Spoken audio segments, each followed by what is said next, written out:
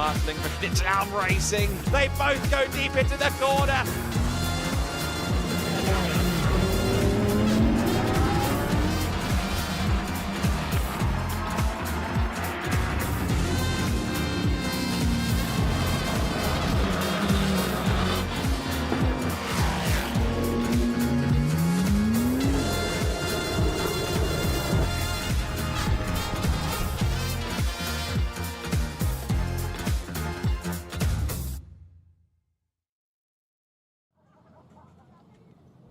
Welcome to Spain for the first time this year in the GEDLICH Racing Winter Series after 3 weekends and 20 races held in Portugal. We've now crossed the border and joined the Circuit Ricardo Tormo at Valencia with the Formulas, their second round of the season in the Formula Winter Series, the GTs and the GT4s in round 3 of their season.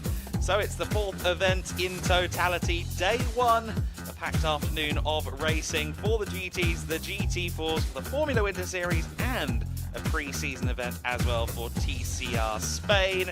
Myself, Adam Weller, joined once again in the commentary box by Andy McEwen, TCR expert, and of course Izzy Browning down in the pit lane as well. And we are very excited to be here in the Valencia region. Great to see fans here in their thousands to watch the action around this 4-kilometre circuit established in 1999 and named after the great motorcycle racing talent Ricardo Tormo. 14 corners, not much elevation change, but one of the words on the lips has been degradation, at least in the Formula paddock. It is a circuit with some interesting traction zones, some interesting camber on some of the corners as well. The traditional apex around some parts of this circuit is not necessarily the way forward, at least in the bigger GTs, and that is one of many interesting points we're going to have to take in during these races. We will be getting started with the Formula Winter Series today, and that race, as with all races for today, is scheduled to take place in nice sunny conditions, and it does look as though the skies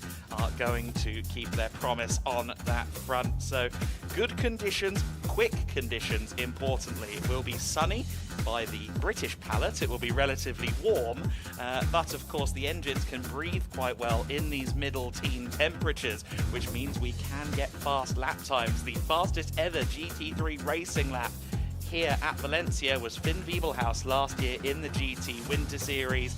Lap records within the car categories, quite a possibility for our drivers in Formula Winter Series and GTs and indeed GT4s. So then we are looking out over the circuit at the moment. The cars will soon be making their way out onto the circuit for their sighting lap in the Formula Winter Series. 4 races today, Andy, and plenty, I would say, to look forward to. Indeed so. I'm particularly excited about this weekend, actually. It really feels like a proper big race meeting, doesn't it? We've got big grids of cars, lots of teams deciding perhaps to focus more on the Spanish leg of the Winter Series than the Portuguese leg for whatever reason. So we do anticipate over these final few rounds, big grids, and with bigger grids doesn't always come better racing, but I think in this case it is only going to increase in levels of action compared to what we had in Portugal, where we've already been treated to some fabulous racing. We haven't had a dull race really across any of the Winter Series categories, be they single-seaters or GTs, and yeah, here at Valencia I'm sure we'll see more of the same. It's a fantastic circuit and a great circuit for racing. It has lots of overtaking opportunities, lots of sequences of corners that naturally lend themselves to side-by-side racing. Quite difficult sometimes to get the upper hand on an opponent round here, because often a right-hander is followed immediately by a left, by a right, by a left, but that, certainly from a neutral standpoint, should produce some pretty good racing. Action points to watch out for then, turn 4 and 5. We often see a lot of side-by-side action through turn 4 and 5. It is pretty common to see people, say exchanging paint, let's say exchanging paint or vinyl as it were through that section. Turn 8 as well, a good run out of turn 6 will create opportunities into turn 8, and then often you end up with drivers, shall we say, leaning a little bit at turn 11 as well. Just maybe pushing their comrades ever so slightly into the gravel, but not enough to annoy the stewards in any particular fashion. We have deluxe grids, as you can see, an armada of Formula machines waiting in the pit lane at the moment. 31 set to take the start there. Just behind them in the garages is 38 GT Winter Series entries, some 15 of which actually are Cup 1 Ferrari 296 Challenge cars. So a huge entry in the GTs, especially within that Cup 1 class. A great grid once again in the formulas. The GT4 Winter Series, always hugely competitive. And of course we have the excitement of welcoming the TCR touring cars onto the grid as well. For now though, we are eagerly anticipating this first Formula Winter Series race of the weekend. And well, obviously, we'll talk a little bit about this on the pit walk with Izzy as well, Andy. But Gabriel Gomez and Leo Robinson, it's feeling a little bit mirror image, this, isn't it? Once again, they're up the sharp end. Definitely a feeling of familiarity, isn't there, about the front of this grid? But we sort of expected this, and I think this is going to rumble on all season long, which actually I'm really not against. When you get two drivers who are so evenly matched and they are capable of sort of putting themselves at the front for every round, you can really focus in on that head-to-head battle, and especially amongst youngsters, young up-and-coming single-seater drivers, these are the kind of rivalries that fascinate me. I love trying to get into the head of these young drivers and see who's going to blink first, who will make the first mistake. And yeah, certainly from what we saw last time out at Portimao, very little to choose between those two. Perhaps Gabriel Gomez had a slight pace advantage at Portimao, but Leo Robinson was right there with him, able to capitalise if Gabriel did stumble. Not that he did often stumble last time out, but Leo certainly was able to give him a real run for his money. It's a shame, really, that Leo had that non-finish in race 2, because actually without that, they'd be a lot closer together in the points. Edu, of course, is up there as well. Edu Robinson had 2 podium finishes out of the 3 races at Portimao, and really the only blot on his copybook was in that sort of weird wet to dry 3rd race where he slipped towards the tail end of the top 10. But yeah, 2 or 3 drivers who already have established themselves as the pace setters, but this is a very different kind of circuit. There are 3 more races this weekend for others to establish themselves as favourites, and if they're going to have a shot at the championship, they really need to do that in a hurry. We're looking down at Van Amersfoort Racing at the moment. There's Peyton Westcott. We previously saw her new teammate in the form of Gennaro Trapper, otherwise known as Gino Trapper, the Argentine racer who was a race winner in last year's Formula 4 Brazilian Championship. So great to see a 4th Van Amersfoort Racing car on the grid. Other grid changes, we've got Jan Köhler joining the US Racing stable. You've got Guy Albag making his car racing debut this weekend for AKM Motorsport. You of course have Chloe Chambers here now alongside Alicia Palmovsky in the Campos cars. The 2 Campos entries rotating among the F1 Academy lineup from the Campos Red Bull-backed entries into the F1 Academy this season. Great point of intrigue there. Again, there have been some car issues for those both teams and both garages to contend with down at Campos. And at the moment, I think diagnostics have been going on post-qualifying, and they're hoping that some radical setup changes might find that little key that they need to get the car up to racing speed properly. It is US Racing, Hitech and Van Amersfoort up at the sharp end again, but we can't rule out the cars from the likes of Yenza, from the likes of AS Motorsport, AKM, and even Maffei Racing, who are a little bit further down on our grid sheet for this race. All of the teams have competitive drivers who can do it. It's just a matter often of finding a lap in qualifying, of course, because we have seen, let's be honest, a few red flags in quali as the drivers now go out under green flags. Indeed so, yes. They have had slightly interrupted practice and qualifying sessions, haven't they, the Formula Winter Series drivers in particular, and that will have created quite a lot of frustration for certain drivers. There will be some of them, I'm sure, who feel that they are a little bit out of position on the grid. I'm looking at the likes of NEF Fry, for example, top 10 runner last time at Portimao, only 12th on the grid for this one, Andrea Kostic also was a top 10 runner, only barely getting into the top 10 on the grid for this first race of the weekend. Nina Hardeman as well. I mean, she was solidly in and around the back end of the top 10 in all 3 races in Portimao. Didn't have a great qualifying, 18th on the grid for this first race. There are quite a few drivers I think who will be a bit frustrated, but to your point, Adam, that is because it is an incredibly difficult championship, this, to come in to and do well in, because it is so competitive. You only have to be a fraction off the pace and you're going to be right the way down the grid. Pole position time was 1:33.5 earlier on this morning for Gabriel Gomez. He, in fairness, had 0.4 of a second in hand to pivot Leo Robinson, but the next second takes you all the way down from second place on the grid to about 18th or 19th on the grid. So about 20 cars within a second of each other. That is pretty close, and so you don't have to have a terrible qualifying session to all of a sudden find yourself in a world of trouble.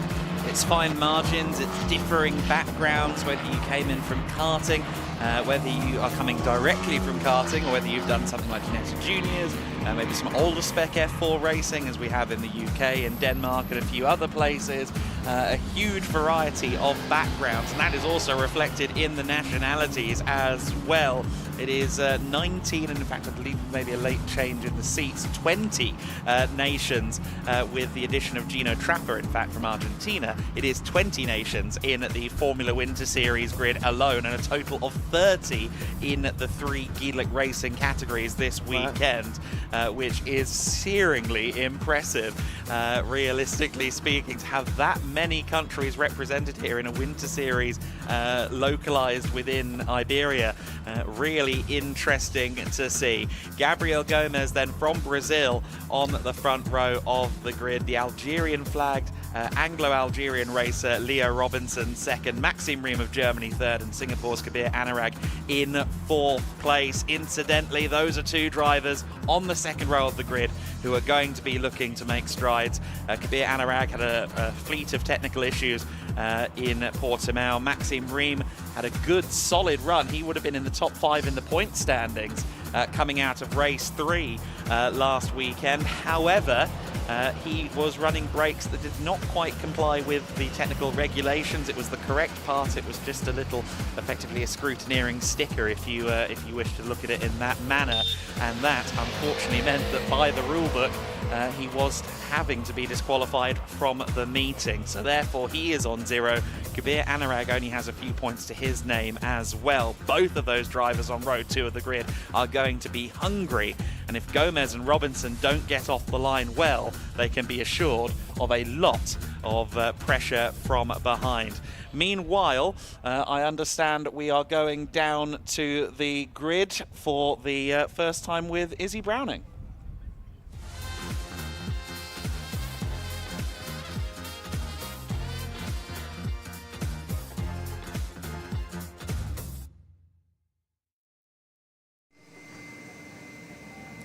Yes, hello everyone. Welcome down to the grid here in Valencia for the first race of our weekend, the second round of the Formula Winter Series. And the first thing that I want to do this afternoon, is to show you the look down to turn 1, because especially in a Formula 4 car, this is a very, very long run down to turn 1. From here you can see turn 1, the left-hander, the safety car, just going round there now, just on its sighting lap. So very, very long run down to turn 1 for these drivers. It is, as I said, the second round of the Formula Winter Series. The first round in Portimao just a few short weeks ago was dominated by the man who is once again on pole position, the number 78 of Gabriel Gomez. I'm going to jump in and have a chat with him. Gabriel, great first round of the championship. You come in as the championship leader. You got the best look down to turn 1. How are you feeling? Yeah, it was a very good morning today at Valencia.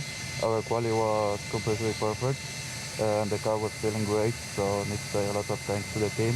And now we are full focused for the race. And a very long run down to turn 1. So what's the plan going into turn 1? Yeah, I need to focus on a good start. Focus to manage to still on the lead of the race. All right, wish you best of luck. Thank you for speaking to us. Right, we will continue back to the number 6 who is on P2. This is going to be Leo Robinson. Now, you'll remember if you were with us in Portimao that Leo dominated the first race but didn't actually take the win. He took 2 P2s that weekend and something that I'm sure he will be looking to change this weekend. Leo, P2, front row start, first front row start of the year. You're looking to change the record book and get a P1 today, I'm sure. Yeah, hopefully that's the goal. We're starting one place higher up than we're at Portimao. Hopefully the clear one ahead, we can make that happen.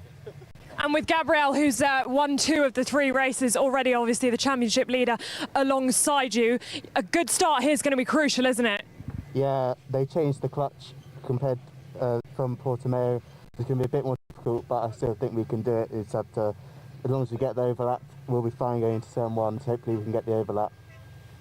All right, we wish you best of luck. Thanks for the insight as well. We are going to continue back on our grid. We've just had the 3-minute board, so we do have a little bit of time to speak to some more drivers, hopefully. But I want to just point out the next row of the grid and all us racing row of the grid. We've got Maxime Rem just alongside here on P3. Now, Maxime was actually disqualified from all of the races in the first round of the championship. So definitely looking to get a better weekend here in Valencia and a great start to the weekend. I am going to dive in quickly and have a little chat with him. Maxime, I mean, a difficult start to the season, obviously disqualified from the opening round of the championship, but you're on a good place to start the day today. So how are you feeling here in Valencia? I think the weekend started off a little bit better than Portimao, but still 3rd place is not really where we want to be. Obviously we want to win, but I think starting 3rd we can do a lot, you know. So let's see what we can do in a race, and yeah, let's make the most out of it, maximize the points that we lost in Portimao. So everything is still open. Looking forward to the race. Great stuff. Wish you best of luck. Right, we'll continue back just quickly because I think we are going to get the 1-minute board very shortly, but I did just want to point out the number 19 of Kabir Anurag. Now, he's also looking for a better weekend. He had a tricky weekend in Portimao, the team suffering with technical issues on this car. He had a DNF in the first race, didn't start the second race, but then did manage to salvage some points in the 3rd race. I spoke to him earlier this weekend, feeling very positive going into this race, which is just about to start. Enjoy the first race of the day.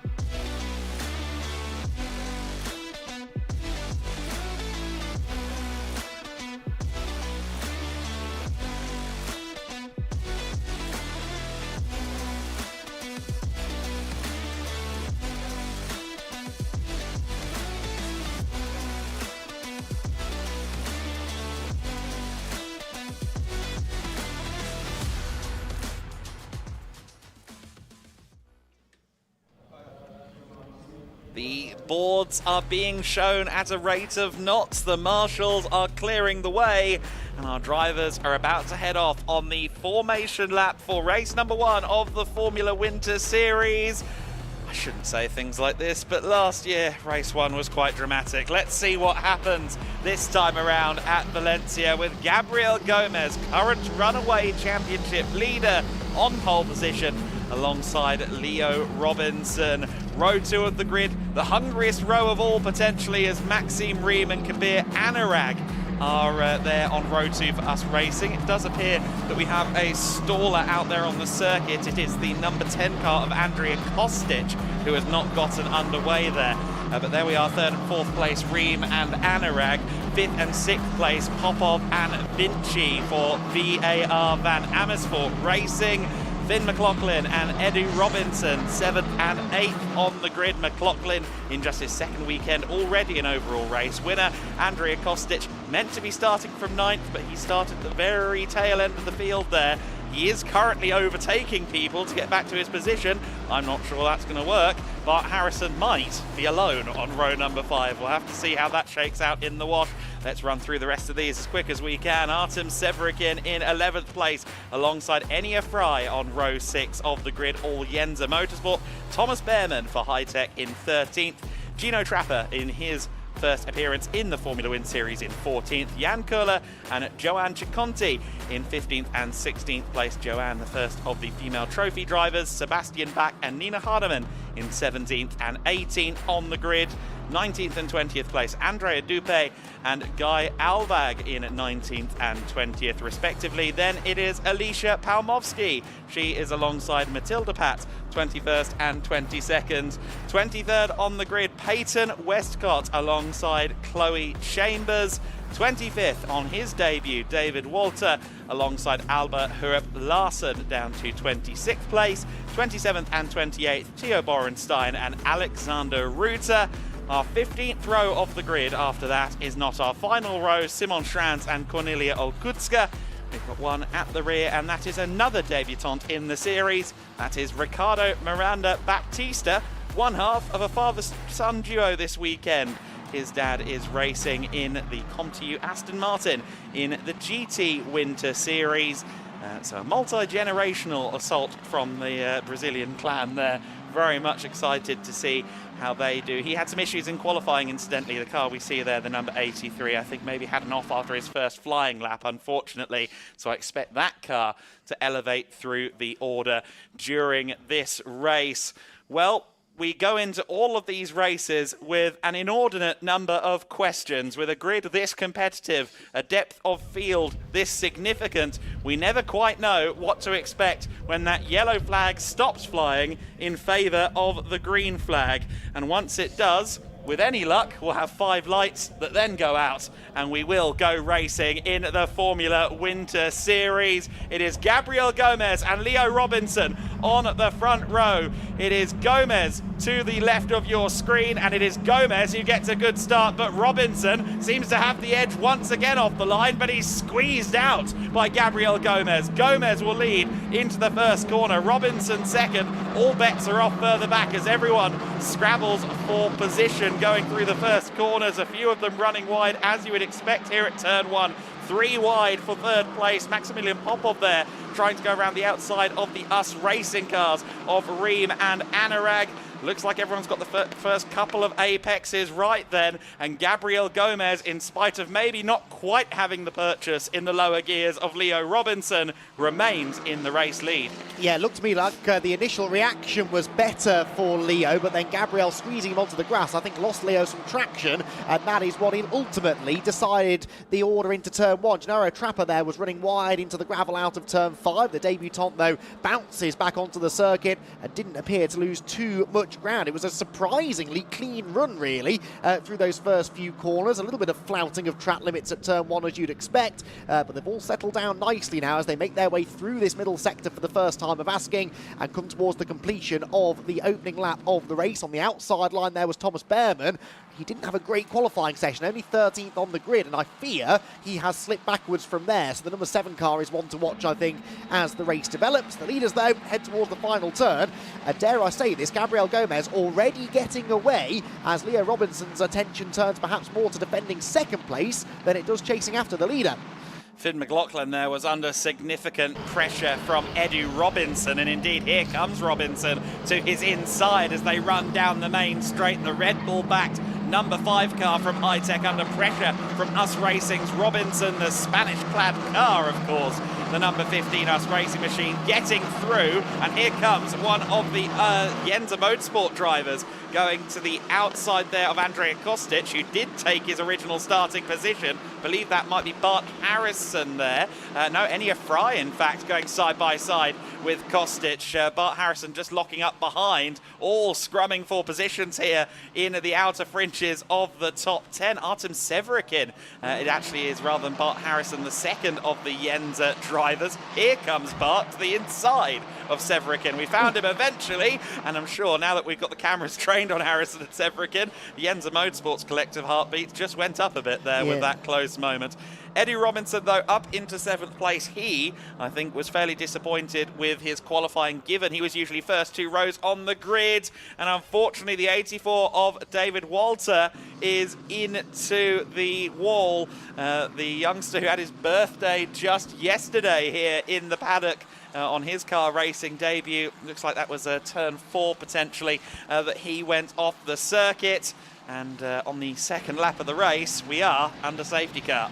Well, that was exciting, wasn't it? Fairly lively second lap of the race, certainly, but early safety car, not good news if your name's Gabriel Gomez, because he pulled out nearly a second in hand over Leo Robinson. And we saw last time, didn't we, at Portimao, safety car restarts can trip up the leader of the race if you don't have your wits about you. That being said, Gabriel Gomez really ought to know what he's doing here. He handled safety car restarts last time out pretty effectively, and will be keen to do the same again as and when we get there in this race. But yeah, interesting then, Gomez leading, Leo Robinson second, Maxime Ream in third, so grid order right at the front of the field, even with Anurag fourth and Popov in fifth. Not a lot of shuffling of the order at the front, but behind it was really all bets off, wasn't it, as drivers tried their best to dig their way up the order.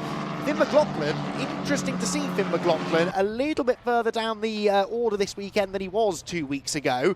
He was getting stuck into that battle towards the back end of the top 10, but the Red Bull number 5 car there, just coming into shot, we did expect to see a little bit further towards the pointy end. He's got an AF Fry behind, who's got a point to prove after being tapped into a spin and ultimately retirement in one of the races in Portugal. And those two, I think, set to do battle upon the restart, I have to say. What have you spotted, Adam? I've spotted Peyton Westcott Sands' front wing. Now, I believe she was around where David Walter was in the middle 20 positions at the start. That does potentially mean those two things may correlate. They might be two separate incidents, but just coming through your shot now, the Van Amersfoort racing car behind Alba Herop Larsen's red machine. You can see there no front wing on Peyton Westcott, so it looks as though Peyton will have to come into the pit lane, whether or not she was involved in David Walter's incident. She's obviously going to have to come in and fix that, and the team are ready down at Van Amersfoort Racing. We'll have to see quite how long that takes. Hopefully she will stay on the lead lap. Nina Hardeman has made up some good positions, incidentally. 14th across the line as we went into safety car conditions. She started from 18th on the grid, so the driver who has taken a sweep so far of the female trophy category in the Formula Winter Series. We'll see how she does this time around, but is currently in position to do well from there. Unfortunately, I can't say the same for Joanne Chiconte, who was the pole sitter in female trophy. She is no longer leading the class, of course. She is now down to 22nd, unfortunately. I think just got caught out there in the scrum on the first lap and lost some positions as a result. So Nina Hardeman has inherited some places and inherited the class lead in female trophy. The 94 car trundling in the pit lane, and Peyton Westcott coming in for a service. Yes, indeed. Nina, of course, Nina Hardeman, who you were mentioning then, has inherited the lead of the Female Cup. 3 times a winner in Portimao in that category. So, despite not qualifying quite as strongly here this weekend, she has managed to find her way to the front. That's not ideal for Peyton Westcott as she tries to get out of the pit lane, stall the car, something that's very easy to do in these Formula 4 machines. We've heard several drivers saying that, and Peyton thankfully got it fired back up without the assistance of the team, and is back on her way. Because of a behind safety car, she should be able to catch up to the tail end of the queue without losing a lap, and therefore able to take part in the restart. Now, how long will we be behind the safety car? That's the next question, Adam. That car looked fairly well embedded in the tyre wall, didn't it? That could take a few minutes to extract. They heard you, I'm afraid. Safety car in this lap. So we are going to go back to racing conditions this time. Peyton Westcott should just about rejoin the field, and Gabriel Gomez will now get to see for the first time this weekend, last, I am touching wood, to see how he handles the restart here at Valencia. We saw a couple of different approaches at the Portimao circuit, some electing to really wait it out and others going early. Now there are still yellow flags at multiple locations per the timing and scoring, but the safety car is coming in this lap. We'll see then quite what Gomez does next. He's going through the long sweeping turn 13 at the moment, and at any point from really now onwards, as the safety car comes into pit lane, he can decide to pull the trigger. I think though he might just wait and try and square up that run out of the final corner, but let's see. There are multiple ways you can attack it, and Gomez has decided to attack the apex at full kilt. He's underway. We're racing once again. I did say full kilt instead of full tilt, but nonetheless, Gabriel Gomez is mastering his restarts. We've seen that all season so far, and he should have a clean run to the first corner. Yes, but certainly Leo Robinson is within the slipstream, so closes back in by the time they get to turn one. Bit of side-by-side action nearly further back as Finn McLaughlin didn't get a great restart, and as I did sort of predict, Enea Fry is keen to try and get past the Red Bull car as soon as possible, because I think Fry believes that he's got some decent speed in this race. Through turn 2 they go, out wide over the curbs, a couple of them further back. Oh, and in fact more drama. It's for the Van Amersfoort car, isn't it, Adam?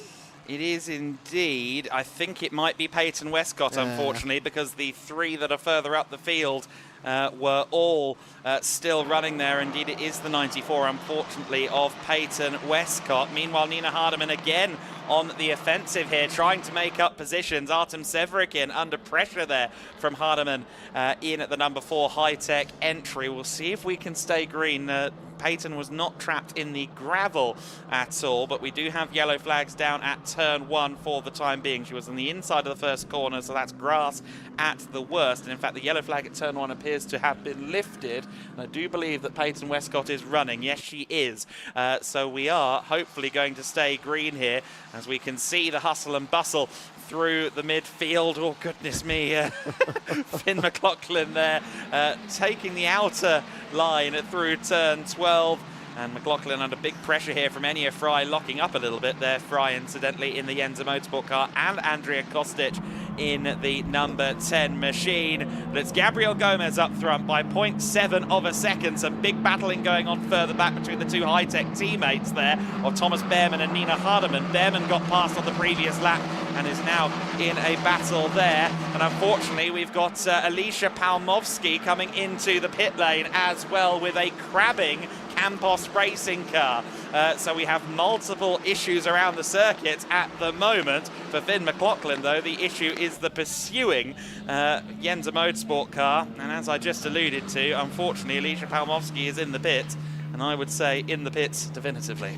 Someone ran wide coming out of the final turn. It may have been Alicia, and then upon the rejoin there was quite a bit of wheel banging, and I think that is what's broken the left rear suspension on her car. That's a real shame. Tiny mistake, but because they're all on top of each other after a restart, unfortunately it's very easy to end up tripping over other people. So Alicia, sadly, her weekend going from not great to pretty awful now, halfway through, not even halfway through, a third of the way through the opening race of the weekend. Going much better for Gabriel Gomez, though. Already is re-establishing this little lead that he had before the safety car. And again, it's that second place battle pack that is developing. Really a long line of cars from second down to about 15th. Just as was the case in qualifying. Gabriel had that 0.4 of a second in hand over the rest, and the rest were absolutely nip and tuck. Yes, they were. There we see Thomas Behrman just outside the top 10. We've got some side-by-side action a little further up the field, as well as Andrea Kostic continues to fight now with Enea Fry. Here they come past our camera on the start-finish line. That was Kostic on the gearbox there of Enea Fry. Fry to the inside line for the first corner. Kostic considered a switcheroo, but it wasn't going to work on that occasion. This is a battle for 9th position.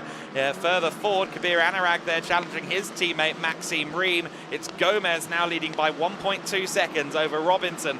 Ream in third, Anurag fourth, then it's Maximilian Popov.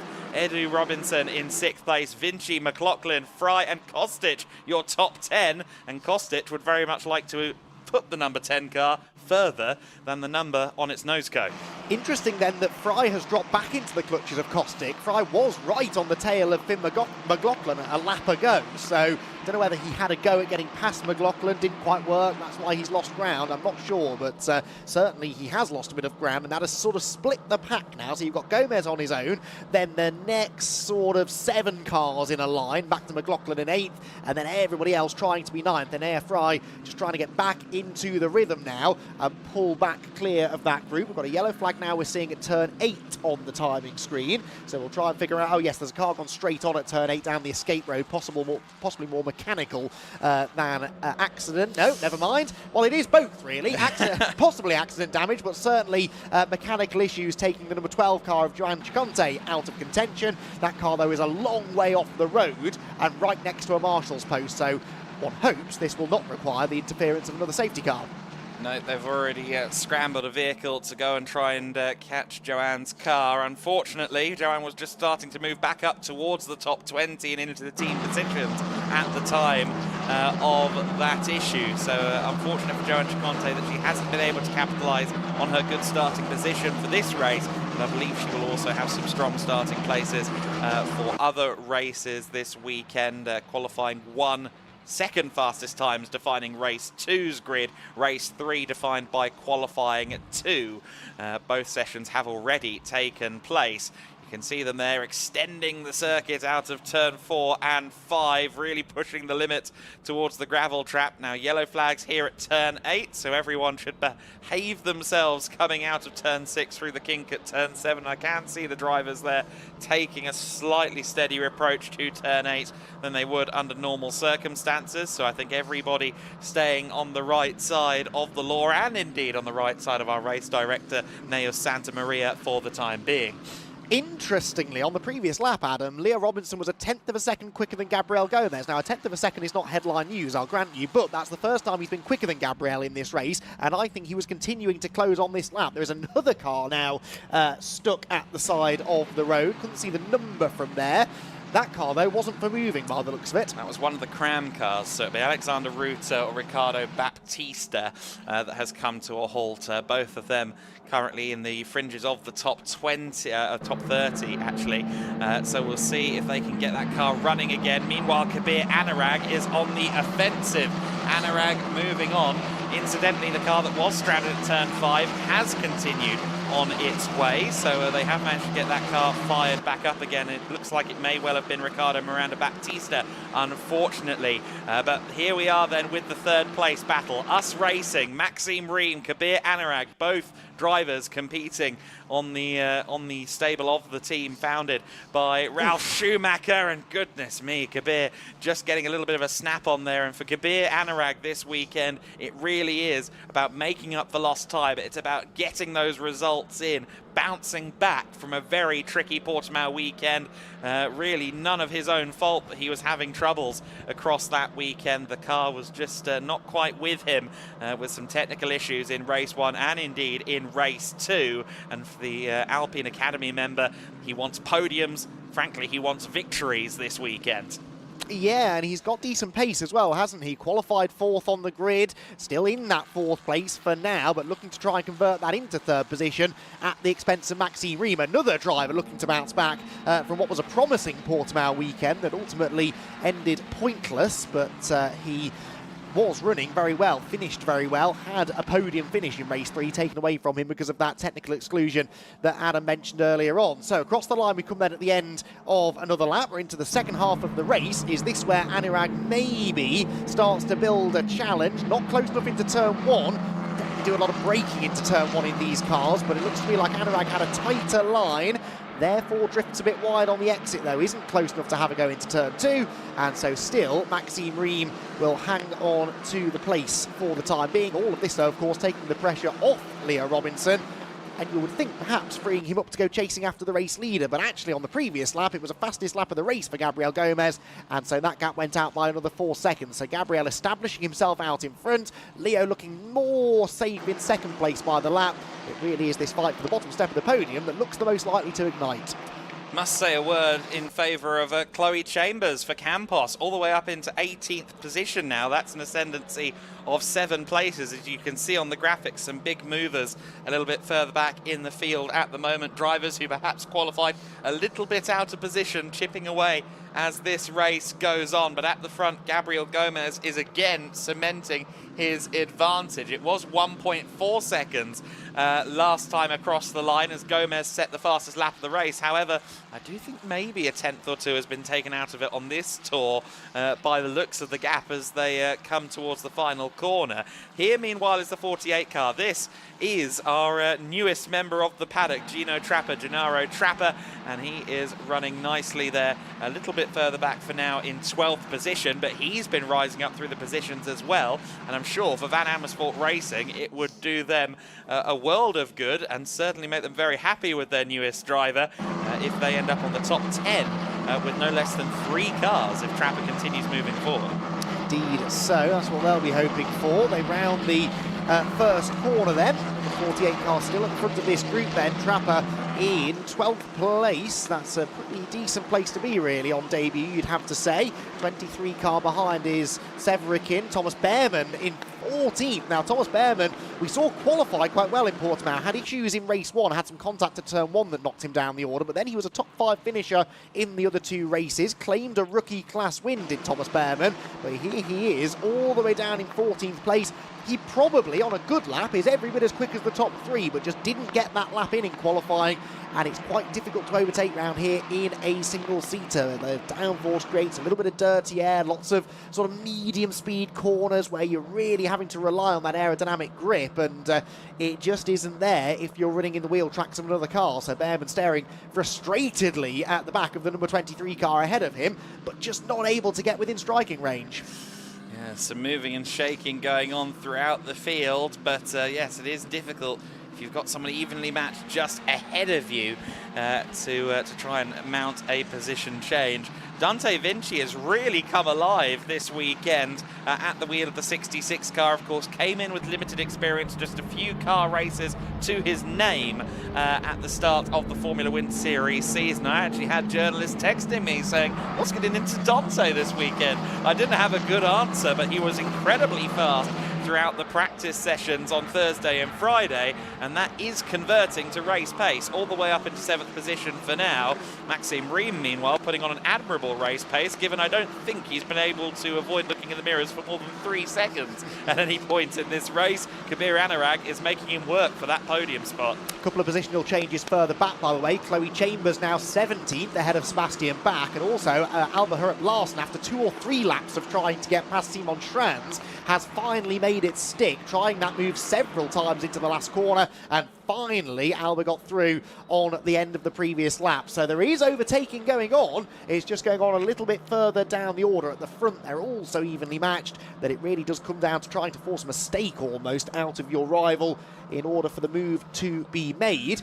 I would say, as we get another yellow flag at turn 5, incidentally, we'll try and get to that in a moment. There we go, it's the 24 car off the road, and a long way off the road as well for Alba Hurup Larsen, who I just said had gained a place, and sadly that progress up the order was short-lived. Yes, she and Simon Schranz were fighting very hard on the previous lap, actually, for 22nd position, weren't they, as you covered?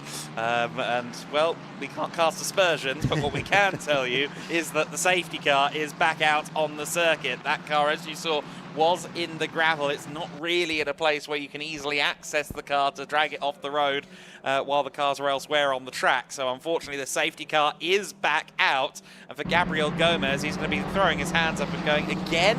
Really? Okay. Well, his gap had gone down to 1.1 seconds, so he did lose about 3/10 over the last couple of laps anyway.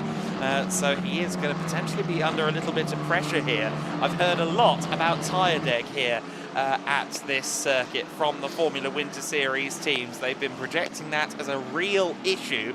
And don't forget, Leo Robinson led a majority of that first race at Portimao, but he'd taken too much life out of the tyres, and that is why he couldn't hold off the charging Gabriel Gomez when they did a 1-lap dash to the flag after a late safety car period. Has Leo Robinson learned that lesson and put a little bit more of Pirelli in the back pocket just in case of a late restart? You would hope so, wouldn't you? These young drivers learn very quickly. They absorb information like a sponge. You would think that he'd have gone back and studied what happened at Portimao and will learn from that. really struggling to figure out exactly how Alba Hurup Larsson's ended up where she has, because the car's just gone straight on at turn 5. You could see the marks through the gravel. That car made no attempt at going through the corner, almost like something had broken maybe on the way into turn 5. There is a big bump I've noticed between turns 4 and 5.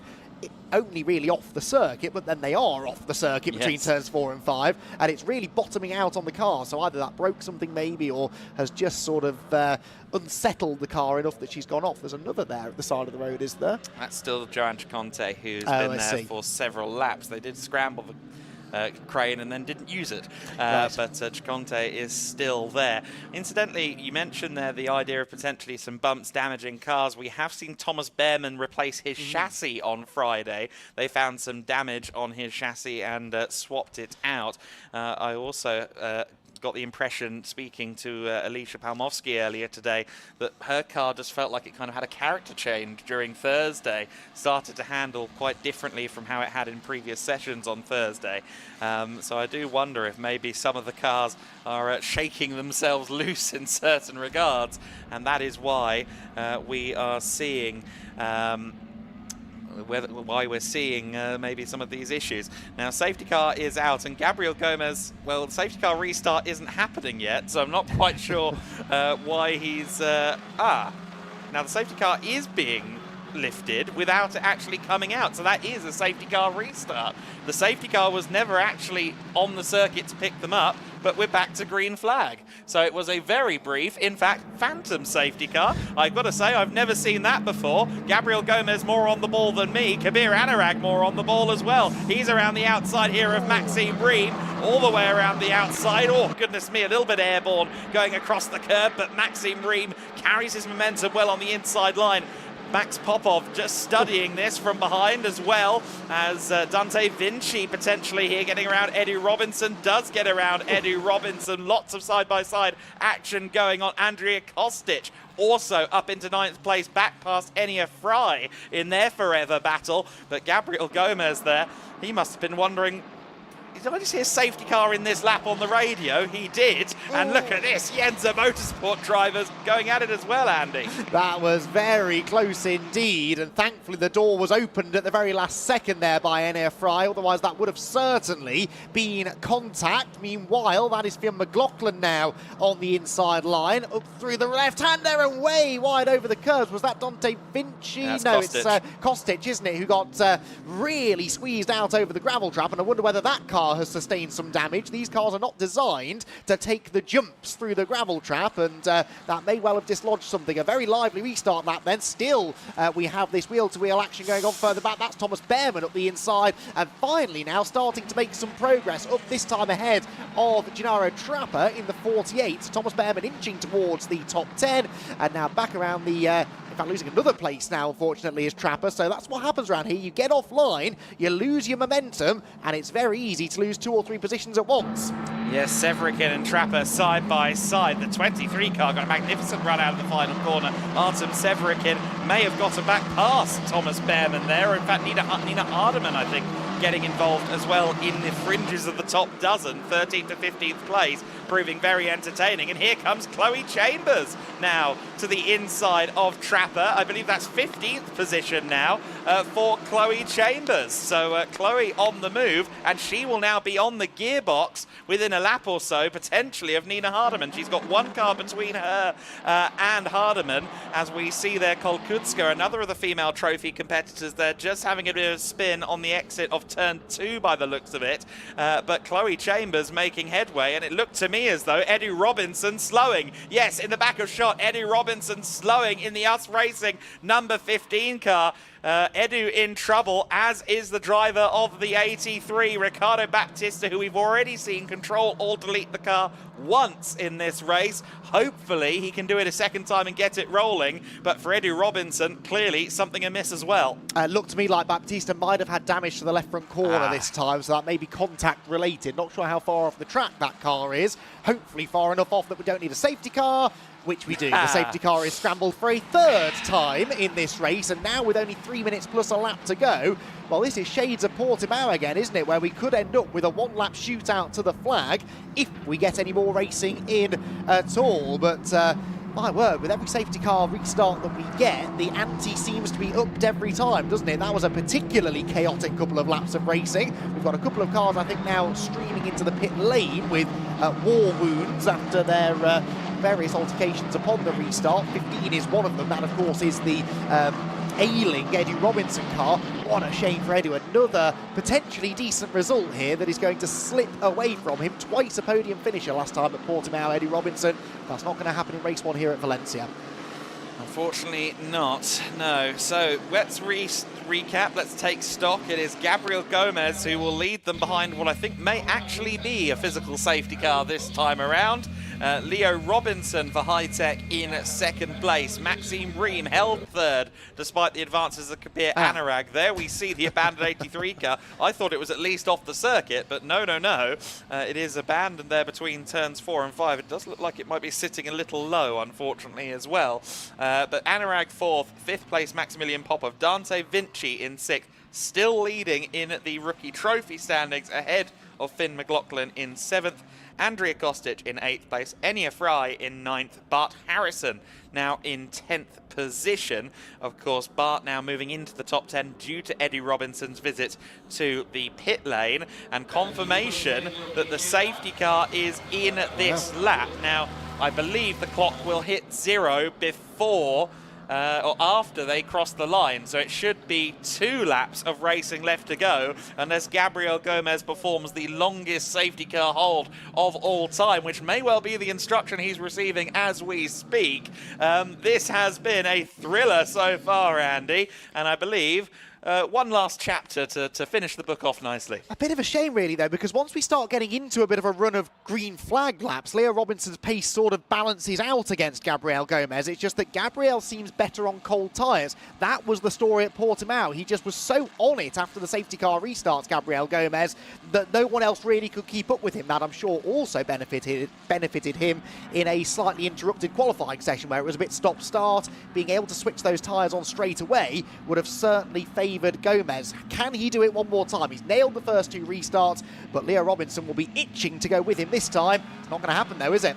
With our thanks to the marshals for their lightning-fast actions over the last couple of safety car periods, we are going to race to the flag. 2 laps to go this time. Gabriel Gomez has cleared the blocks well ahead of second place Leo Robinson. Robinson should be safe from Maxime Ream. However, here comes Kabir Anurag for that 3rd position. Again, challenging, this time not trying to go all the way around the outside, trying to get the best run possible towards turn 2 up against his Us Racing teammate. Popov had a good run out of the first corner as well. They all remain in the same order, and Dante Vinci, well, he is going to be looking at what's going on ahead of him. He has to worry about Finn McLaughlin behind. A top step of the podium within rookie trophy at stake there for Vinci in the second of the Van Amersfoort racing cars as Finn McLaughlin studies in the Red Bull Junior team backed high-tech TGR machine. Very interesting situation that we have here, I think, in the middle of the top 10. That could go any of many ways. Nina Hardeman also is going to be watching out, of course, for Chloe Chambers. In fact, Chloe Chambers is past Nina Hardeman. I missed that. Hardeman is actually now down to 2nd in female trophy. Chloe Chambers currently leads that category. Wow, what a drive from Chloe Chambers this has been then, moving her way nicely up the order from 24th on the grid, lest we forget, and she is now, in and around the back end of the top dozen, 13th position. Fantastic effort that, just to gain 11 places through all of the chaos, but to also inherit the class lead is particularly impressive. Right, round the final corner we go, onto the final lap of the race, and Gabriel Gomez has once again now been able to build this margin over Leo Robinson in 2nd. Maxime Ream in 3rd position, I think, has seen off the immediate threat from Kabir Anurag, who has really been on his toes over the last couple of safety car restarts. There they go, look, just into turn 1, still nose to tail. Even closer, though, further back. That is the 23 car, and that's contact there, and into the back of him. Around goes the number 23 machine at the first corner. Arthur Severikin is off the road and taking, who else was that with him? Chloe Chambers was not the one who started that. It was Chambers into Behrman, into Severikin. All 3 cars falling through the order, and unfortunately Chloe Chambers great run to the front of female trophy is not going to pay off on this occasion. We are on the final lap of the race. I believe we will run to the line regardless, but an unfortunate conclusion to the race for three of our drivers there, Behrman, Severikin, and indeed Chloe Chambers. But it is Gabriel Gomez at the sharp end of the order. The 78 car leading the way, has not finished off the podium so far this season. His record right now reads first, third, and with a lead of over 30 points in the championship. A lead which has already grown this weekend because of a pole position for this race. And it's going to grow further with his first race win of the weekend. Gabriel Gomez comes around the final corner now, and the checkered flag awaits the Brazilian driver. Here comes Gabriel Gomez. Us Racing will be delighted with how the season is going. 3 wins in 4 races for Gabriel Gomez. Robinson second, Maxime Ream in third place, Kabir Anurag fourth, Maximilian Popov crosses the line in 5th position. Andrea Kostic in 7th place behind Fia McLaughlin. Enya Fry in 9th. Bart Harrison in 10th. Gino Trapper in 11th place on debut. That's a really solid performance for his first time here at the Circuit Ricardo Tormo at the very least. And Nina Hardeman in 12th position does win at the female trophy categorization and gains some overall positions on that final lap as well as a result of the 3-car contact going into the first corner. That incident between Chambers, Behrman and Severikin is now under investigation, unsurprisingly, but our drivers, what remains of our 31-car starting grid, 23 taking the flag, our drivers just now soaking in what was a very, very entertaining, albeit for some of them, slightly trouble-filled race. No such issues, though, for Gabriel Gomez. One of his first questions down in the garage is going to be, why were there so many safety cars then? I didn't see any of it. He is our race winner once again for the 3rd time in 4 races. And that championship lead is going to grow. Some mental commentator arithmetic tells me that's going to be 96 points, I think, if he, as it stands, for him. And in fact, will it be 97? I think he had the fastest lap as well, so I think it might well be 97 points for Gomez, but that's about as good as it gets, really, just 4 races into the season. Really impressive effort so far from the Brazilian driver.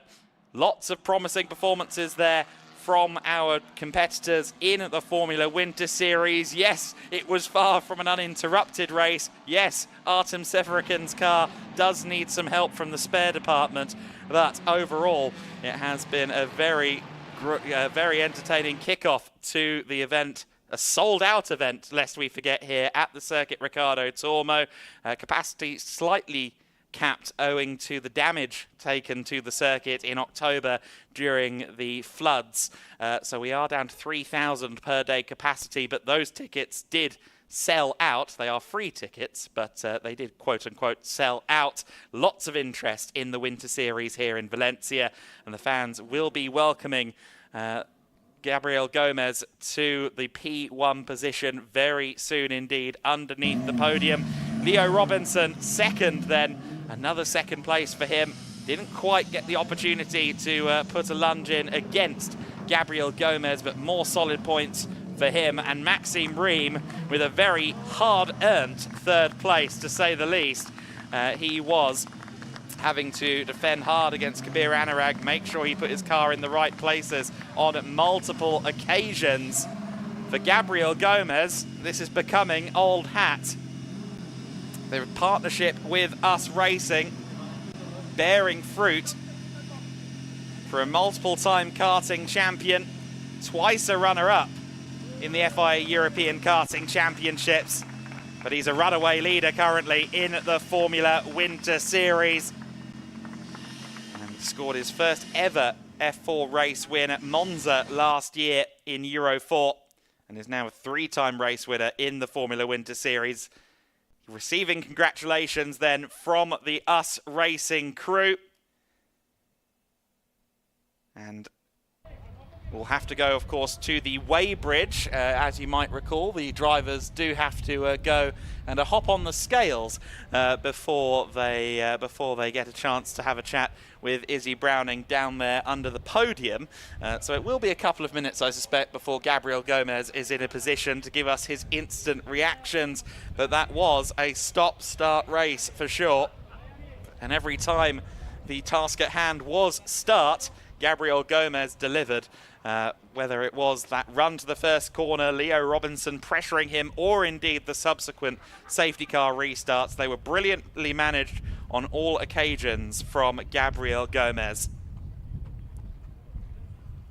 So it is Us Racing from High Tech, from Us Racing on the podium. Van Amersfoort's first car, Maximilian Popov, in 5th place. He was very confident coming into this weekend and will be happy with a top 5 result, I'm sure. And good to see Jenza once again there in the top 10 as well with 2 cars. I know that both Enya Fry and Bart Harrison will be hungry for some top 5 finishes, perhaps even some podium finishes this weekend. You may recall Bart Harrison briefly leading in the rather bizarre start to race 3 of the Portimao weekend, where unfortunately the start gantry didn't properly work, and Harrison was leading only for the restart to be declared, red flag to be declared, and did not quite get the opportunity. I believe we are in the pit lane and ready to go. We are indeed. So it is time to go down to Izzy Browning under the podium for the first time this weekend with Gabriel Gomez. I am indeed with Gabriel Gomez. I literally just joked with him off camera that he's going to get sick of me if he keeps winning, because he's going to have to keep talking to me. Gabriel, congratulations, another win and a perfect way to start the weekend. Yeah, not can ask any more from today. It was a perfect day, to be honest. Yesterday we were fast in collective test, but not super, to be honest. And tonight we worked with the team very well. The team worked very good, and the car was amazing during the day. Today 2 poles, and the race was very good.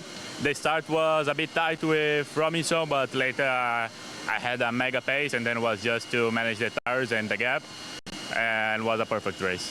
Yeah, it sounds like you and the team have found something overnight to allow you to have that pace. 3 safety cars to deal with in that one, a lot going on, but you managed every single one perfectly, and definitely at the end as well. That one was the perfect restart to take it when it counted.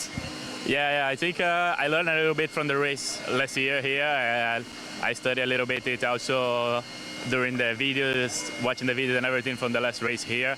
And today I managed to do a very good restart, always pulling a bit of the gap before already the straight, and then was easy to keep the position.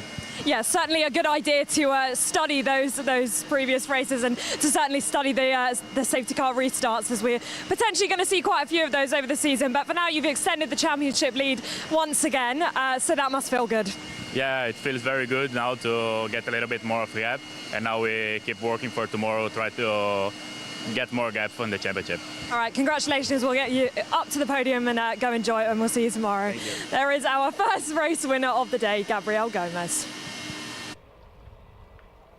A well-deserved victory then for Gabriel Gomez in the Formula Winter Series. Race 1 is in the books. It was rather dramatic. The lights went out, we were underway for the first time, and once again the fast-starting Leo Robinson lived up to the hype. However, Gabriel Gomez squeezing him out onto the grass on the approach to the first corner, and the 78 car led Gabriel Gomez from pole position with the early lead in the race. Remarkably, all 31 cars got through the first corners intact. Unfortunately, while lap 1 was clean, in inverted commas, lap 2 would be a little less forgiving. Gennaro Trapper found the grapple on the first lap of the race and was then struggling as some souvenirs were picked up by marshals elsewhere. Safety car was out. Peyton Westcott was in to receive a new nose cone. Unfortunately, David Walter was in the wall with what appeared to be a collision between Westcott and Walter. Westcott did just struggle a little bit to get the car underway, but she did rejoin the circuit just in time for the safety car restart. Gomez continued to lead the way. Meanwhile, Finn McLaughlin came under a lot of pressure from the number 20 machine. Enya Fry was on the charge in the early stages of the race. A lot of drivers thinking about the tyre degradation at this stage. However, I'm sure those concerns went down as they spent more time under safety car. Unfortunately, Peyton Westcott was having more issues out on circuit. Not the easiest start to the Americans weekend, but we'll see her bounce back on Sunday, I'm sure. Enya Fry with a bit of a lock-up, quite easy to under-rotate the tyre going into turn 14, and that would leave him open to an attack from Andrea Kostic, as we saw there in the number 10 car. A big oversteer moment there from Maxime Ream, who was under significant pressure. Joan Chiconte's number 12 car would end up damaged. That would not bring out a safety car. However, we were going to see more delays in the near future as the competitors continued to fight for grip, continued to fight to stay away from each other, frankly. Unfortunately, there was contact between Alba Hurup Larsen and Simon Schranz. They were fighting just outside the top 20, and Schranz would continue. Hurup Larsen would end up in the gravel. There would be a momentary safety car period, and just after the restart, things were looking very feisty between Maxime Ream and his teammate Kabir Anurag. Also, the Yenza teammates, Bart Harrison and Enya Fry, they were fighting it out for 9th and 10th place. Some rally crossing for Andrea Kostic, who lost some positions. Meanwhile, the 23, Artem Severikin, getting hung out to dry there by Trapper, who then lost a position to the charging Chloe Chambers. Chambers had got herself into the lead of the female trophy as her fellow competitor Olkuska had a spin, but then the safety car came out once more to recover that cram machine that was stranded in the road. Last lap of the race begun with Chloe Chambers on the back of Thomas Behrman. Unfortunately, Behrman would be nudged into the rear of Severikin, all three cars falling through the order. Chloe Chambers losing her female trophy win in that collision. So the overall victory going to Gabriel Gomez at the front. Masterful execution of all safety car restarts and building a gap every time he was offered the opportunity. The gap at the end of the race, a fairly spelt 1.2 seconds in favour of Gabriel Gomez. The number 78 car winning the race ultimately for Us Racing. Leo Robinson in second position, Maxime Ream third. Kabir Anurag will be gutted to have just missed out on that podium in fourth place. Then it's Maximilian Popov in fifth position. Dante Vinci in sixth place. Finn McLaughlin in P7. Andrea Kostic in eighth place. Enya Fry in P9. Bart Harrison is 10th in the standings. Gennaro Trapper 11th ahead of female trophy winner Nina Hardeman, who moved up from 15th to 12th with that collision that we saw on the final lap. Sebastian Bach in 13th ahead of Andrea Dupé. Guy Albag on debut in the series in 15th place. Jan Kuller in 16th. Matilda Patz in 17th. Simon Schranz in 18th. No damage in that collision with Alba Hurup Larsen. Theo Borenstein in 19th. Peyton Westcott recovering to P20 after a few dramas. Chloe Chambers in 21st. Cornelia Olkuska in 22nd. And Artem Severikin just about limping the car home to 23rd. Behrman, Edu Robinson, Ricardo Baptista, Alba Larsen, Alexander Ruta, Joan Chiconte and Alicia Palmovsky, as well as David Walter, all casualties of that race. Lots of damaged cars, lots of tattered spare parts going at a premium rate, I suspect, ahead of Sunday and race 2 of the weekend. They do, thankfully, have the evening and possibly even the early morning to fix the cars up. For now, though, it's time to celebrate before we do any repairs. Andy McEwen is ready with our first podium of the weekend. Thank you very much, Adam. Well, what a dramatic opening race that was for the Formula Winter Series here at Valencia. We have our drivers ready to go for our first podium presentation of the weekend. We will start, as always, with the female trophy and a fourth victory of the season for Nina Hardeman. Congratulations, Nina. Fantastic effort. It did look as though maybe the win was going to go elsewhere in that race, but Nina came through the drama to claim the victory and gets a great reception from the crowd down below. Trophy handed out, the winners' trophies for Formula Winter Series today, handed out by Florencio Caso from Pirelli, who is here to hand the trophy out. Photos will be taken, and very shortly Nina Hardeman will exit the podium and begin celebrations with the team, and I'm sure begin looking ahead to tomorrow's further 2 races, where she will hope to add another 2 victories to her total. So congratulations then to Nina on another female trophy victory. We move on now to the rookie category then, and we start with our 3rd placed rookie driver, Andrea Dupé. Andrea heads out onto the 3rd step of the Valencia podium to bask in the sunshine for a few moments. The teams down below cheer. We welcome next our 2nd placed rookie driver, Finn McLaughlin.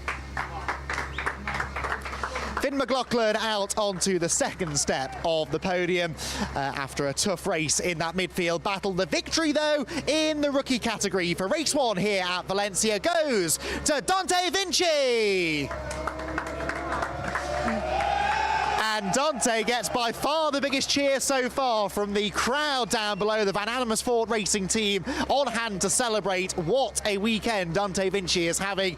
A massive upturn in performance and immediately rewarded with a rookie class victory.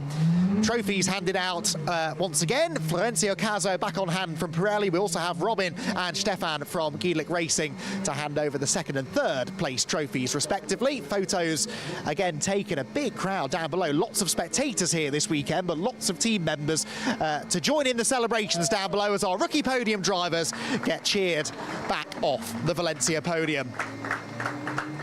Well done, guys. So we now move on to the best team, and a team that did a lot of celebrating and trophy hunting last time at Portimao. They've continued that record again here at Valencia. Our winning team for race number 1, US Racing. US Racing celebrate the victory, and there are plenty of US Racing team members down below as well to cheer on their team member. Right then, top 3 overall, 3 drivers who we've seen on the podium already this season. In 3rd position, Maxime Ream.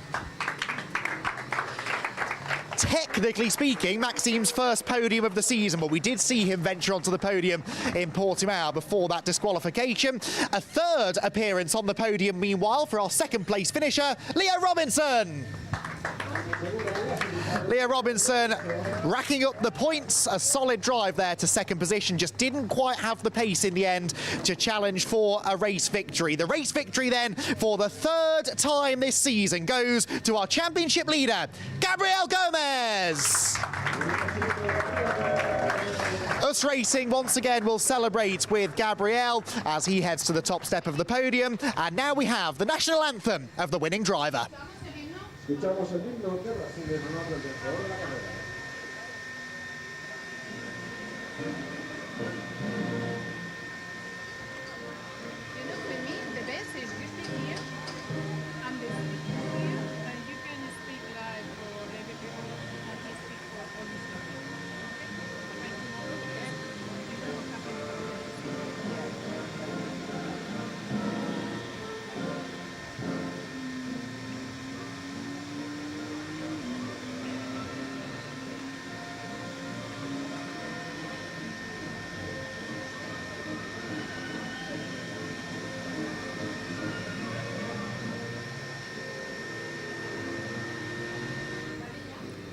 Gabriel Gomez then victorious in our first race here at Valencia, a 3rd win of the season, and he extends his championship lead. The trophies then brought out once again by Florencio, Robin and Stefan to be handed over, not only in fact to our top 3 drivers, but also Anna from GEDLICH Racing to hand over the trophy to the US Racing team manager.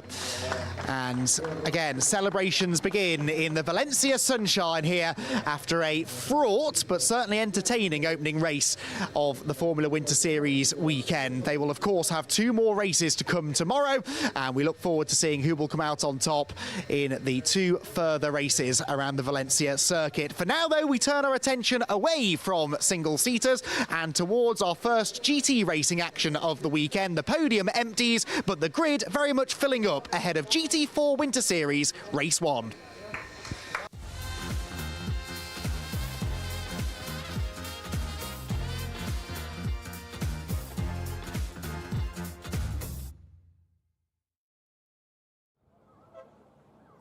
So race 1 of the GT4 Winter Series is up next, and unfortunately, as you can just about see on this wide-angle shot, there are currently marshals running towards the exit of turn 11, where the Rafa Racing by Racelab McLaren is currently stationary. That is our pole-sitting car. The 812 that is supposed to be on the grid at the moment with Charlie Hart at the wheel ready to lead the race from the front is instead being pushed by about 4 manpower towards the escape road, and that is not what Charlie Hart was envisioning for his first start of the weekend. So if things stay as they are right now, this potentially means that Jamo Hartling is going to be all alone on the front row of the grid in the number 11 SR Motorsport by Schnitzel Alm machine. Jamo P2 on the grid may become de facto pole position. This is not the site that Rafa Racing by Racelab wanted. We know the McLaren is strong here. It won last year in the hands of Elite Motorsport, but unfortunately, the Rafa Racing by Racelab car in the hands of the marshals. Meanwhile, down on the grid, Izzy Browning is ready with a slightly depleted grid walk. I am indeed down on the grid, and as you can see, pole position empty, as Adam's just said. The Rafa Racing McLaren stuck around the circuit. The team just telling me that they can't get the car into gear, so an issue on the sighting lap to the grid. Not the start to the weekend that the Rafa Racing duo would have wanted, especially being on pole position. They will be gutted about that one, but I will come to the number 11, who turns out to be our pole sitter, I guess.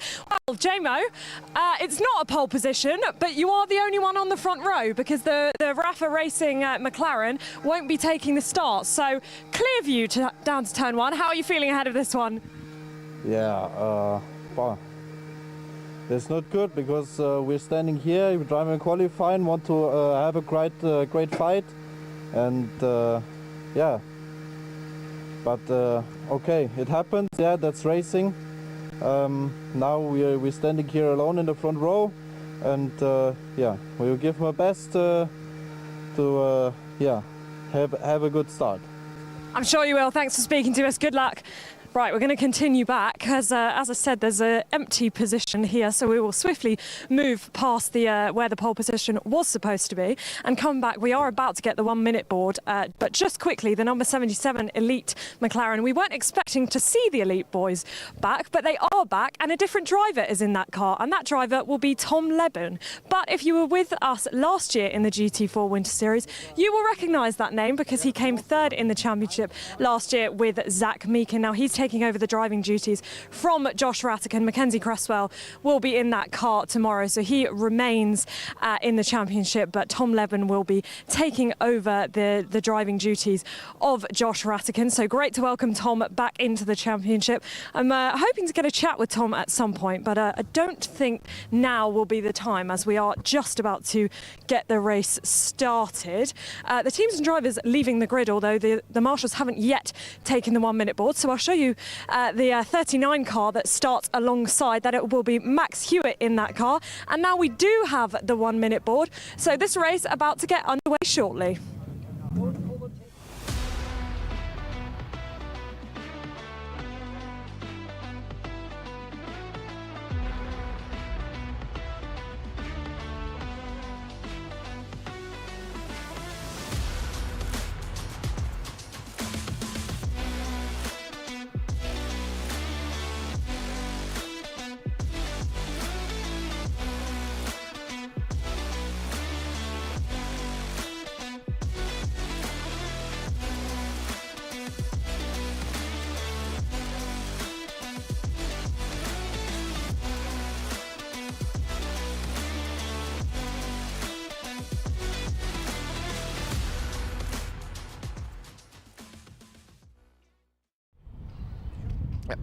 So then, the GT4 Winter Series is up next, and already there has been some rather significant drama because our pole sitter, as we've seen, is absent.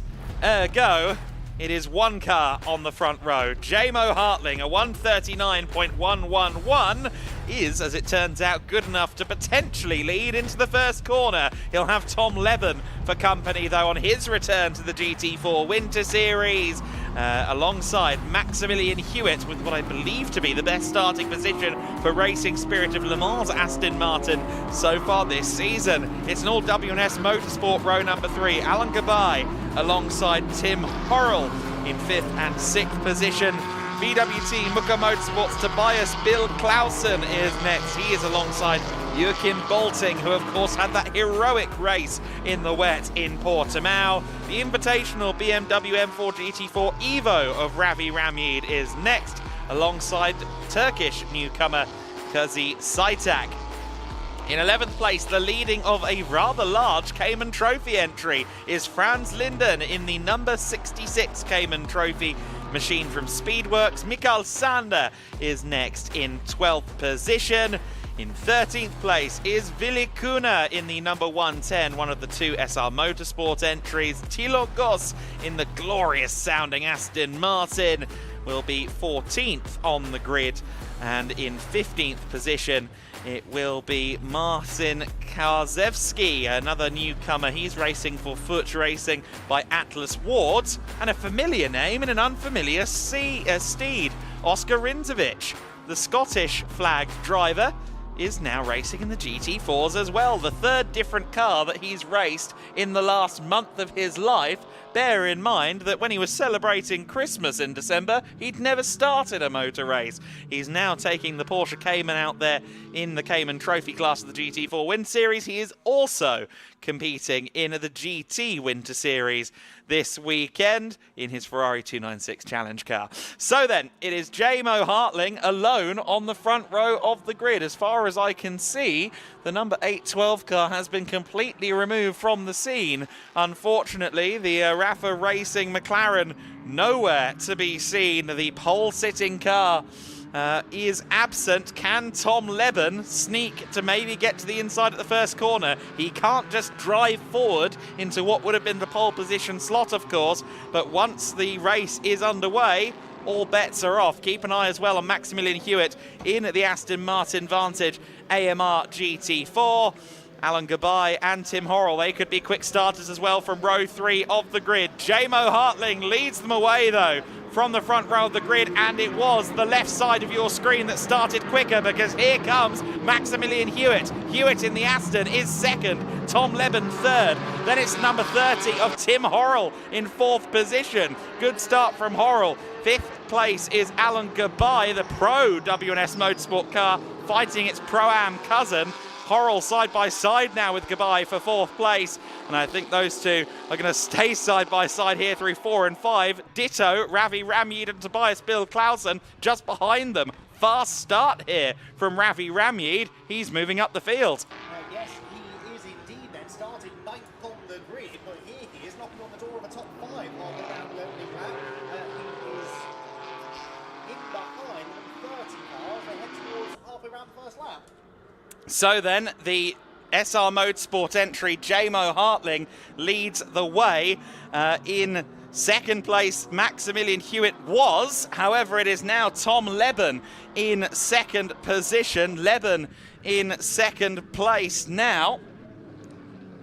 In 3rd place is Maximilian Hewitt then. And it is Jamo at the front, and Jamo building a big gap actually over Tom Leben already. Leben having to recover back to P2. Joachim Bolting, meanwhile, a little bit further back in the only AM car competing this weekend. He'll be looking to match the heroics that he had in the wet conditions a week ago, but he's self-admittedly very quick in the wet. He was as surprised as anybody, he told me, behind the wheel. But what a great day that was for him. Jamo Hartling with a great first lap already, 1.5 seconds clear. Yeah, Yeah, good stuff that from J-Mo Hartling, with all of the battling going on behind in second position, just allowing him to pull a bit of a gap. But this battle for second ain't over yet, I don't think. Tom Leben certainly not escaping from Maximilian Hewitt. There is Tobias Bill-Klaassen up the inside of Ravi Ramyid, and that was for 6th position. So Ramyid losing out to the Mercedes, which moves up an extra spot. But remember, that is a pro-classed car, some way detached from the rest of the pro runners towards the front of the field. So Tobias Bill-Klaassen eager to get on with this. He also needs to, of course, clear the Pro-Am leading Porsche of Tim Harrell, which in fairness might be made easier if Tim keeps going rally crossing. 2 wheels on the dirt there coming out of turn 5, and already Tobias Bill-Klaassen is almost within striking range. They head towards turn 8, which is the next big braking zone. Is Tobias close enough? No, not quite just yet, but closing in rapidly on the Porsche ahead. And there was the Cayman Trophy scrap. Unfortunately, one of them has had an issue. Crabbing is Franz Linden, the number 66 car, which of course is a regular entry, will be scoring championship points in the battle against the SR Motorsport cars in Cayman Trophy. And that, unfortunately, looks like Franz Linden, who was leading the class at the end of the first lap, heading into the pits at the end of the second lap. I think Mikael Sander will therefore inherit the Cayman Trophy lead, though he'll be under pressure from Willi Kuhne, also of the stable from SR Motorsport. And then it's Oscar Rindzovic. So Rindzovic in the 80 car in the first of 2 races today, 6 races this weekend. He's made some headway further back in the Cayman Trophy battle. But here's Tom Leben with the sizable and rather intimidating looking Aston Martin Vantage GT4 of Maximilian Hewitt. That current generation Aston Martin Vantage made one of, if not its very first public appearance in Europe. In the GT4 Win Series last year, only in testing, mind you, with Forsetti Motorsport, but that car a year on has proven to be a very successful weapon, and it's exciting to see it in the GT4 Winter Series. And indeed, I think it's exciting to see Racing Spirit of Le Mans, Maximilian Hewitt, and indeed potentially Baudouin Detu, his co-driver, finally up there fighting for the podium positions. They've had a rough run of qualifying form and some luck in the races as well, but here they are in third. It's interesting to me, though, that we've come from Estoril and Portimao, where really the mid-engine cars, particularly the McLarens, have had a distinct advantage, it seems, over the front-engine cars. And yet here we are at Valencia, a really tight, twisty, technical circuit, a track you would expect to favour the mid-engine cars. There's a Mercedes leading. The Aston Martin's looking stronger than it has all season. Ravi Ramyid's BMW is competitive as well. The front-engine cars seemingly finding something this weekend and really taking the fight to the McLaren. So it's good to see. Maximilian Hewitt's Aston Martin, of course, is the biggest example of that, really. All of a sudden shooting up into a podium battle and really giving Tom Leben something to think about here, although Tom on this lap maybe just ever so slightly stretching the margin by the time we come round to the end of the lap. But yeah, definitely a few new players in contention for good results this weekend. The only driver under the 1:40 barrier then is your race leader. There you see confirmation on the top of the screen. J-Mo Hartling, 1:39.917 for the German driver. Of course, J-Mo last year champion in the GT Winter Series and is back in a GT4 this season, showing exactly what he can do. But of course it is Elite Motorsport that are in control of the championship right now in the GT4 Win Series. Mackenzie Cresswell, of course, specifically in the driver's title now, with Josh Rattigan on the bench and Tom Leben filling in admirably. Meanwhile, further back in the field, we see the 32 car, I think that might have been, of Kusi Saitak, under pressure from Thilo Goss in the big Aston Martin. Great to see James 3.0, as the orange Aston Martin is affectionately called by the Muka Motorsport team, in there and in amongst it, with the full-fat GT4 car of Saitak just ahead, and indeed some of the Cayman Trophy cars as well. 0.2 of a litre of engine capacity difference between the yellow and black car and the green and black car. And let's see if those legs help, because Saitak, he got a good run out of turn 6, and by the time they arrive at turn 8, he does get through back into 11th place overall, but he's fallen through the order a little bit in those early laps. I think just now recovering through the field.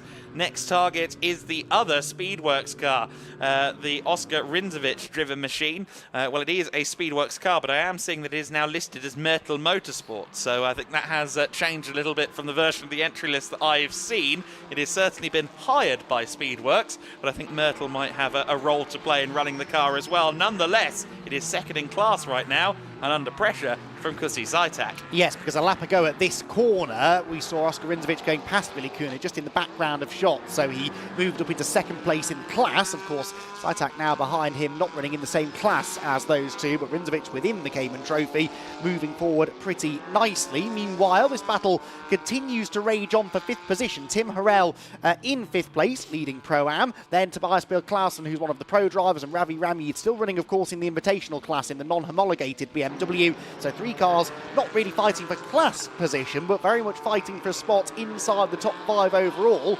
And as I said earlier on, Tobias Bill-Clausen wants to get past Tim Harrell as quickly as possible to then start chasing Alan Gabay ahead, who is another pro entry. The Mercedes, though, not close enough to the Porsche this time as they turn through the downhill left-hander at turn 8. The top end of the circuit, where they are now, is the highest point of the track. As you get closer to the pit and paddock complex, you drop downhill ever so slightly. So this second half of the lap is filled with these sort of medium low speed corners where the ground drops away from you midway through the turn, and that can induce quite a bit of understeer. Maybe that's why the front engine cars are going so well. A bit more weight over the front end is really helping them to grip mid corner. Now, drive through penalty for Mikael Sander, the Cayman Trophy leader, for an unsafe rejoin, and when he serves that, Adam, Oscar Rinzovic will inherit the lead. Started at the rear of the field, has been struggling a bit with the differences between the Cayman versus the Ferrari 296 Challenge car, and yet it seems as though Rinzovic is going to be leading Cayman Trophy before too long. Mikael Sander with an unsafe rejoin, as we heard there, and that might explain why Franz Linden ended up with a broken suspension, of course, because there was contact between, or there was Linden with damage, and we can assume potentially contact then with Mikael Sander. Meanwhile, the pro-class interloper in the Cayman Trophy battle, Kusi Zajtak drawing alongside the Cayman Trophy spec car of Rinzovic. It should be slightly quicker in a straight line, and it appears that it is.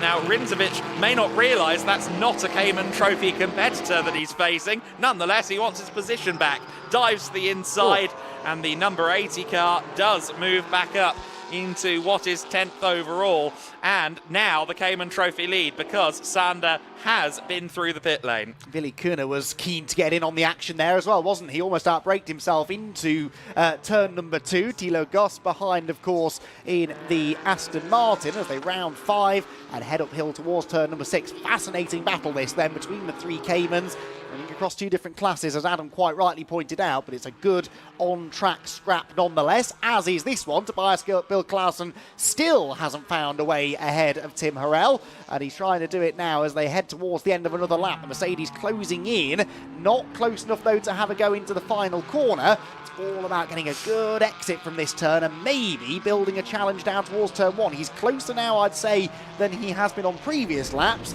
but I don't think quite close enough to force a defensive manoeuvre out of Tim ahead of him. Tim Harrell there was really late riding the brakes into the apex at turn 14. I have to assume he's got some rear bias on the car there to make sure it can rotate while under braking, and Harrell actually alluded to the fact that at the start of the season that the car feels good for him for the first time. He is a paraplegic racing driver. You can see the rather tongue-in-cheek disabled badge on him on that 30 cars door, and of course he is a really well-loved member of that W&S Motorsport team. Them, along with Paravan, their partner, who produce accessible vehicles for the roads, have been working very hard to get the car set up for Tim so he has optimal control with his hand controls, his lever brake, his throttle ring behind the steering wheel, and he said, I've got it this year. The car feels right, I feel like I'm in control, and we've seen him as a bronze driver fighting in amongst it with the pros, which we are once again seeing here as Tobias Bill-Clausen is just behind him in the BWT Muka Motorsport entry. This may be the final outing for the Pink Mercedes in GT4 Winter Series this year. That is to be confirmed, but they're not yet listed for Aragon. Nonetheless, certainly for Clausen, he would like to get himself into that top 5 position. A good, strong result for him as he continues to build his experience in his inaugural GT4 campaign. And this might be the move. Big lunge on the brakes. Those AP Racing brakes on the Mercedes-AMG GT4 working optimally into Adrian Campos' corner and through into 5th overall. But let's see if Tim Horrell can respond. Yeah, that was all triggered by a little error from Tim. He just ran a bit wide in through turn 12, and that compromised his exit up the hill, probably the steepest incline on the circuit. Not a good place to be sacrificing speed, and that was all the invitation that Tobias needed. Now, of course, Tim's got to turn his attention to Ravi Ramyid behind in the BMW, who looks to try and take advantage. Often when a driver does lose a position, that can knock them out of their rhythm a bit, and Ravi will be hoping that's the case for Tim Horrell, and that it opens the door maybe for the Century Motorsport car to move through. It's not happening just yet though, and Tim Horrell, I'm sure, hasn't quite given up hopes of tagging along with Tobias Bill Clausen here and trying to get away up the road with him. Tobias starting though to build a bit of a margin, and again Tim is a bit wide. Ravi Ramyid almost gives him a helping hand out of the corner. Didn't want to sacrifice any of the extra momentum that he had because he wants to try and have a go into turn 8. He's not quite close enough, I don't think. No, Tim gets into the corner first, but again doesn't exactly make friends with that apex curb. Couple of mistakes starting to appear in Tim Horrell's driving, and that's music to the ears of Ravi Ramyid behind. Of course, Ravi Ramyid is a bronze driver. That car was supposed to be a Pro-Am entry at the start of the season, but as it is with its new Evo kit, which is homologated in March, the BMW M4 from Century Motorsport running as an invitational car, but these are the 2 bronzes of what would have been 2 Pro-Am lineups. Meanwhile, there is some contact further back around the field for Thilo Goss, and I believe that could have been Mikael Sander or Willy Kuna. Those 2 have continued on their way, and while that's going on, Ravi Ramyid continues to try and study Tim Horrell and see if he can find a way through, but Horrell a bit closer, a bit further away, sorry, from Ravi Ramyid as they run towards turn 1. Yes, I happened to glance out of the window and saw a flash of orange heading into the corner rather quicker than it should have been, and I suspect it caught Willy Kuna out slightly as well. There is Thilo Goss. He has lost a position out of all of that. Marcin Karczewski has gone through, and there is definitely a witness mark on the right front corner of the Aston. I wonder whether he may bring this to the attention of the team just to check it over. It didn't seem to want to go through the final corner terribly quickly, and yes, he's peeling into the pit lane, but that was... well, an audacious move. I'm not even convinced he meant to make it. I think he may have missed his braking point slightly, and a little bit of contact may have damaged the Aston Martin. Not significantly, we hope. Hopefully we'll see that car back out again tomorrow, but that has rather fragmented now what was a very congested group of cars just outside the top 10. Well, if memory serves correct, there is at least one more James Aston Martin in the Thilo Goss camp. So if that car does have any significant damage, then I think he might still be able to race. Jamo Hartling in the lead of the race now by 6.7 seconds. It's just... metronomic pace at the front and systematic gaining of the gap. It was 6.7 across the line. We'll see what it is this time by as he has crossed the line. Let's see what Tom Leben's time is. It's some 7/10 slower, 7.4 back now is Tom Leben. The Mercedes-AMG GT4 coming on strong here. We had a win for an Aston, a win for a Mercedes, and a win for a McLaren here in the GT4 Winter Series a year ago. It was Aston first. They took the first win of the season, or of the weekend, in 2024.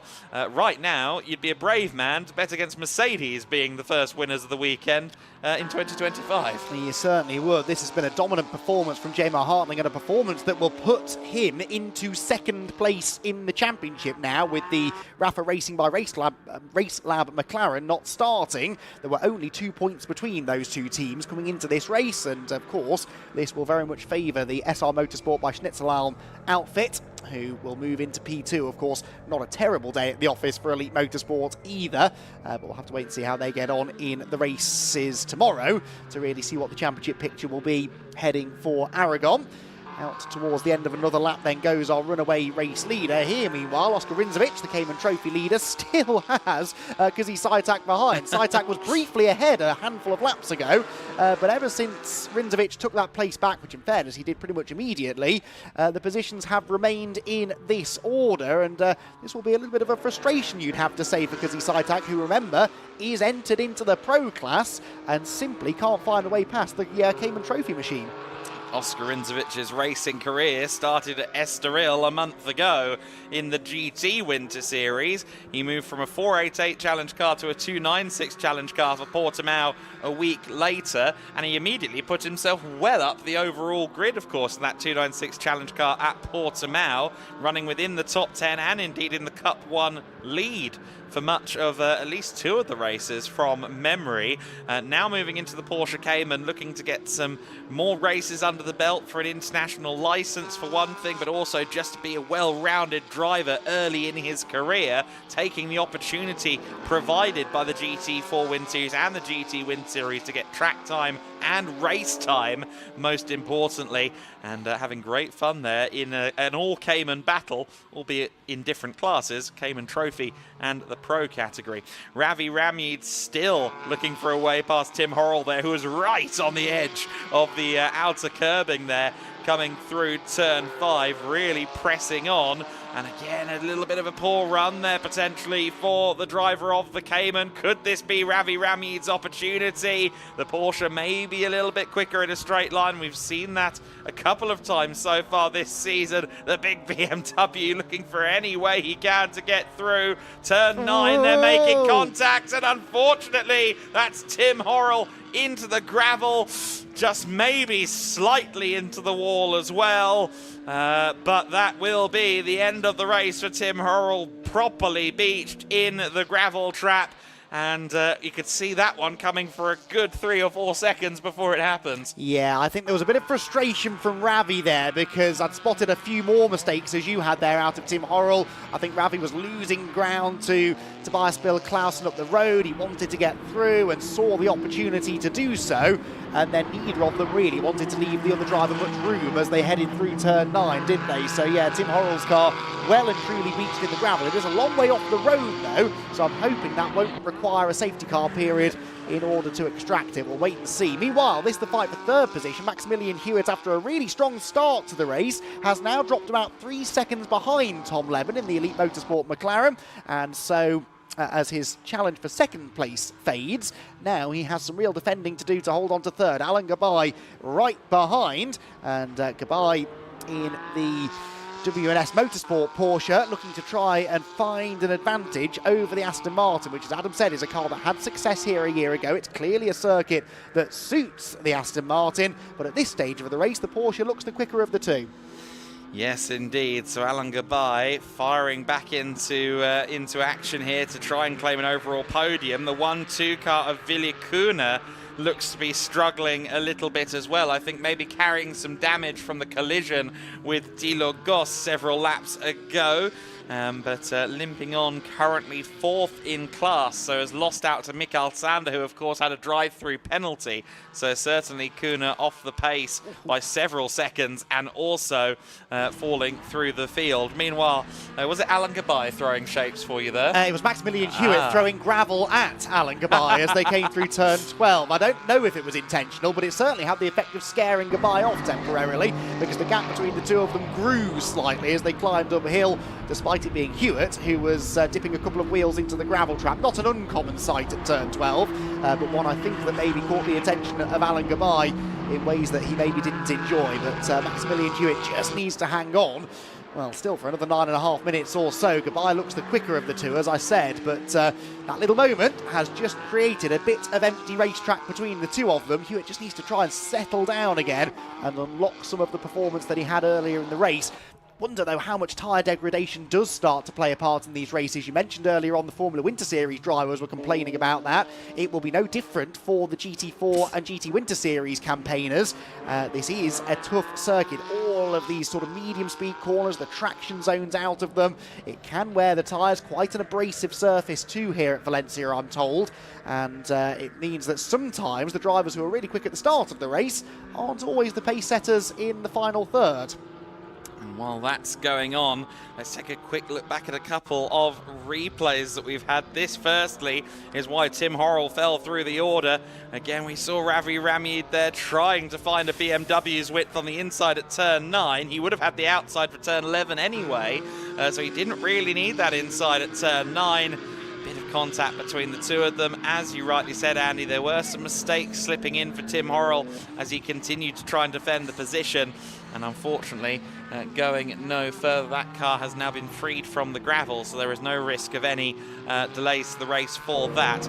For Maximilian Hewitt then, as we continue to watch this battle for third place, of course, this is really promising stuff. Alan Gabay is behind him, a driver who has finished on the podium in the GT4 European Series, in ADAC GT4 Germany. Hewitt is on a new continent. He's previously raced Formula Regionals and Toyota 86s over in the United States. He's got some good measuring sticks around him here, and I can see the confidence growing in both him and Baudouin Detu, but particularly the GT4 newcomer really does seem to be coming into his own at this stage of the season. Meanwhile, we have had a switch in the battle for 8th place. Oscar Rinzovic, still firmly leading in Cayman Trophy, has now seen the full-fat GT4 Cayman of Kuzi Saitak get past. That happened a lap ago going into turn 1, or about half a lap ago going into turn 1, I believe.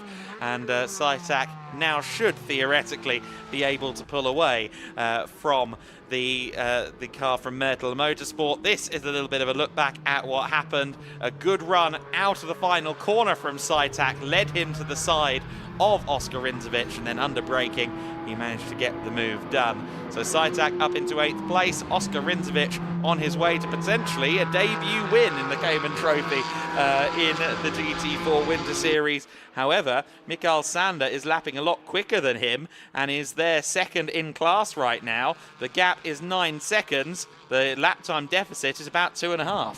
Not convinced that was the end of that story, though, because when I looked out of the window half a lap later, Rinzovic was back in front and then completely missed his braking point at turn 8, hence why the positions then came back to the favour of Kuzi Saitak. But anyway, finally now I think Oscar might have to admit defeat and just try and hang on to the Cayman Trophy class lead, as you said. Hewitt and Gabay, meanwhile, continue their scrap for third position. On that particular lap, Hewitt was, well, they were almost identical, really. He was ever so fractionally quicker, half a tenth of a second quicker than Alan Gabay behind. But two completely different cars, front-engine Aston Martin, mid-engine Porsche Cayman, still takes a bit of getting used to say that. Around a circuit like this, they will both have strengths and weaknesses, areas of the circuit that suit the Aston Martin, and areas, I suspect, like this first sector that really suit the more agile Porsche. The changes of direction there through turns 3 and 4, and then 5 up into 6. This is where the Porsche seems strong. Some of those longer medium-speed corners in the middle sector of the lap, I think, that really seem to favour the front-engine Aston Martin. Fascinating racing, but Alan Gabay, as much as he flashes the lights at Maximilian Hewitt, is not having an easy time of relinquishing the Aston Martin driver of third place. No, he's not going to go down without a fight, is he, Max Hewitt? I felt like watching Detu and Hewitt around the paddock this weekend. They seemed more confident. I think they unlocked something in the car. I believe they were here Tuesday, Wednesday as well for the endless summer track days here at Valencia. So they've been pounding around the circuit all week. They have found some time. Incidentally, we did lose a car, the Blue Garage Racing Lotus Emiro. We were set to see a Lotus Emiro in the category for the first time, but that car unfortunately had an incident on Tuesday, so is not taking part this weekend. We hope to see the Czech team in the GT4 Winter Series at some point in the future. For now, though, J-Mo Hartling, well, Tom Lebanon would like to see him at some point in the future, but I doubt it's going to happen. 12.8 seconds, the gap between the leader and Lebanon in second place. Further 4 seconds back, almost 5 seconds back, Max Hewitt with Alan Gabay on his tail. And look at that, Gabay closing in massively. I think just slightly overdoing it when it comes to the braking zone at turn 2 there.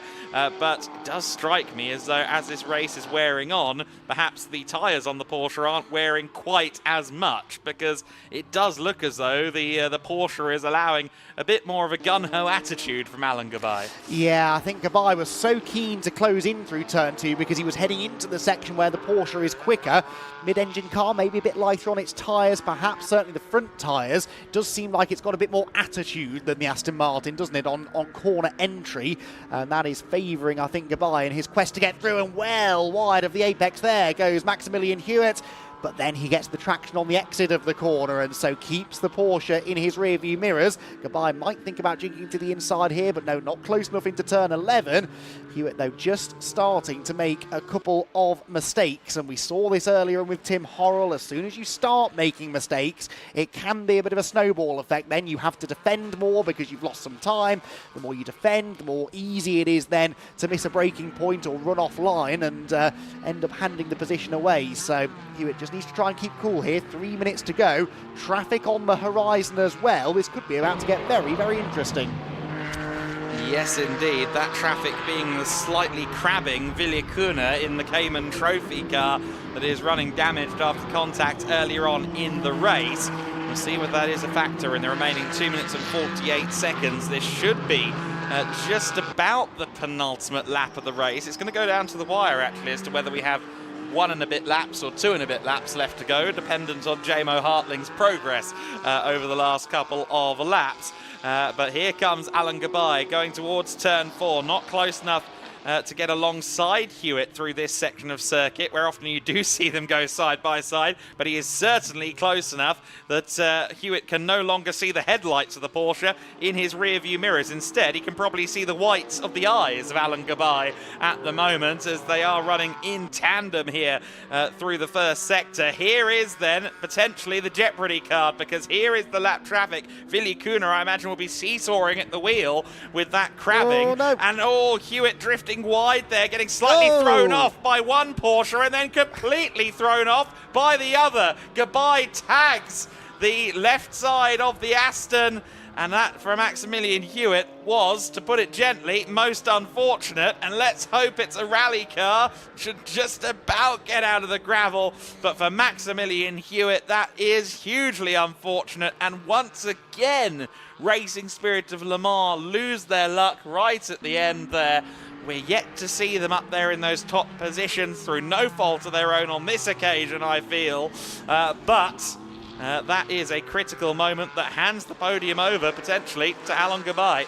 Yeah, I just think Hewitt was slightly distracted by the slower car ahead of Villicuna, missed his braking point, opened up maybe half a car's width on the inside, and Alan Gabay knew that he had to capitalise on that, tried to convert half a car's width into a full car's width, and sadly couldn't do that without there being some contact. So around went the Aston, and yeah, what a shame that that battle had to end in such a way. I'm sure that will be discussed post-race, and we will await further news on whether or not that result is going to be amended. It does, however, give us a bit of an opportunity to turn our attention to another battle that I think is going to ignite on the final lap, and that's the battle in the Cayman Trophy. Oscar Rindzovic is being reeled in at a rate of knots by Michael Sander. I'm talking a couple of seconds a lap at least by Michael Sander. The two of them are only, I reckon, about 2 seconds apart now. There is something amiss, I fear, with Oscar Rindzovic's Mertel Motorsport Porsche, and the SR Motorsport by Schnitzel, an example of Michael Sander behind, is rapidly closing in. The checkered flag may come too soon for him, but he's certainly going to get close. They haven't even started their final lap yet. They're just coming through the final corner now, just ahead of the car that's about to win the race. So a battle potentially in Cayman Trophy begins now, but for J-Mo Hartling, a perfect race ends now. Pole position inherited to a win for J-Mo Hartling. The actual pole sitter, of course, Charlie Hart, not able to start the race with what seemed to be gear selection issues. So J-Mo Hartling gladly picks up the baton and strides to victory ahead of Tom Levin. Levin takes second place. Alan Gabay will cross the line third overall. ahead of Tobias Bill Clausen, who of course has moved up to 4th place, courtesy of Max Hewitt's issues at the end of the race there. Next up will be Ravi Ramyed, and in 6th will be Hewitt. Joachim Bolting will cross the line in 7th to be the AM winner. But here is the Cayman Trophy battle, Andy. Oscar Rindzovic is indeed under pressure. Yeah, that car is ailing. Has he got enough performance under him to keep Mikael Sander behind for half a lap? That is how long is left in this race for the Cayman Trophy leader. But Mikael Sander is closing rapidly into the left-hander at turn 8. This is where Rindzovic has been wide already a few times in this race. He is wide again this time around, but hooks up the late apex, gets out of the corner in front, and realistically now only really 2 places left for Sander to attack. This was one of them into 11. He forced a wobble out of Rindzovic, who drifts a bit wide of the apex, and they'll go side by side towards turn 12. This is not an easy corner to go through door handle to door handle. Sander on the inside. Whoa! Excellent switchback manoeuvre from Oscar Rindzovic. Textbook stuff. He's back in front as they head for the final corner with a little bit of a gap to spare. That was not the racecraft of someone only a month into their racing career. And yet somehow he is. Brilliant stuff there from Oscar Rindzovic. My mind was going, careful, mate, it's a rental. You don't own that one. And nonetheless, he will own a P1 trophy at his first attempt in the Cayman Trophy class of the GT4 Winter Series. What a way to finish race 1 of the weekend. Oscar Rindzovic sweeping past Mikael Sander after he very briefly regained that lead in Cayman Trophy. Of course, Sander was recovering from a drive-through penalty, and I bet you Oscar Rindzovic is delighted. I think he's probably celebrating at the wheel as we speak.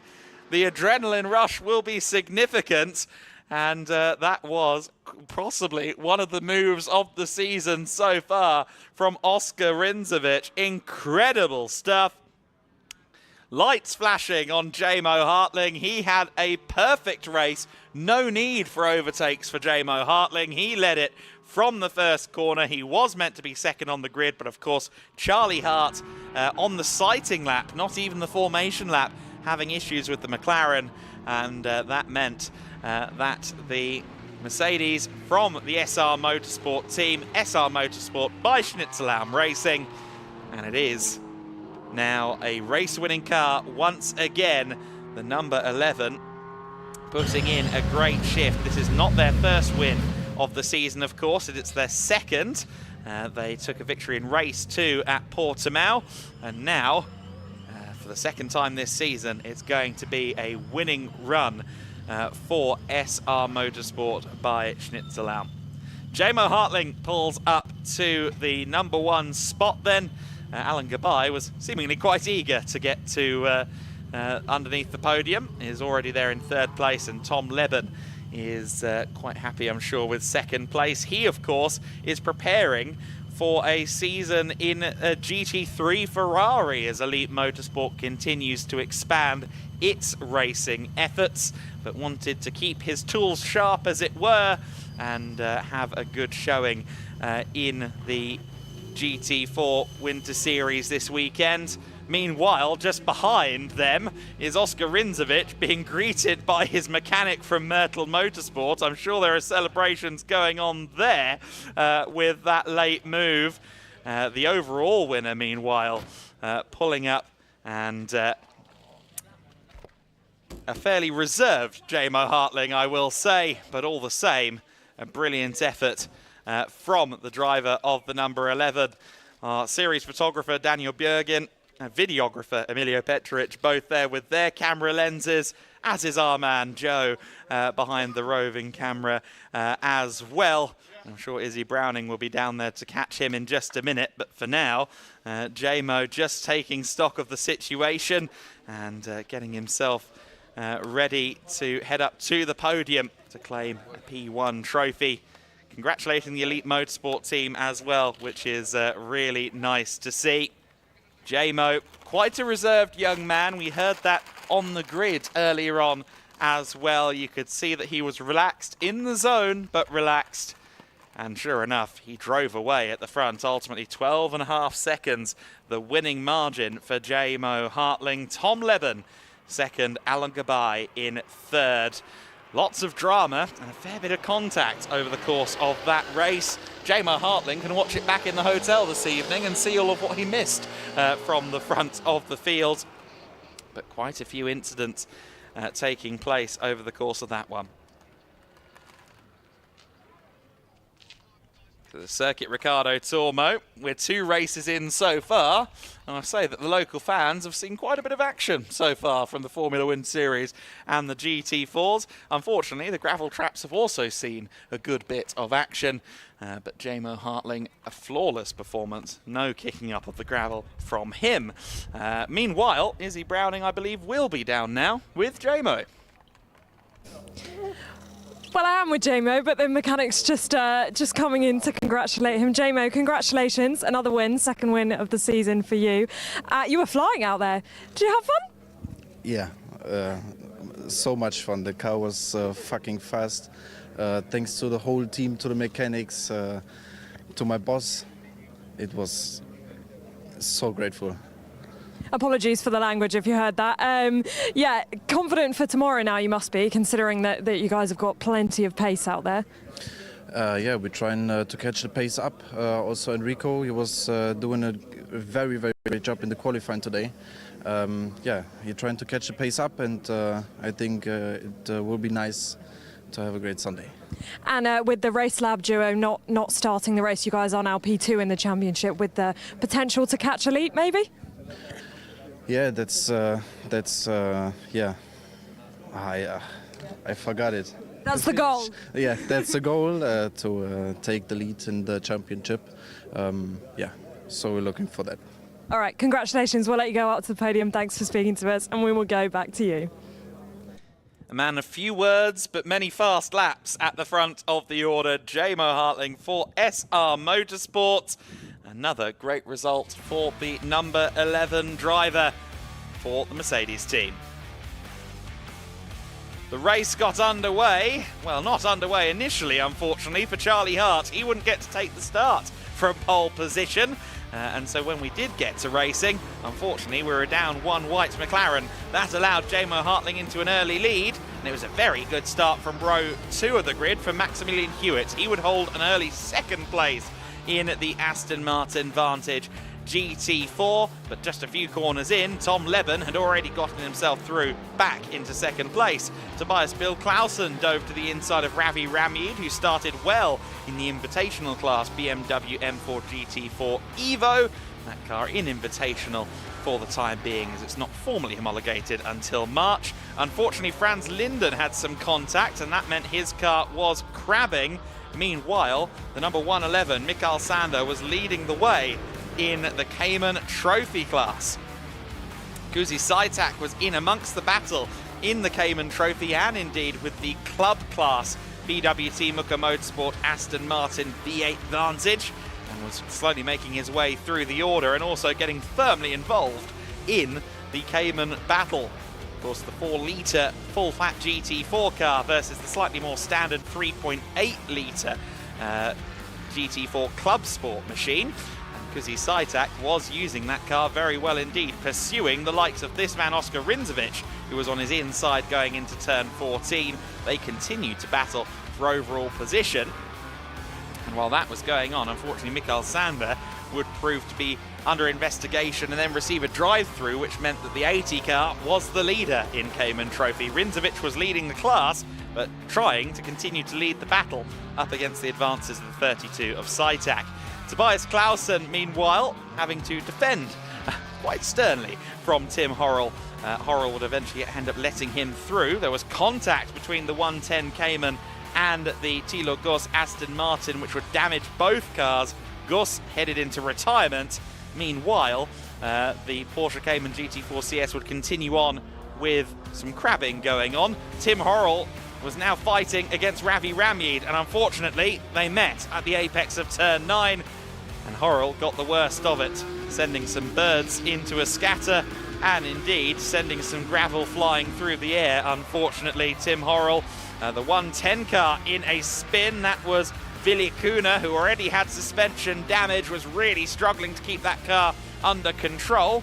Kuzi Saitak was still fighting with Oskar Rindzovic. This was a battle that went on for at least 20 minutes of the 30-minute duration, but that was the moment that finally through went Kuzi Saitak. Rindzovic could therefore focus on retaining a Cayman Trophy lead that was ever shrinking. Meanwhile, the battle was going on for third position overall. Alan Gabay pressuring the American Maximilian Hewitt. Hewitt straying wide on a couple of occasions, but just about retaining the position. Villicuna was then ahead of them heading into turn 8.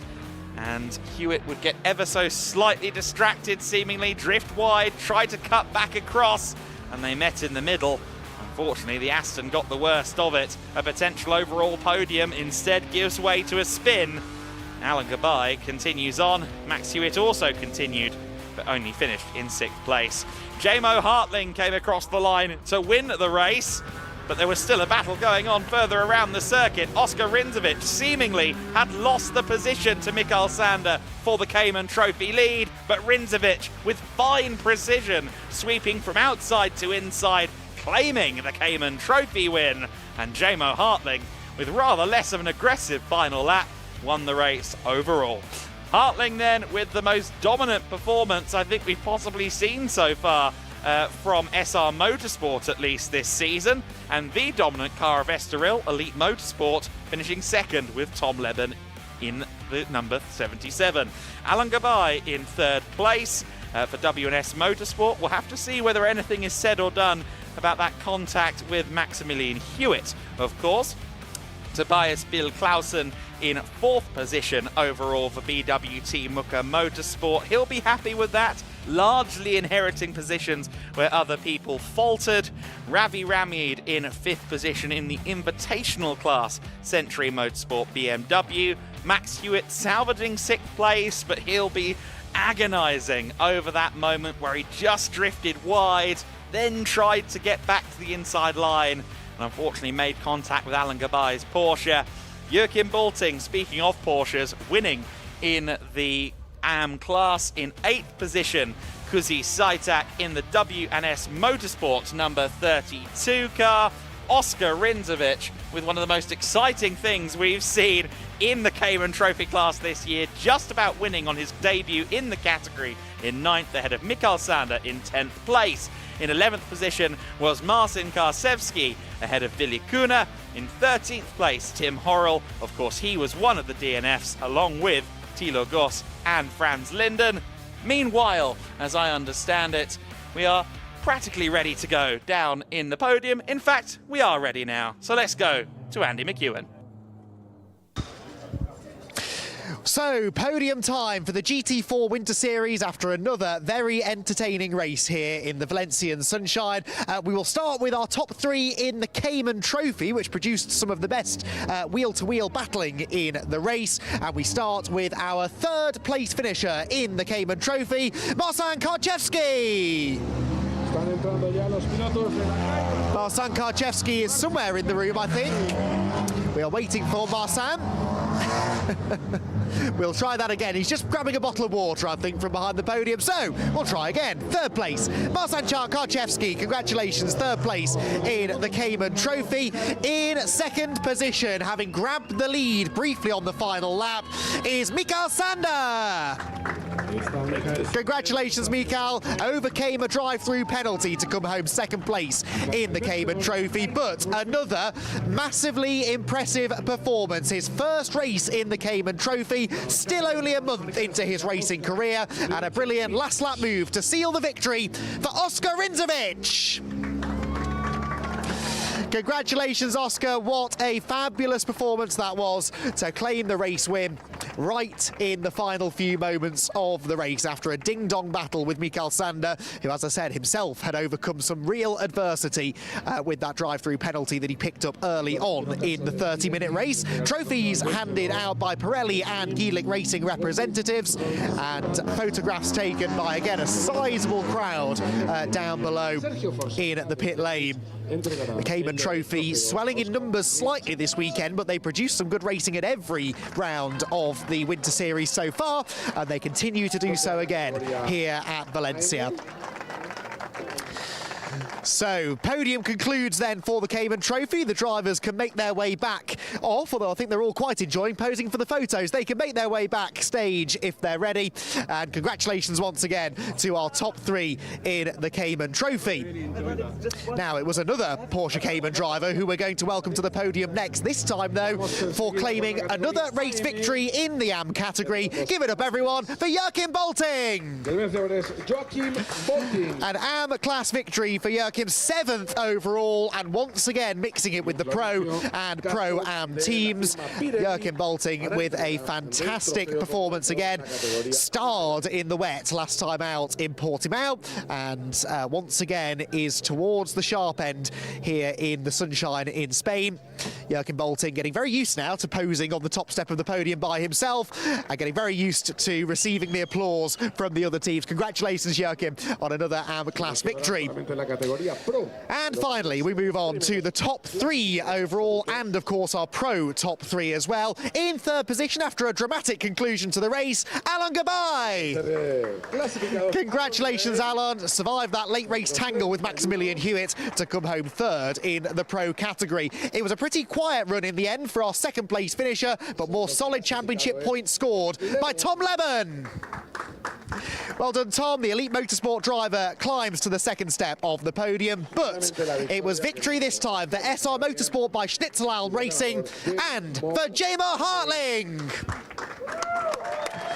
The SR Motorsport team down below to celebrate with their driver, who dominated race 1 in the GT4 Winter Series here at Valencia, and we'll be hoping for more of the same tomorrow. Yes, there was a bit of fortune there for SR Motorsport with the Rafa Racing McLaren not taking the start, but Jamer Hartling was more than up to the job of capitalising on that opportunity and claiming, in the end, a runaway race victory. Jamer Hartling then scores some good points, moves into 2nd place in the championship as well as a result of that race win, and that is a result he'll be hoping to replicate tomorrow in races 2 and 3. One last round of applause then for our top 3 drivers, and we move on now to our first race of the weekend for TCR Spain.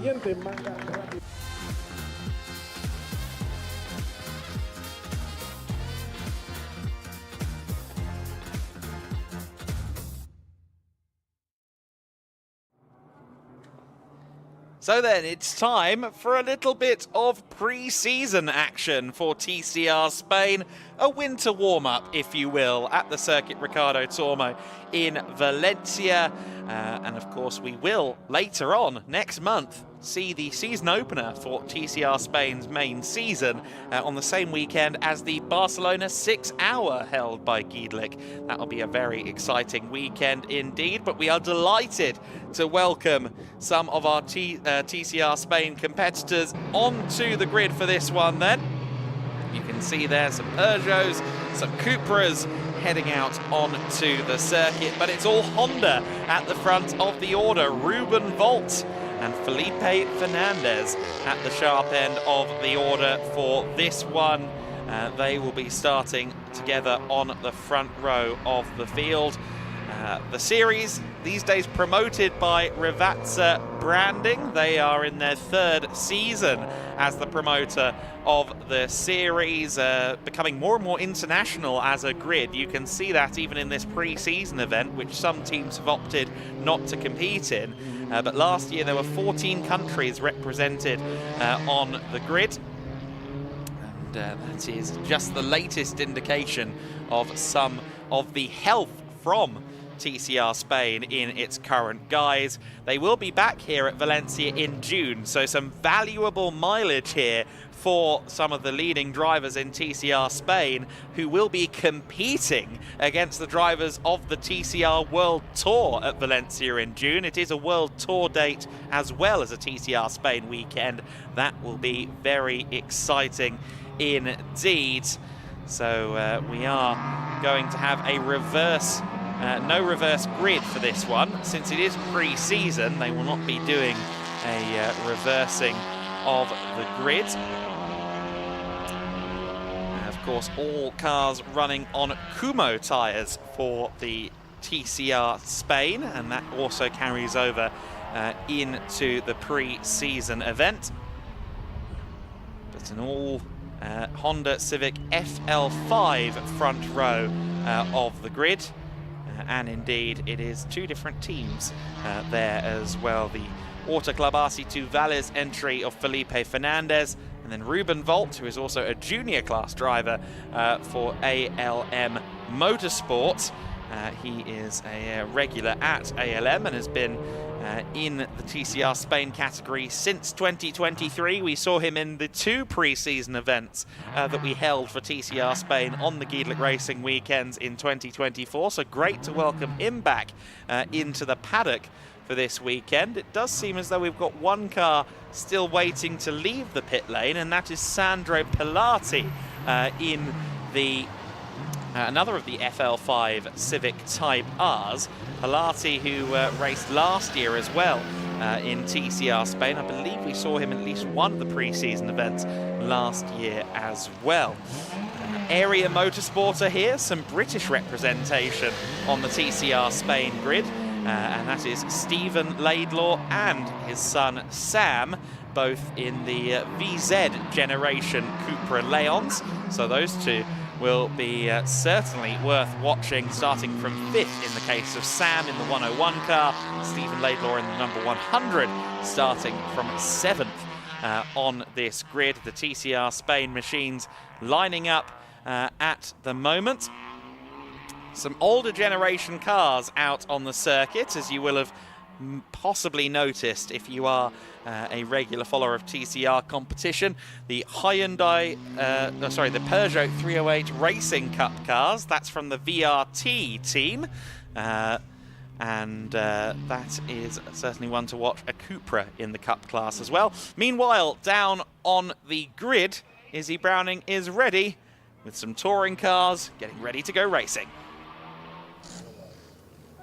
I am indeed down on the grid for the official pre-season event for TCR Spain Race 1 coming up very, very shortly, 25 minutes plus 1 lap. Now, we did have Gabriel Alonso here, who is one of the promoters from TCR Spain, who's going to come and have a brief chat with me about how things are going. Gabriel, can we grab you for a quick chat? Great to see you guys on the grid, first of all. How excited are you for this pre-season event? Okay, yeah, it's great for us. It's pre-season. Are you there? Good, very good way to start the 2025 season. We will start really the championship in Montmeló with GEDLICH also. And so happy, it's enjoying. And of course, you guys will race at Valencia later in the season as well. So useful learning for the drivers. Yeah. It's for us, it's very, very important, this race. The 2024 we visit here three races, and this year we will be again in the middle of June. So here we have 8 new drivers for the season, and this is a very, very nice place to start the championship. Absolutely. Thank you very much for speaking to us. We'll hope for a good first race. We are going to have Ruben Volt on pole position. Now, I'm just going to quickly let you know that according to the regulations of the championship, they are only allowed 1 installation lap. As far as I saw, Ruben actually took 2. So interesting to see whether that acquires a penalty later in the day. But I am going to see if I can jump in with Ruben. Ruben, are you able to have a quick chat with us? Pole position for this season event. What are you expecting for this first race? Yeah, I think it should be a calmer race since it's race 1. Nobody wants to destroy themselves, so all I'm looking for is get a clean start, and I know I have the speed to just go out and pull away. So yeah, my plan is to do that. All right, well, we wish you best of luck. Thank you very much for speaking to us before the race. We're going to continue down the grid. We've got the number 19 of Felipe Fernandez on P2. I think I may be able to jump in with Felipe, potentially. I'll try and grab his attention. I know the teams are just leaving the grid. No, I'm not sure that I can jump in with him, but he will just give us a little bit of a wave. So great to have our TCR Spain drivers on the grid.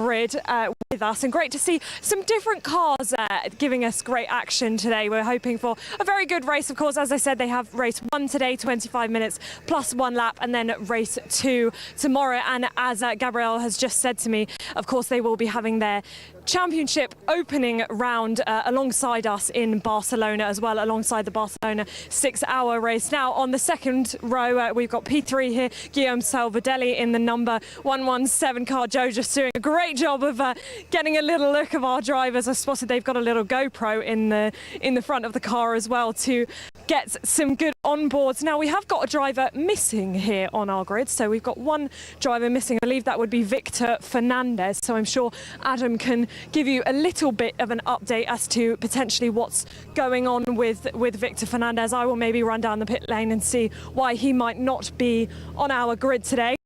Alongside here, we've got number 101 of Sam Laidlaw, of course, British driver, has raced in TCR UK in 2024. So I'm sure he will be looking forward to being on the TCR Spain grid as this first race is just about to get underway. Enjoy the TCR Spain.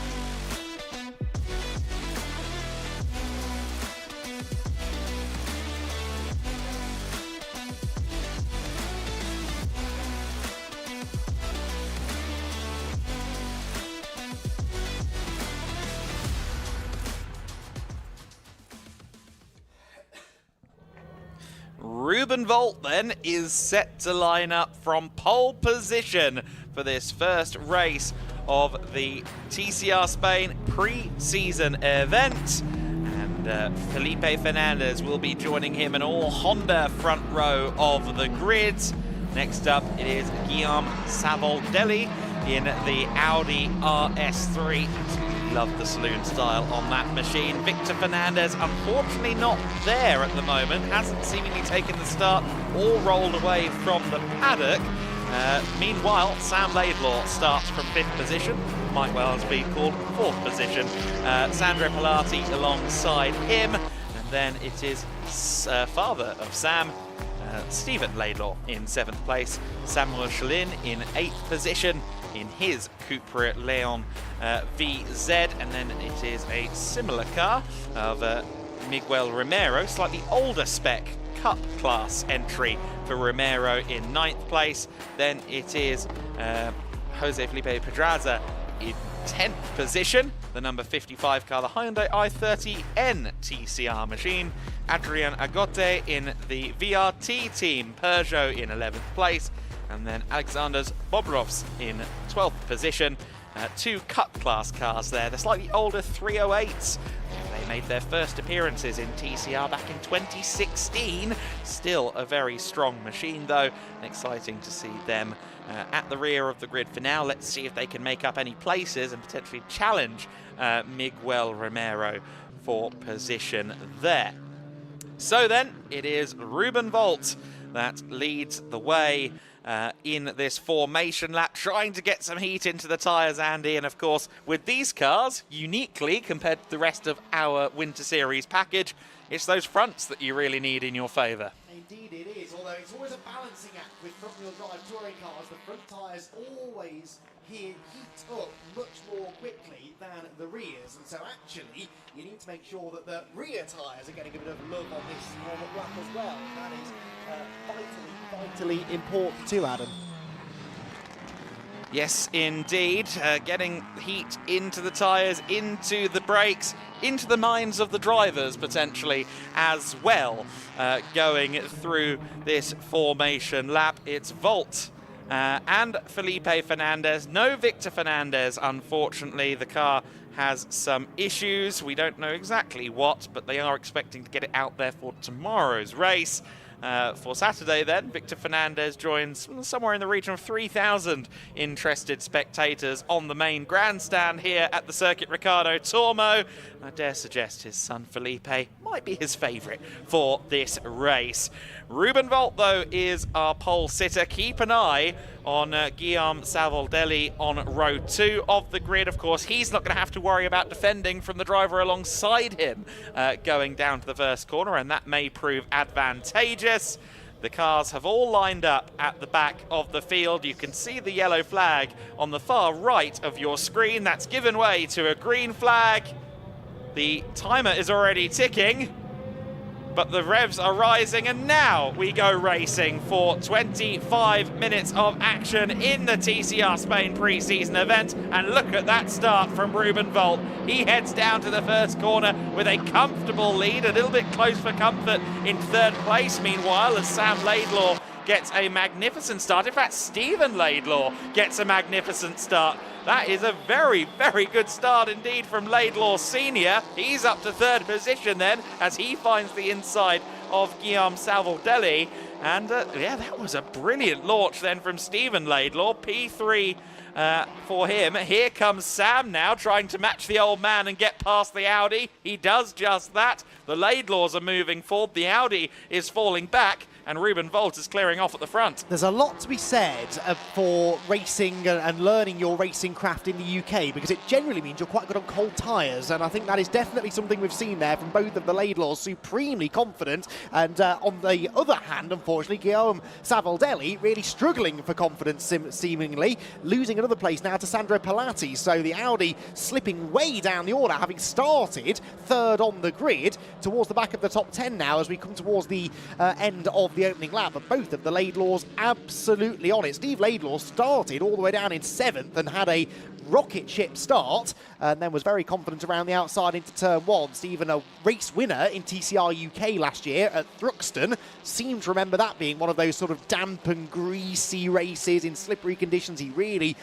came to the fore in those conditions. It's not wet here, but again, that would suggest that he's a driver who's pretty comfortable when the rear of the car hasn't quite got the full quota of grip available to it. When you started that sentence at the very beginning there, Andy, I thought you were going to say there's something to be said for learning your racecraft off of your dad in reference to Sam Laidlaw. But your point stands regarding the UK as well. Felipe Pedraza, otherwise known as Pipe Pedraza, is running down in 9th place in the Hyundai. He's just behind the Cup class leader, Miguel Romero, in the slightly older first generation spec DSG gearbox Cupra as well.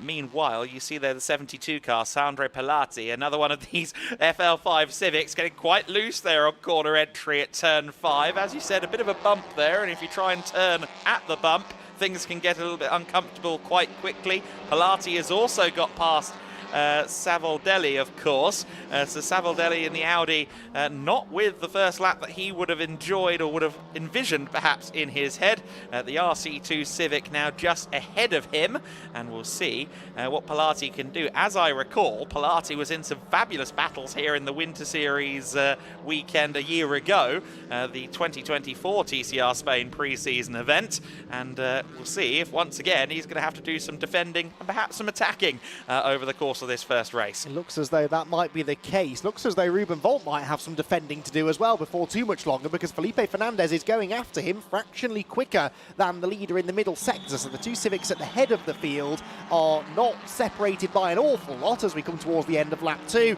And then keep an eye on Steve Laidlaw up into third position. What pace does he have now in clean air? It's a 1:40.8 for the leader, a 41.0 in the end for Fernandez, and actually Stephen Laidlaw a 1:42.4, so quite a bit slower than the two Civic drivers out in front, as the FL5 Civic, very pretty version of the Honda Civic TCR car this, a car that has had great success around the world in TCR, And two of them now running not quite nose to tail, but within a second of each other anyway at the front of the field. But we've spoken already in, I think, both of the races we've had so far today about tyre degradation. If ever there was a kind of car that is going to suffer from tyre wear, it's a front-wheel drive touring car. That right front tyre will take a beating over the course of 25 minutes plus a lap of racing. And again, drivers might just have to have that in mind at this stage. Look after the tyres now, and they might repay that favour for you in 20 minutes' time. Some interesting dynamics up and down the grid. Just looking at the entry list, you look at the Claret team, the French outfit. They're running across multiple manufacturers. They are entering Savoldelli in the Audi RS3. We've mentioned him extensively, and indeed Samuel Chalin's Cupra Leon. They also raced last year in TCR Spain for the finale at Barcelona, so perhaps they're scoping out future opportunities to race in the summertime as well. But that is something that seems to be a consistent part of TCR racing is, yes, as a rule, a team will stick to a manufacturer, but you do sometimes see a little bit of mix and match going on in the awnings in national level TCR competition. Ruben Volt is due across the line now, and here he comes. The gap was 0.84 of a second. Make that 1.3 now as he completes lap number 3 of the race. Volt, of course, someone we're quite familiar with, someone we know is always fast. And once again, the Latvian driver is showing his stuff. There are the Laidlaws getting closer and closer together. You're the resident TCR UK man here. Who usually comes out on top in this one then?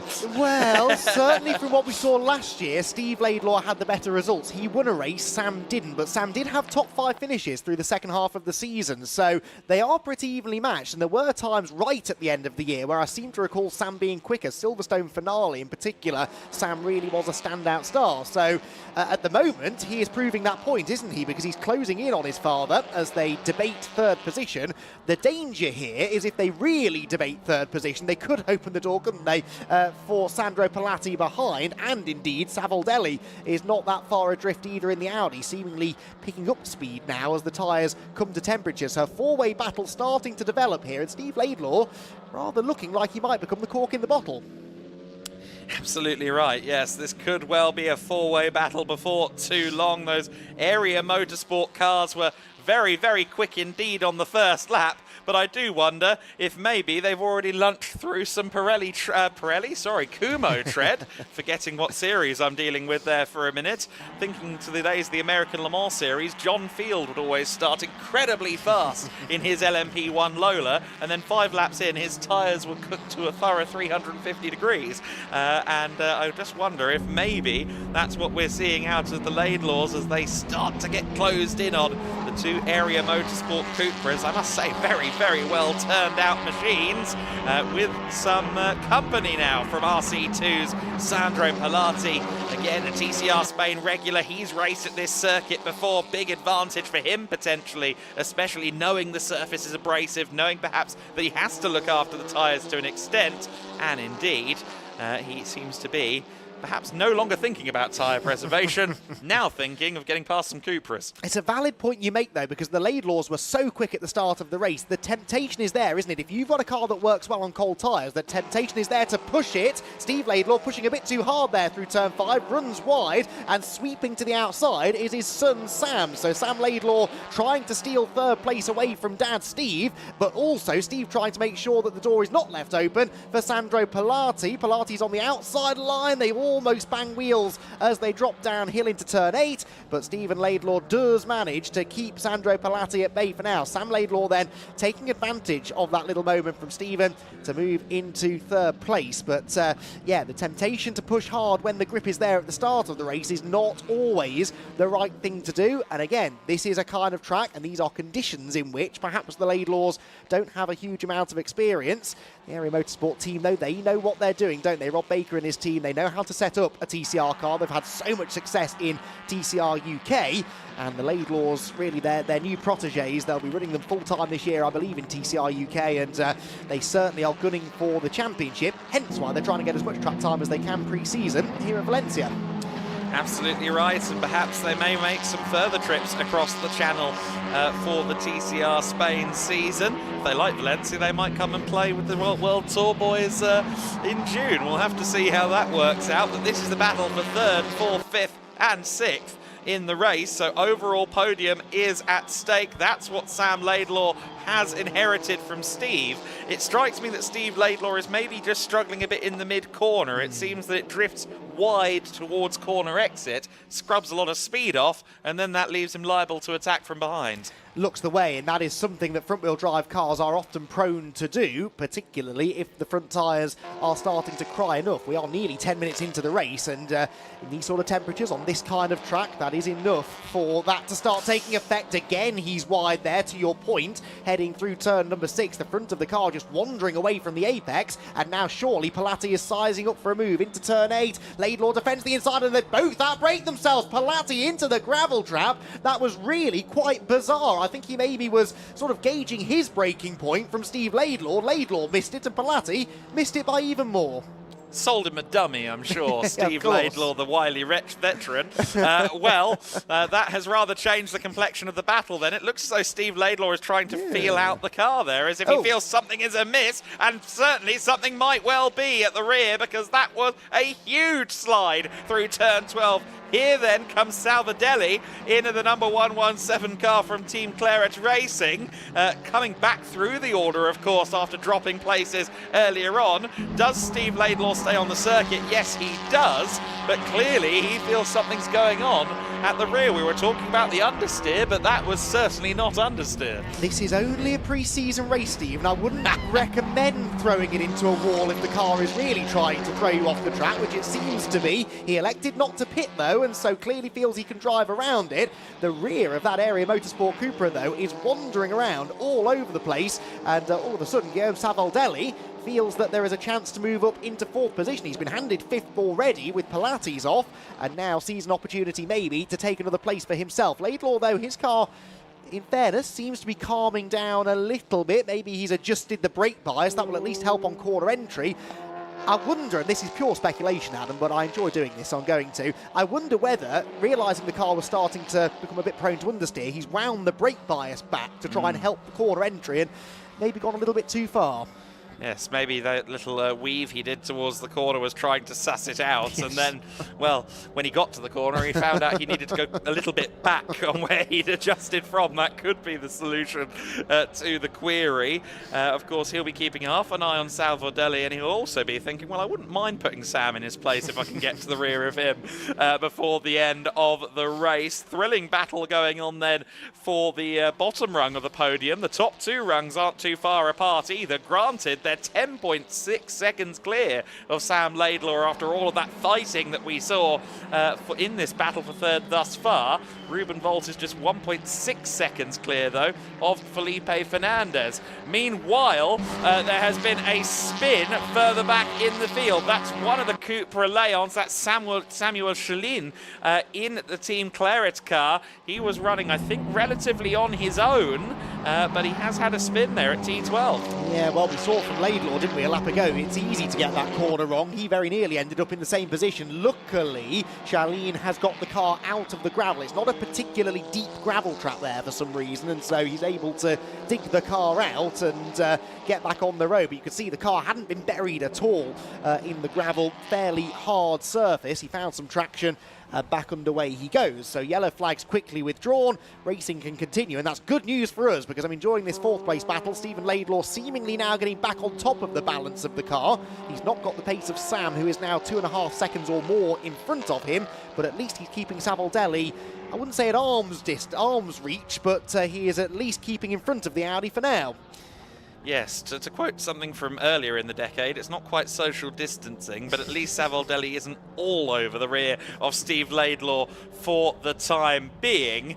The toy box-backed Area Motorsport car then just about holding on to P4. Of course, Sam will be willing on his dad every inch of the way to make sure that that Audi doesn't close back in later on.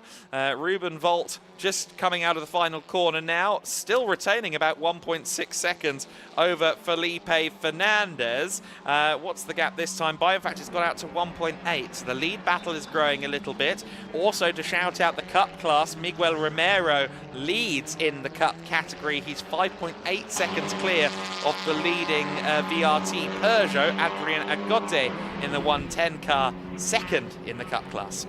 Yes, he is. Back across the line we go then, and that is Savoldelli flashing the lights now at Stephen Laidlaw ahead. Fourth position, they remember, are battling for. The area Cooper staying ahead for the time being. Track limits warnings for everybody. Let's just summarise it as that. 5 drivers, 6 maybe, being warned about exceeding track limits. Not a huge surprise, I suppose, and I'll give you 3 guesses which corner that is most likely to be at, but that is something that happens here at Valencia. And again, in their defence, front-wheel drive cars prone to understeer, high-speed first corner, and an acre or two of runoff area to utilise. You can see why they occasionally will go beyond track limits there, but hopefully we won't have any penalties applied which sort of disrupt what, in particular in this case, is a pretty entertaining on-track battle. I think you misinterpreted that, Andy. I think that's the total number of track limits warnings given out so far across the week here at Valencia. But yes, that is a few slaps on the wrist. There is Miguel Romero, just alluded to him a few moments ago, of course, in the DSG gearbox Cupra, the first generation car, which debuted as the TCR concept debuted all the way back in 2015. We are celebrating 10 years of TCR this season globally, and I'm sure that the governing body will be working hard to make sure that across the globe TCR is having strong grids in its 10th season as a concept. That car then, DSG, as we alluded to, that does mean indeed that it is an automatic gearbox, so he'll be a bit less busy at the controls than some of his sequential friends elsewhere. Here's the battle for 4th place. Meanwhile, Savoldelli's got the run out of the final corner. He's on the inside of Stephen Laidlaw into turn 1. Laidlaw tries the switch back. The car fishtails around again. Has he got the inside line into turn 2? He maybe has. He's late on the brakes, tries to get to the apex first, and they're door handle to door handle off the turn. Laidlaw, in fairness, leaves Savoldelli just enough room on the exit, and still they are side by side towards turn number 4, where the Cupra, by a fraction of a foot or so, stays in front. That was good racecraft, that, from Stephen Laidlaw. He knew that he'd lost turn 1, but that didn't have to mean that he'd lost 4th place, and he got that switchback nailed going into turn 2, so nicely done. Laidlaw's car, though, it has to be said, still doesn't look happy, does it? It's really fishtailing around. Not just on corner entry, but on corner exit as well, and I did spot it doing that even on the very first lap of the race. So there is something in the rear of that car, whether it's setup or damage or a failure of some sort, I don't know, but it really is very loose. Perhaps they were anticipating that front tyre wear was going to be a big issue, and so they've dialed in a lot of oversteer, and that is fine as long as that oversteer isn't a little bit too much for the driver to handle, and I think even the very best touring car drivers out there would struggle to keep a handle on what is clearly a fairly lively Cupra. Yes, exactly right. You do need some compliance in the rear end, especially in those wheel-to-wheel racing scenarios when you can focus on hitting your marks. That's one thing. You know, a qualifying setup, if you will. You can have the car on the edge then, but maybe in the race you want to dial in that little bit of extra leeway for yourself. Nonetheless, Steve Laidlaw continues to make it work, regardless of what's going on in his rearview mirrors. Savoldelli continues to apply the pressure here for 4th overall. The VW group then being represented by both parties here. The Audi RS3 up against the VZ Cupra Leon machine, the 3rd generation of Cupras that has come into the TCR concept. I must say, dashingly handsome automobile, and Steve Laidlaw keeping it clean just at the moment with some of those corner entries.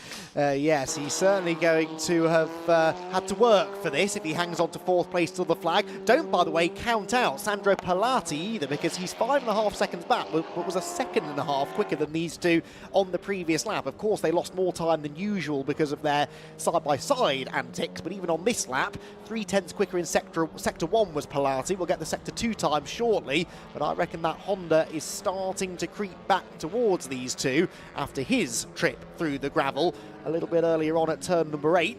Laidlaw, though, for now, keeping the Audi in his rear-view mirror. Savoldelli has tried a few things, let's face it, to try and make this move stick. It does seem that the final corner is where he has the biggest advantage. That's the section we're heading towards now, and that makes sense. It's a downhill braking zone, and you're braking on a turn. Look, you're turning to the left and then onto the brakes. If Laidlaw's car... It's not really if, is it? Laidlaw's car is handling a little bit irregularly, shall we say, in the braking zones. That is going to be a corner where maybe he's lacking confidence, and again, the gap shrinks through that last corner, which means it's game on, heading towards turn 1. Indeed, let's see. Savoldelli once again closing in, making the 117 car look particularly imposing on the outside, then the inside of Steve Laidlaw. Laidlaw again having to fight the rear end on corner entry, but manages to keep it under his control just about. The area motorsport team will be willing Steve on, saying, go on.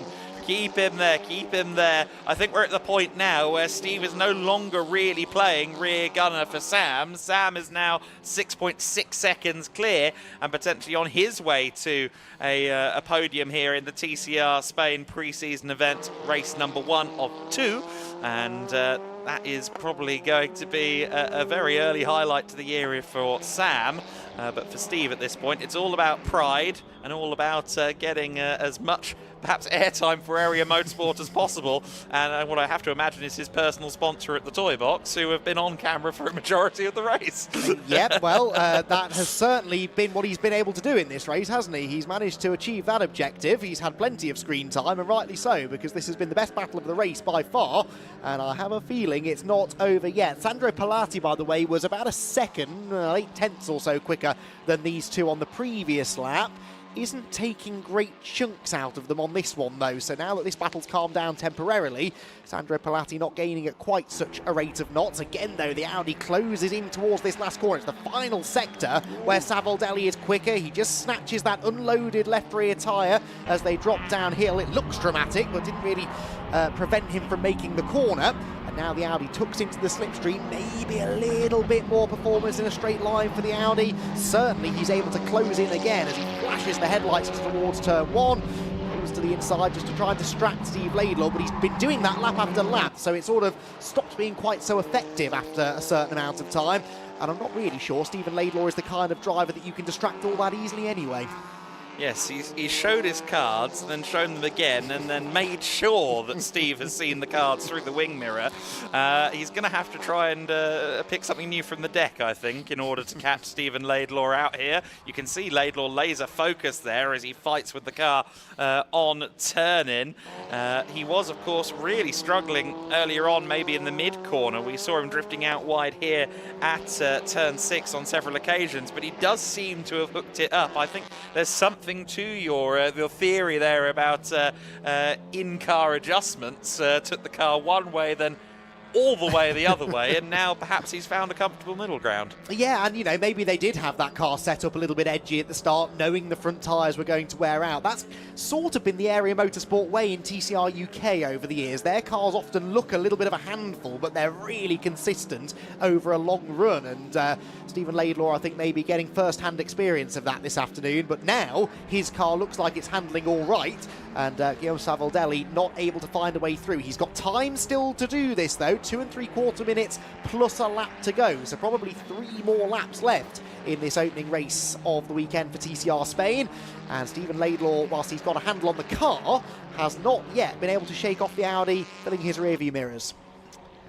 So while our race leader here, Ruben Volt, continues on, now 2.8 seconds clear of Felipe Fernandez. Worth noting, Miguel Romero in the Cup class lead. I knew he was young. I didn't realise he was still only 17 years of age. But he's been racing, I think, since he was 15 in TCR Spain. Certainly he was racing in 2023, but I'm not sure if he'd quite turned 16 yet or not. But the Cup leader is, shall we say, armed with experience beyond his years and using it to good effect in the lead of the Cup class. While that's going on, Steve Laidlaw continues to drive quite a wide Cupra, I think an ever more frustrating Cupra for Savoldelli in 5th position, powering out of the corner at turn 6. Of course, turn 7 is this little kink. It's not much of a corner, unless perhaps there's someone ahead of you or it's extremely wet, but turn 8 always a good overtaking opportunity if you set it up nicely at turn 6. There's a lot of steer and brake here, isn't there, at the Circuit Ricardo Tormo, and in a front-wheel drive car, that again is potentially a tyre wear factor, as we see Miguel Romero. Yes, who is managing the tyre wear, managing the technically challenging Valencia circuits, and dominating in the Cup class at 11, nearly 12 seconds up the road from Adrian Agut, and not looking likely to be challenged. But yeah, it's a good point you make there, and you know, not just for tyre wear, but just the balance of the car. You've got to have a car that is on the nose, as drivers would say, and that means that a lot of the weight is pitched forward. The rear of the car is often set up very stiff, which helps it to rotate, but it can over-rotate pretty easily on you if you're not too careful. And that is what makes this kind of circuit and corners like the final turn here at Valencia in particular really, really difficult. Here though comes the Stephen Laidlaw and Guillaume Savoldelli battle. Savoldelli now just sort of hunting around to the inside into turn 2, and Laidlaw chops across his bows right at the last second, just in case Guillaume had any ideas of following through with that attempted manoeuvre. I don't think he was really close enough, but Stephen Laidlaw taking no chances. No, this has been a really interesting chess match between these two. Just wonder if before checkmate comes, Savoldelli just flips the board over and goes Hail Mary with 1.5 laps left to go. I almost called it, didn't I? He's compromised his run, though, massively out of turn 6, so that will affect him all the way down to turn 8. Oh, he's found the headlight switch. He's letting Steve know he's there. Steve is very aware indeed. They've certainly filled their entertainment quota, haven't they? Steve Laidlaw and Guillaume Savoldelli running very well in 4th and 5th position. Either one would be a worthy 4th place holder at the end of this, but Steve Laidlaw has held the high ground for a majority of the race so far.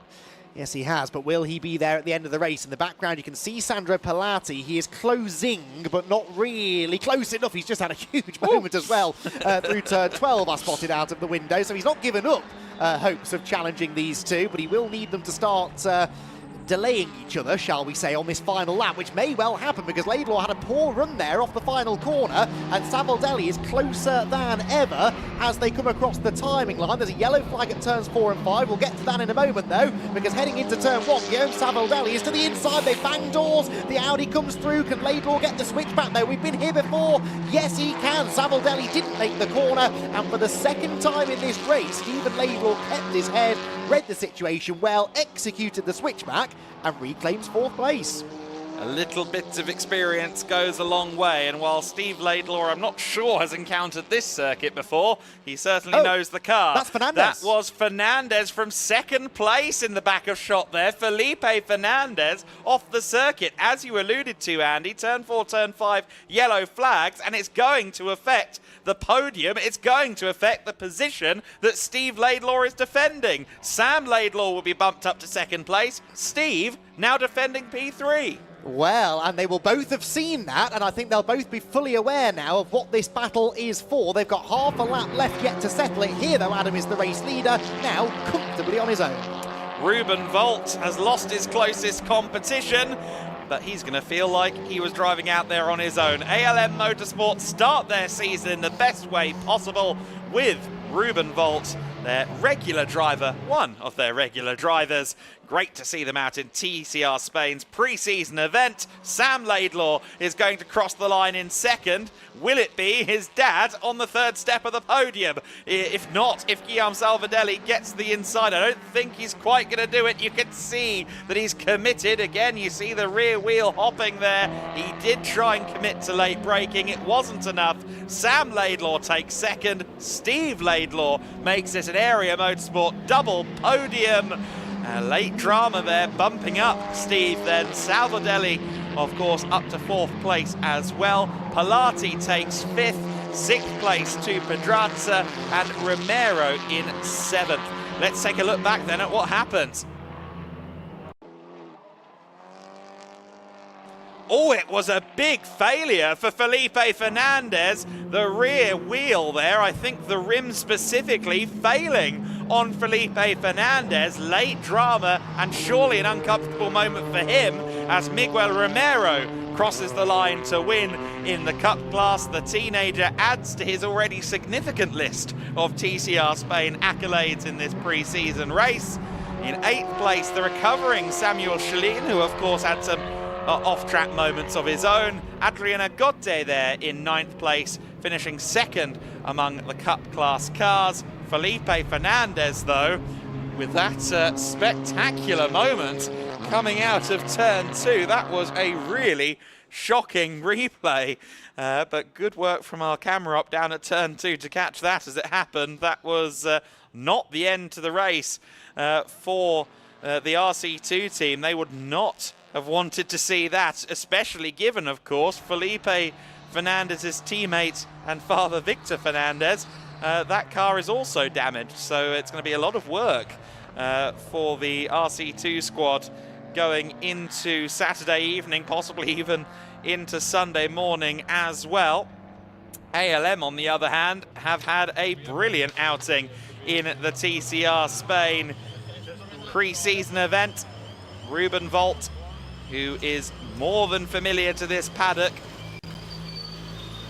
Those fans of TCR Spain who have gathered here for the pre-season event would have been expecting Ruben to be a favourite. And sure enough, the smart money on this occasion has paid off. He will, however, have a bit of work to do going into Sunday. Will be racing hard for a 2nd win. For now, though, the driver there clad in the JAS Motorsport Driver Development Program colours. Of course, JAS, the developers of both the Civic in TCR and the Honda NSX GT3. And that pathway up the Honda ladder is getting stronger as well. Honda recently announcing, a team announcing the arrival of a Honda NSX GT3 into the British GT Championship for the first time. While that's going on, some reactions going on there. That's Steve Laidlaw hopping out of his car looking, shall we say, a little bit elated. I'm sure the rush of endorphins and adrenaline is more than enough to keep him smiling well into the evening after that great battle with Guillaume Salvadelli. The Laidlaws making it an area motorsport double podium. I'm sure the British team are going to be very happy with that, and I hope that someone has room in either the van or perhaps in their luggage for some trophies. They're going to bring at least a couple home with them, and who knows what race 2 might bring here in the GEDLICH Racing Winter Series weekend, which is joined for this time by the TCR Spain pre-season event. And we can now get a little bit of insight on that race with Izzy Browning. We can indeed. I am with our winner, Ruben Volt. Ruben, we spoke to you on the grid, but that was a fantastic race from you. Congratulations. What a great way to start the year. Yeah, I mean, I couldn't ask for more. I mean, Fernandez was giving me lots of trouble because I wasn't expecting him to be that fast. So yeah, I was pushing every lap 110% basically. Yeah, and it was a shame that he had to retire on the last lap because we were way off into the distance. So yeah, I mean, it was fun. Yeah, a lot of fun pushing every lap, as you said. Of course, you'll be starting, you think, P2 tomorrow. So what's possible tomorrow? Do you think you can get another win? Yeah, I need to do the same start as I did today. And yeah, then we have a chance. Do you anticipate that it'll be more difficult tomorrow? Yeah, because P2 and P1 are polar opposites. So you have to overtake, not defend. Exactly. All right. Well, congratulations. Well done for today. And we'll let you get up to the podium and enjoy the win. Thank you very much for speaking to us, and we will go back to you, Adam, for the highlights of that race. Thanks very much. Yeah, this is going to be an interesting highlights package, I'm sure. A lot was going on there in TCR Spain. Race got underway and Ruben Volt, absolutely flawless, off the line. Felipe Fernandez followed him in second. Third place man, Guillaume Salvaldelli, was under a little bit of pressure from the Laidlaws and indeed from Sandro Pilati, and he would fall back behind all three of them. Unfortunately, Salvaldelli struggling in the early stages, perhaps to switch on the tyres in the Team Claret Sport Audi. Good battling further back among some of the Cup cars, as well as the Hyundai i30 N of Pipe Pedrazza. And the Laidlaws were having a good scrap as well. This at the time, of course, was for third overall, which Steve Laidlaw was holding. He was struggling to hold on to the car. Sam Laidlaw sensed an opportunity, got around the outside for turn 6 and powered through into third place. Sandro Pilati would then begin the process of trying to get past Steve Laidlaw, who was seemingly struggling with the car balance a little bit. It looked like it was understeering more so than anything. And then maybe, just maybe, a bit late on the brakes for Steve Laidlaw, but Sandro Pilati was even later, skating across the gravel, getting back onto the tarmac on the outer remits of the gravel trap. And then Steve Laidlaw Tokyo drifting a little bit as he continued to try and hold off Guillaume Salvaldelli, who was charging behind him. Pilati would start to close in on those two, but he wouldn't quite get back into the battle. Samuel Chalin also got loose in his Cupra VZ, and he would find the gravel, unfortunately. The first generation car of Miguel Romero continued to lead in the Cup class. Comfortable advantage for the young and talented teenager. This was Steve Laidlaw briefly losing out to Salvaldelli in the battle for what was, at the time, 4th place. But Laidlaw managed to get the position back at P2. A little bit of, I think, almost contact between them there, running towards turn 3. But Steve Laidlaw just squeezing out Salvaldelli in the 117 machine. Ruben Volt was disappearing up the road a little bit from Felipe Fernandez. It was only momentary gains, a tenth or two here and there for Volt, but the ALM driver was doing more than enough to maintain and grow that lead. Pipe Pedrazza in the RX Pro Racing Hyundai was doing a solid job. He would ultimately finish 6th, inheriting several positions, including on the last lap, Felipe Fernandez's position. His car would have a spectacular failure on the rear axle. While that was going on, Salvaldelli had a last lap lunge at turn 1 to try and get past Steve Laidlaw. But he outbroke himself, didn't quite get it stopped for the corner, and Steve would move through into what of course became 3rd place because of Felipe Fernandez's issue. It was a win though for Ruben Volt and ALM Honda Racing. A great result for them in the TCR Spain pre-season event, race number 1. We're a little under a month away from the first round of the season, but Volt has already claimed a win, and we're only in mid-February. Sam Laidlaw in 2nd place, Steve Laidlaw in 3rd position, Salvaldelli in 4th for Team Claret after a great battle with Steve. In 5th position, Sandro Pilati for the RC2 team. They have a bit of work to do, to say the least, on some of their cars. RX Pro Racing's Pedrazza in 6th position, ahead of Miguel Romero, the winning car among the Cup class TCR machines. Samuel Chalin in 8th position, Adrian Agote in 9th place, and Felipe Fernandez registered 10th. Of course, that dramatic failure preventing him from reaching the checkered flag. Alexanders Boblovs rounding out the 11-car order in that race. Hopefully, we see Victor Fernandez out there in race number 2 on Sunday. So, everyone catching their breath now after that TCR Spain race. I must say, we've been treated on Saturday here at the Circuit Ricardo Tormo.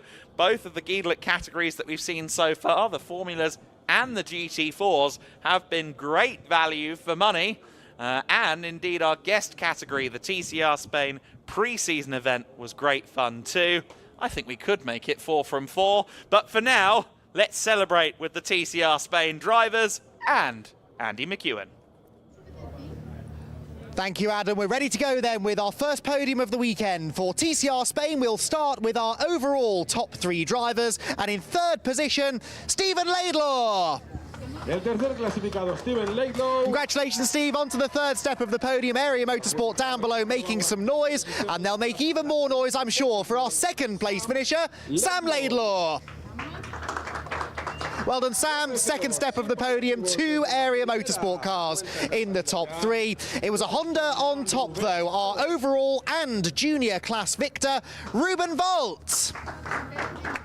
Well done, Ruben. Out onto the podium he goes, and he will climb to the top step of the podium. We also have a representative for our winning team as well, and we welcome them out onto the podium too. And a good day to be in a Honda, at least for Ruben anyway. Now, the national anthem for our winning driver. Vamos en honor del vencedor, el himno de Estonia.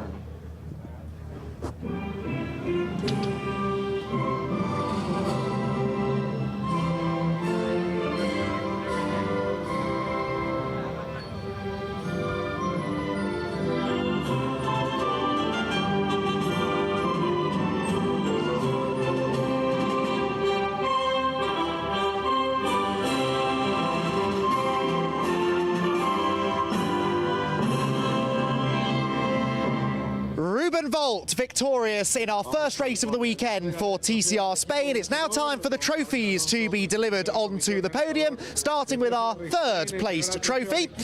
And Gabriel Alonso from the committee of the TCR Spain organisational team to present our third place trophy. That goes to Stephen Laidlaw, who defended like his life depended on it at the end of the race to hang on to third position. Our second placed trophy will be presented by a Kumo representative. Frank Campbell is here to hand over the second place trophy to Sam Laidlaw, again of Area Motorsport, who had a pretty quiet time of it, all things considered, after a lively first few laps of the race.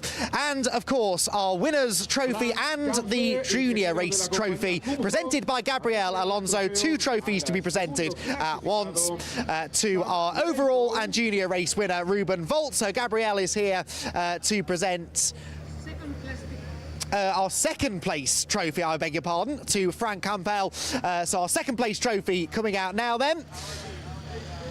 And there is Frank with the second place trophy. Apologies for that. So we had our team trophy handed out, then the third place trophy by Maria Lanzon, and Frank Campbell here with our second place trophy to Sam Laidlaw. And then the winners trophy and the juniors trophy as well, presented by Gabriel Alonso once again. And it is going to be a pair of trophies eventually handed out to Ruben Volt, who dominated that opening race of the weekend in TCR Spain. And the junior trophy makes its way out as well. The Estonian driver collecting 2 very hefty bits of silverware at the end of race number 1 here in Valencia. So big congratulations to Ruben Volt then, our race winner in our first TCR Spain race of the weekend. And the celebrations, I'm sure they'll be hoping, will continue tomorrow as well. Big crowd of people gathered down below to take photos of our top 3. And I think we are almost ready to move on to our cup podium in a few moments' time. So, top 3, big congratulations once again to Steve Laidlaw, Sam Laidlaw and Ruben Volt. And we can now, I think, move on to the Cup class podium. So, yep, those 3 can make their way off the podium now, and we will make way to for our Cup top 3 to make their way out next. The champagne is flying. Didn't expect that at the end of race number 1. I thought they might save that for tomorrow, but something tells me the Laidlaws like to have a party on the podium when they're given the chance, and they now very much, Ruben Volt getting his own back on them. He was a bit slower with the cork than he was on the track, Ruben Volt, but as was the case in the race, he ends up with the last laugh and a race victory. So, overall top 3 podium then is complete. We'll move on very shortly to our Cup podium. Our top 3 drivers in the Cup class will make their way momentarily onto a very soggy podium at the end of that first race of the weekend. Well done then to our top 3. And we can now welcome then our top 3 finishers within the Cup class for TCR Spain Race 1, starting with third place finisher in the Cup category, Alexander Bobrovs. Congratulations, third place finish for Alexander's in the Cup category. He is joined now on the second step by Adrian Agote. But the race victory in the Cup category goes to Miguel Angel Romero. A Spanish driver on the top step of a Spanish podium. It's only fitting in the Cup category for TCR Spain. Trophies once again then will be handed out. Maria Lanzon from Rivazza is here, the director, indeed, general director of Rivazza, to hand out the third place trophy. The second place trophy will be presented by our Kuma representative, Frank Campbell. Thank you very much, Frank. Onto the podium he goes then. Kuma Motorsport supporting TCR Spain once again this weekend. And finally, our Cup class winner will receive the first place podium from Gabriel Alonso from the committee organisation of TCR Spain. And the biggest trophy accordingly goes to the race winner, dominant race winner in the Cup category for that first race of the weekend. So celebrations begin then on the podium here at Valencia after an enthralling opening race of the weekend for TCR Spain. We move on now though to our final race of the opening day of Winter Series action here in the Spanish sunshine. It is GT Winter Series Race 1 coming up next.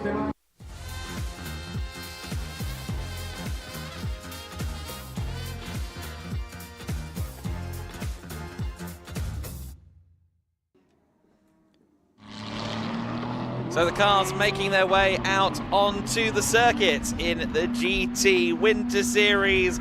A deluxe entry of 38 cars taking to the circuit. The GT3s are at the front. You've got the GT2 Mercedes-AMG GT2 a little bit further back in the field as well. That's from NM Racing Team. We've got, of course, Cup 1 for the Ferrari Challenge 296s.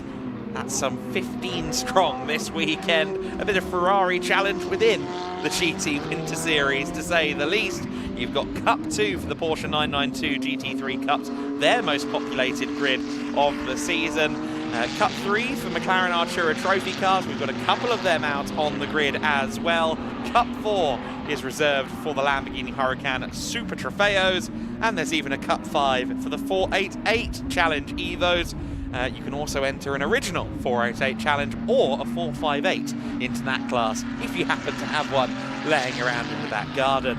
Plenty of exciting cars on the grid here then. Plenty of leading teams as well. Schubert Motorsport are set to be on pole position in their invitational class BMW. It's an M4 GT3 Evo. Therefore, it's not quite ready for homologation yet and is not entered into the GT3 class proper. He is alongside CTWS Racing and Mathis Lismont, the Belgian racer who is 20 years of age, and we very much look forward to seeing how he performs on the front row as well. So two big name teams at the front. Schubert Motorsport, the current teams champions in DTM. CTWS Racing, who recently took the first Spa 24-hour victory for Aston Martin since 1948.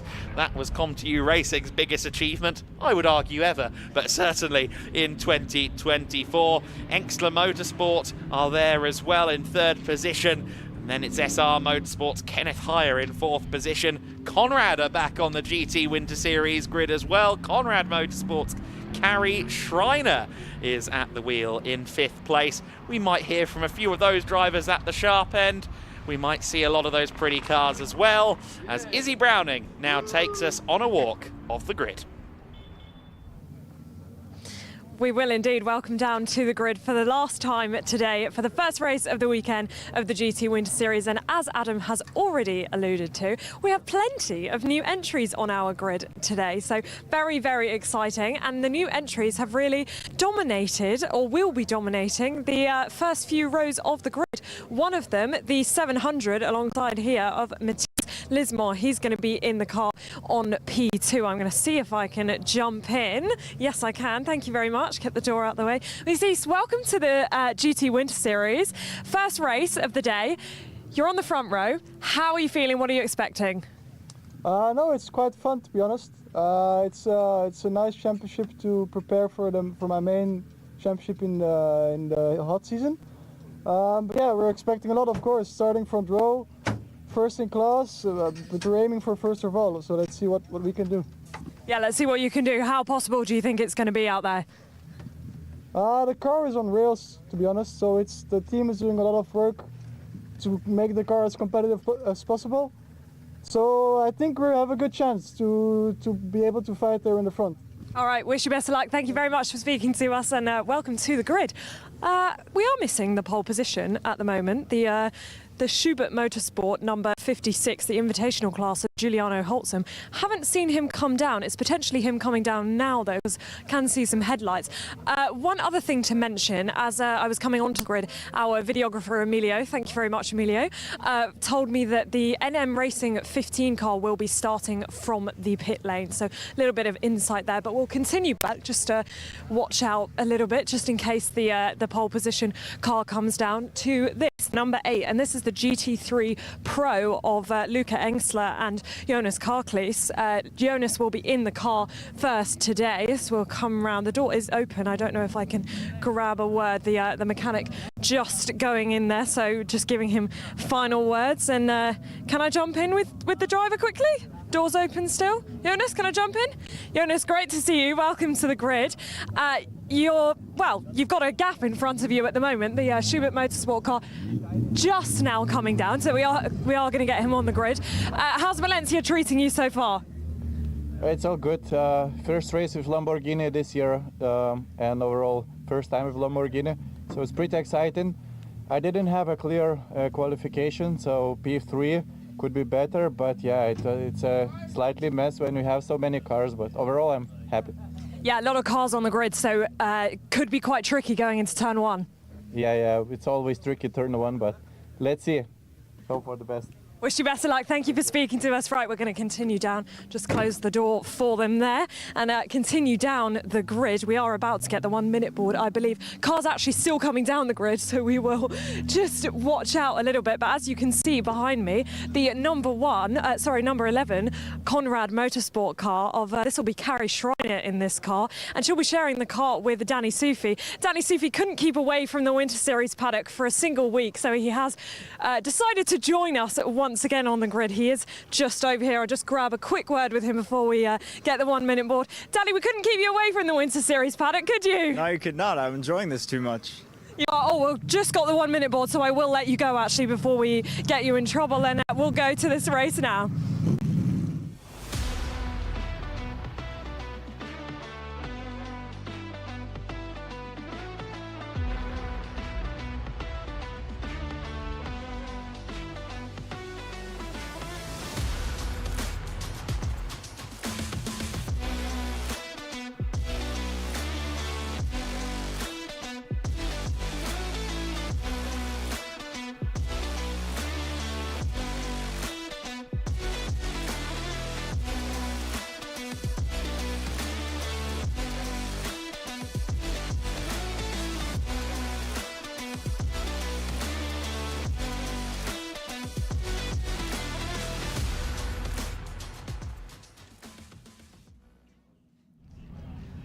I've been using the hotel gym for this one. I've got to get through 38 cars on this grid. Let's go through the order. Giuliano Holtzum in the invitational entry, the Evo spec. Schubert Motorsport BMW is our pole sitter. And welcome to Com2U Racing, Mathis Lismont on the second position slot. Then it is Jonas Karklees in the GT3 Pro class, since Luca Engsler is a gold-rated driver.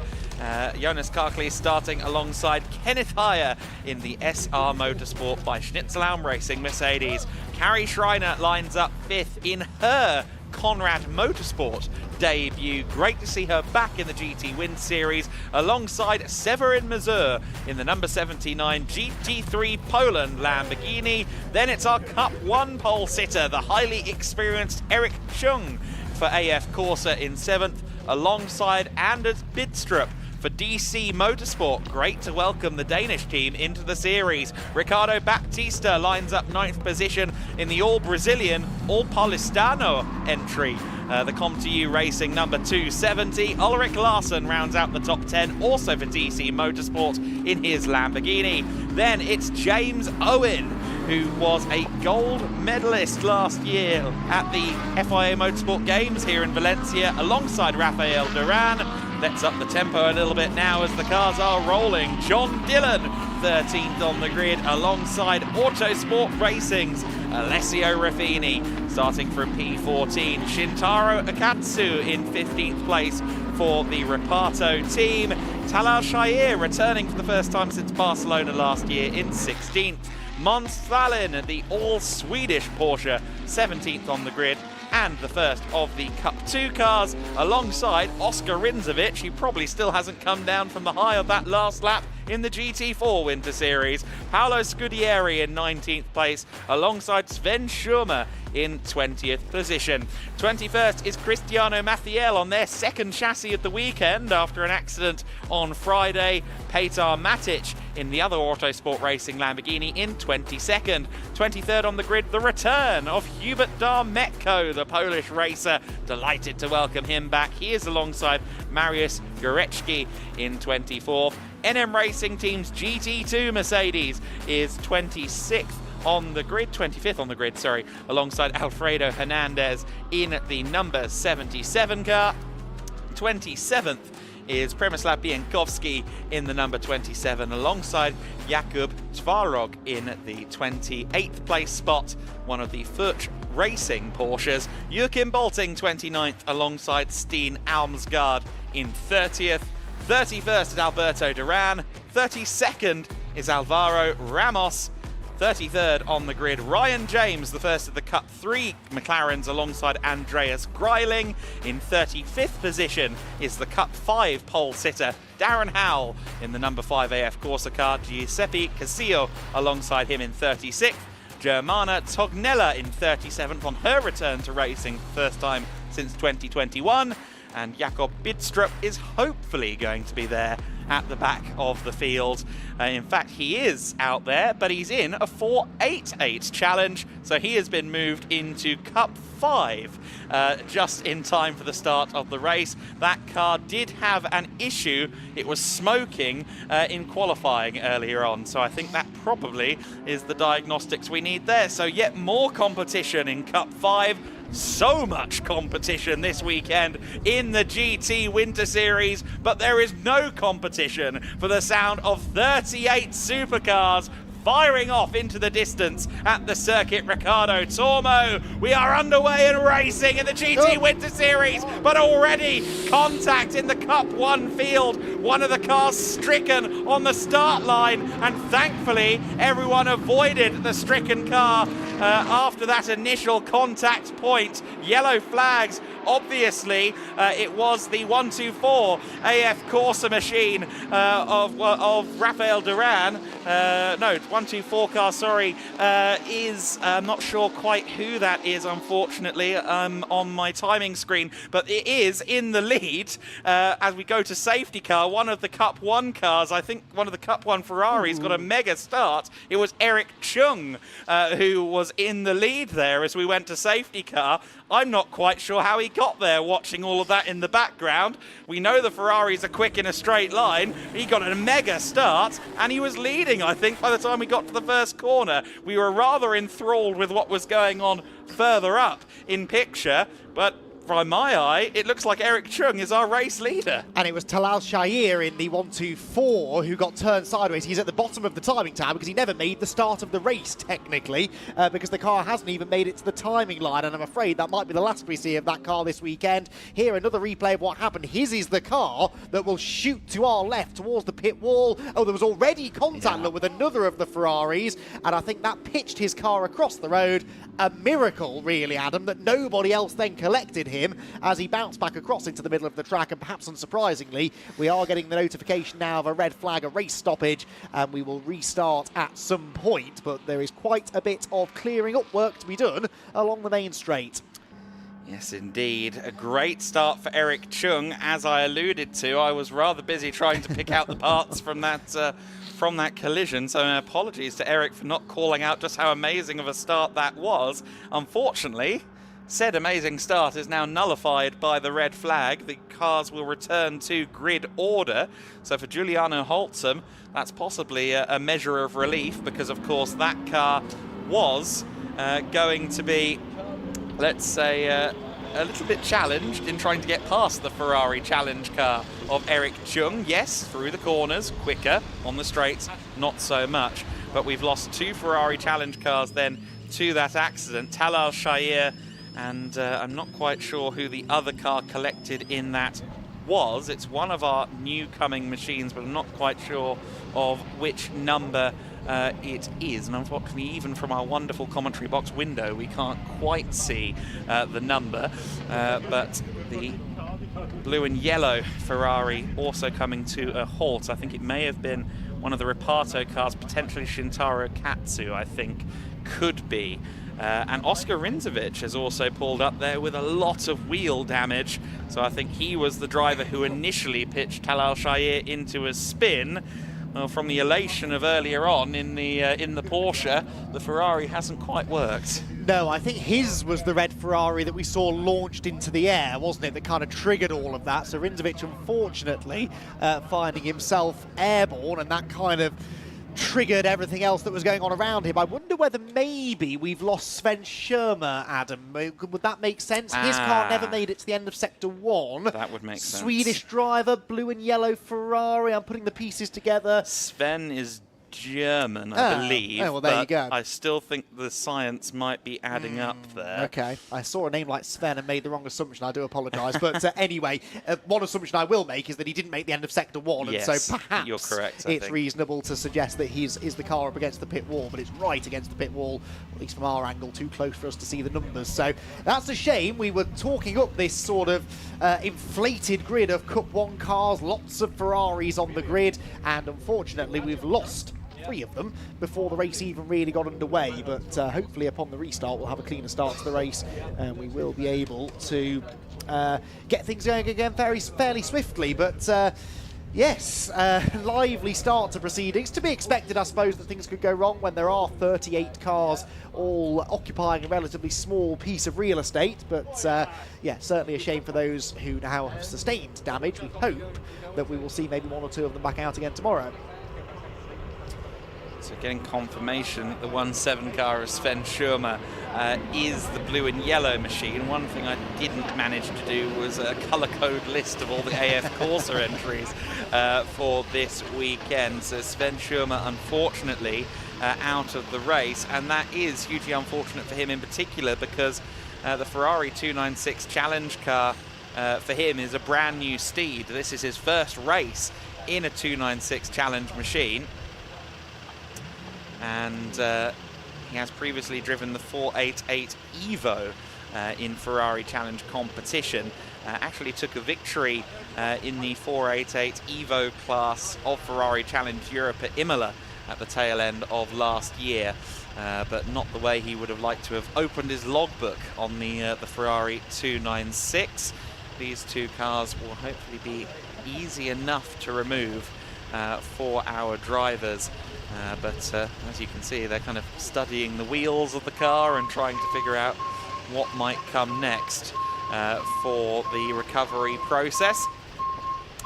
38 cars running towards the first corner at speed was always going to be a hard scenario for the drivers to keep in check. But what we've seen here is that unfortunately we didn't even get to turn 1. I am noting that just behind the safety car there at pit entry, the NM Racing Team Mercedes-AMG GT2 is looking like it's heading towards the paddock entrance at the back there. It's parked in front of the paddock entrance. I just wonder whether that car might have been caught up in something out there on the circuit. It was down there in the 20 positions where anything could have happened, frankly, in the midst of that scrum. The cars will be put in line according to the starting position, says the graphics on our screen, which is exactly what we expected and exactly what Eric Chung would have dreaded, unfortunately, in the AF Corsa Ferrari that he is driving. Cup 1 pole sitter in 6th position, had profited massively. But talking to drivers, including Danny Sufi, who we briefly heard from on the grid, the GT3 guys were fully expecting this scenario, whether it was the Ferraris, whether it was the Lamborghini Super Trofeo cars.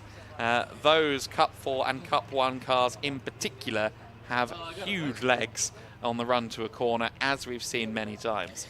Indeed so, and unfortunately it's a fairly narrow bit of racetrack actually, that main straight here at Valencia, and so it can sometimes lead to a little bit of a mess. Right at the centre of this mess was Oscar Rindzovic, and well, I was about to say I'm happy to say we can talk to him now. I'm actually not. I'd rather he was still in his car out there racing, but he has met up with Izzy Browning in the pit lane, and perhaps he can shed some light on exactly what happened.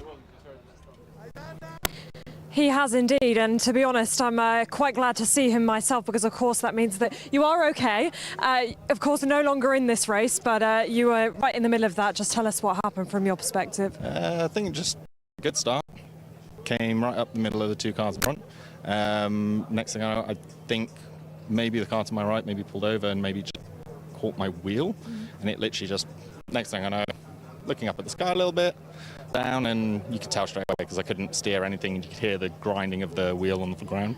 So yeah, a bit unfortunate, but it looks like there's no actual bodywork damage, it's just the wheel, so something must have clipped it to fling it up or something like that, but is what it is. Shame to be out, but and it was a good start as well.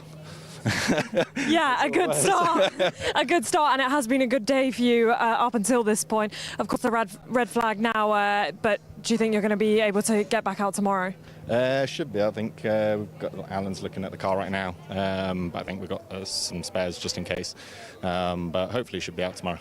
Well, the important thing is that you're okay, so we'll let you go back to the garage and start the debrief. And well done for earlier today. A shame to see you out of the car and out of the race now. But thank you very much for speaking to us. Thank you very much. Take care.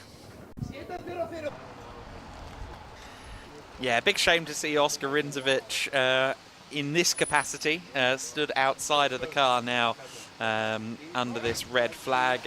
You could see Andy on the podium in the GT4 race earlier on.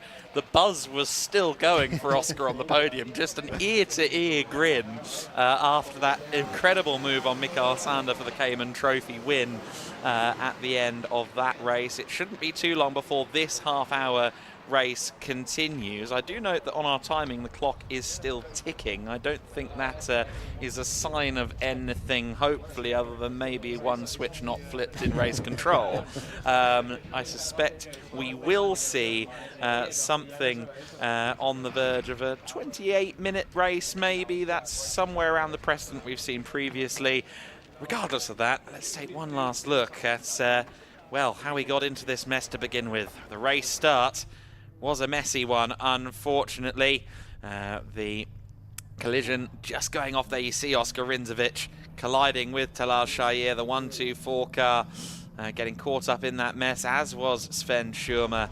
And now it is all about the clear-up, which the Valencia marshals have been doing a very good job at today in general, it must be said. There were occasions where even the safety car couldn't get out quick enough, and the circuit was already active in this day so far. And of course the marshals always on the ball pretty much anywhere you go in the world. A remarkably diligent breed of motorsport enthusiast that takes on the role of a marshal. But indeed at circuits like this, like the Circuit Ricardo Tormo, where perhaps they get more practical practice than, you know, some other circuits, they are very efficient indeed. Well, yes, and already the track is clear. I think marshals are now running to get out of the way. They've just got the one car now, Talal Shahir's AF Corsa Ferrari, to be moved out of the way, and then I think we're good to go. So really good work there from the marshals. They were concerned, I think, a little bit with the fluid that had spilled out of Shahir's car after it had sort of come to a stop over on driver's left, our right, as we look at it. Pretty much in line, really, with the third and the second row of the grid. were this to be a standing start, that would be more of an issue, of course. But I don't think that's anything tremendously to worry about. There is the flatbed truck heading wrong direction up the main straight to pick up Shahir's car. And after that, we should, as I said, be able to get the race restarted under safety car, which I think is probably a sensible decision. Also standard protocol, if we have a red flag at the start of the race, or indeed at any part in the race, it will always be a safety car single file restart. Hopefully that will mean we actually get into the race and we can really see what we've got on our hands, because after qualifying this morning, Adam, a really intriguing race I think is what we have on our hands. We've got 5 of the GT3 cars at the front of the grid, all covered by only a second in qualifying. An intriguing battle ahead, I think, once we actually get up and going. Absolutely, and then you've got the X Factor from 6th back with the Cup cars as well. There is we briefly saw there the Com2U Racing Aston Martin, immaculately prepared cars as you'd expect from Com2U. Of course, Com2U Racing, only about a decade old actually, founded in 2014. I think initially did one of your favourites, Fun Cup, Andy. Yep. But has long been associated with touring car racing and Audis within touring car racing specifically, is now a part of the Aston Martin racing family, and I dare suggest after the events of 2024 a favoured part of the Aston Martin GT3 fold, having taken that overall victory in the Spa 24 Hours last year. We're seeing quite a few leading Aston Martin teams in our paddock this year. Racing Spirit of Le Mans, who of course are competing in the World Endurance Championship this year in the GT3 class, the LMGT3 category, and now Com2U Racing in the GT Winter Series as well. And then you've got teams like Conrad Motorsport, whose resume, if we stretched it out on one sheet of paper from one end of our commentary box to the other, our commentary box is about 2/3 of a tennis court, and you still don't have enough room for the CV for Conrad Motorsport, or indeed the eponymous founder, Franz Conrad. But a really interesting new combination there for Carrie Schreiner joining the team. It is with a view to future projects, I've heard things, but Carrie doing the rest of the season as well in the GT Winter Series. We know that they'll be at Aragon and Barcelona, which means we've got Carrie making more depth in the GT3 class, which is really exciting. And of course, we'll have some appearances from reigning and currently firmly defending Prototype Winter Series champion Danny Sufi, which I think is going to make things very interesting. Well, for me and other Andrew Mather, who comes in from Aragon onwards. But that will be fun to watch, won't it? Absolutely, yes. Interested to see how he gets on, that's for sure. And just adding talent onto this GT Winter Series grid, it really is a phenomenal thing, isn't it? It's already kept us thoroughly entertained all season long for the last 4 weeks or so, but has kept us thoroughly entertained. And now we've got these enormous grids of cars, more and more potential front-running teams coming in. It's this second half of the Winter Series from last year that I remember being so entertaining, and the Spanish leg will once again deliver the same in 2025. We are getting close, I reckon, nearly to having a restart. There's a bit of a struggle, I think, getting Talal Shahir's Ferrari behind the barrier, just opposite the pit lane entry. They're actually not taking it back to the pit lane, interestingly, but hiding it behind the barrier just while right as we look at it on screen. And once they fit the Ferrari through what I think is just about a Ferrari-sized gap in the Armco, we should be good to go. Look into the cockpit of one of the cars there. Always fascinates me that there's a circuit map on the wheel of an awful lot of cars. I can't imagine the drivers need that to navigate their way around. I think it's more if they're trying to report back to the team, maybe, that the car is doing a certain thing at a certain corner, so they can refer to that part of the circuit. If they do end up off the road, they can report back that that's where they are as well. That is something you still see even in top-level motorsport quite often. Always fascinating to take a little look around in these cars, particularly a GT3 car. They are like spaceships now, aren't they, compared to what they were even 10 years ago, I think. Obviously, this is the way things are. Motorsport develops, but looking inside a GT car in particular these days, I find fascinating. I think it's probably it's a legacy, isn't it, really, of days gone by where perhaps we didn't have moment-to-moment tracking of the cars on the timing screens. live streaming necessarily as well. Lights during a night race, it's just an easy way if a driver has a moment to go, okay, where am I? Turn 14, guys, sorry. Giuliano Holtzem, of course, in his first run in a BMW M4 GT3 Evo as well. That's worth noting. His brother Sandro, twin brother Sandro, in case you're curious, has raced the M4 fairly extensively in the DTM, in the ADAC GT Masters. But for Giuliano, this is a bit of a new thing, a bit of a new flavour for him to try out. And they, of course, joining up with Schubert Motorsport for the first time. And Schubert, a leading team in BMWs, the sole flyers of the BMW flag in the DTM in 2024. And you don't get that honour to be the flag bearer for BMW in DTM, to have the factory drivers like René Rast, like Marco Wittmann. That doesn't come unless the manufacturer itself has significant faith in your team's abilities. Indeed so, and what a feather in the cap that is for the team, and it will help them, of course, to then generate more business for themselves. Let's face it, going forward, you know, once you've got that little seal of approval, then you can suddenly find yourselves very, very busy indeed. But that's exactly what these teams want, of course, and if it brings them to our paddock, all the better. Yes, more manoeuvring going on down in the pit lane. You're chuckling away, Adam. I have a little trivia question for you. Oh, I certainly won't have an answer, but you Schubert Motorsport. Who do you reckon won their first ever championship? I do not know. It was a chap called Marcus Giedlich. Oh, was it now? Yes. So our founder at GEDLICH Racing, Marcus, was a significant part of German touring car racing in the late 90s into the early 2000s, and he was the first ever champion for them all the way back in 2001 in the Deutsche Tourenwagen Challenge. And Marcus, I'm sure, probably still one or two old soldiers from back in the day that he went to go and say hello to in the paddock this weekend. I've always nudged Marcus about the idea that at some point he needs to compete in his own series, you know. Long-time racing driver, and of course turned his track day business now into a fleet of racing series and this kind of travelling circus throughout Iberia. It's such a fabulous paddock to be in, and it's always nice to see those kind of connections forged over multiple decades continuing to last and reappear in some form much later on. Incidentally, we did open a thread earlier on about the fact the clock was still ticking. The clock has disappeared from my screen now, which I can only assume is good news for us and our hopes of having a fairly full red flag GT Win Series race post red flag.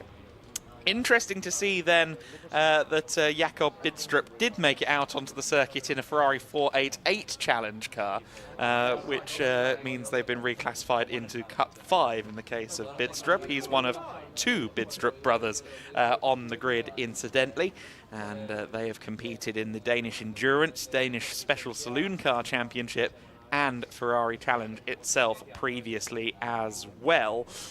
Speaking of the Danish Special Saloon Car Championship, I've mentioned it, therefore I have an excuse to talk about it. One of my favourite championships, if I'm being completely honest with you. The team founder down there at DC Motorsport, the Danish team who join us this weekend, is Ulrik Larsen, and he was champion last year in the Huracan Super Trofeo Evo, and it's always interesting to see a domestic champion jump into an international series, and sure enough, Ulrich qualified within the top 10, second among the Cup 4 drivers, and was more than a measure for Severin Mazur, seemingly on pace based on what we've seen so far. So really interesting to see what Ulrich Larsen is capable of. It's always that little bit of intrigue, isn't it, when we have situations like this. However, further back in the pits, we have Izzy doing some great detective work and getting another driver to talk to in the form, I believe, of Carrie Schreiner. That's exactly right, Adam. I do have Carrie Schreiner alongside me. Carrie, we didn't get a chance to speak on the grid. Great to see you. Welcome to the GT Winter Series. Welcome back to the Winter Series paddock, I should say. How is it being back in the Lamborghini? Yes, it's a good experience. I mean, yesterday was the first time in 2 years that I'm sitting again, so yeah, everything is a bit new again. But every session I get better and I feel more comfortable. And of course, my first start now was I was a bit nervous before, but now everything's okay. So hopefully we have a good race later. And you're back with a team that you competed with in 2018 in Super Trofeo. So does it feel like coming home a little bit? Sorry, someone was talking on the radio? You're back with the team that you've competed with in 2018 in Super Trofeo. So does it feel like coming home a bit? Yes, I mean, I had good experience with the team already. We've won a championship together, of course, in a different car, but I know the team, so yeah, it's good to be back and good to race again in GT3 because that's where I belong to. I'm a GT driver, but it was good experience to gain seat time in a Formula car because I think I learned a lot in that time. Well, it's fantastic to have you back in a GT3 car. Of course, we've got a little bit of a delay now. How do you reset and keep calm while we've got a delay? Yeah, I mean, it's not the first time for me. Yeah. I'm driving for a long time now, so everything what's happening, I've had it before already. So yeah, it's a shame that someone crashed. It's always bad if something like this happened, but good that no one got hurt. Absolutely. Well, thank you very much for speaking to us. We'll let you continue with the re-preparations for the restart and wish you best of luck in this race. Thank you. Thank you. Great to hear from Carrie, and apologies as well. I did write in my notes that Carrie has previously raced with Conrad and indeed done rather well with Conrad in Lamborghini Super Trofeo. I did erroneously say she was making her Conrad debut earlier on. My apologies.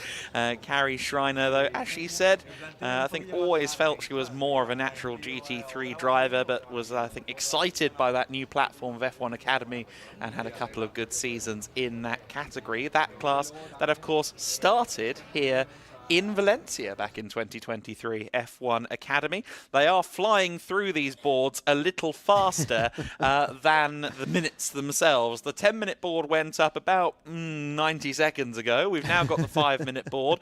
The marshals, the race control, just as eager to get these cars back underway as ourselves.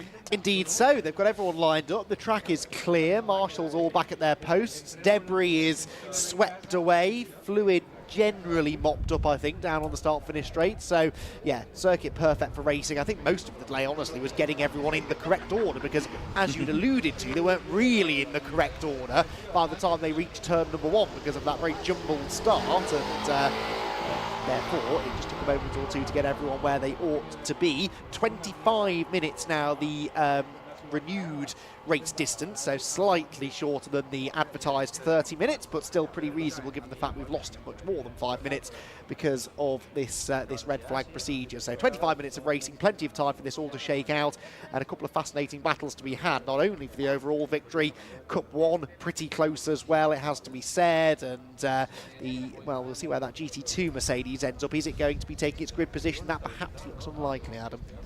Not so sure what's happening there, whether maybe they'll do, I think personally, they might be waiting for a pit lane start, given what just happened. Yes. I think that might be the plan there, if I'm to read into the actions in some way. Won't be too long then before these cars roll for what will be a 25-minute race, so a short, sharp sprint.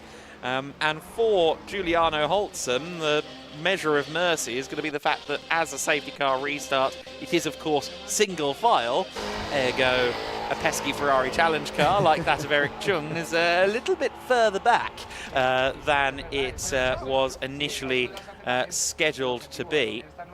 And yes, that's some measure of relief, I'm sure.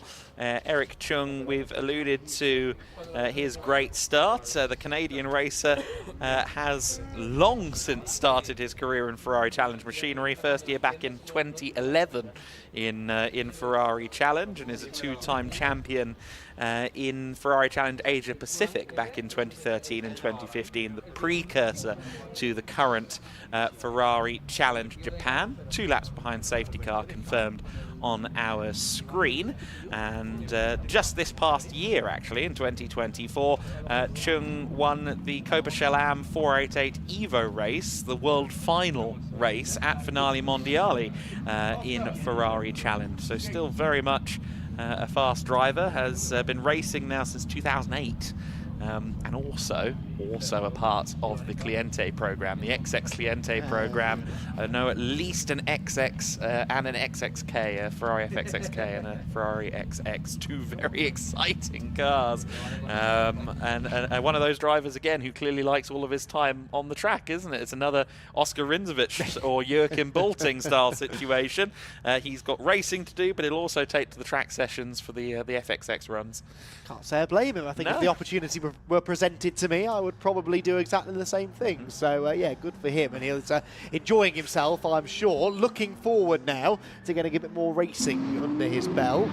The only thing that stands between a commentator and a career in motorsport as a driver is opportunity and funding, I think, usually, isn't it? Yeah, and sometimes talent as well, I fear, in my case. But yes, definitely so. We can dream, can't we? And live our dreams through some of the drivers that we come to meet on our travels. Green flag lap number 1 then, underway. Or I say green flag lap, the time has started. So actually the race has restarted now, but this is one of 2 laps behind the safety car, just to make sure that all of the drivers have got some heat in the tyres and are good to go. So another few minutes, we'll have them up to full racing speed. By the time we get there, though, closer really to a 20-minute sprint this will be.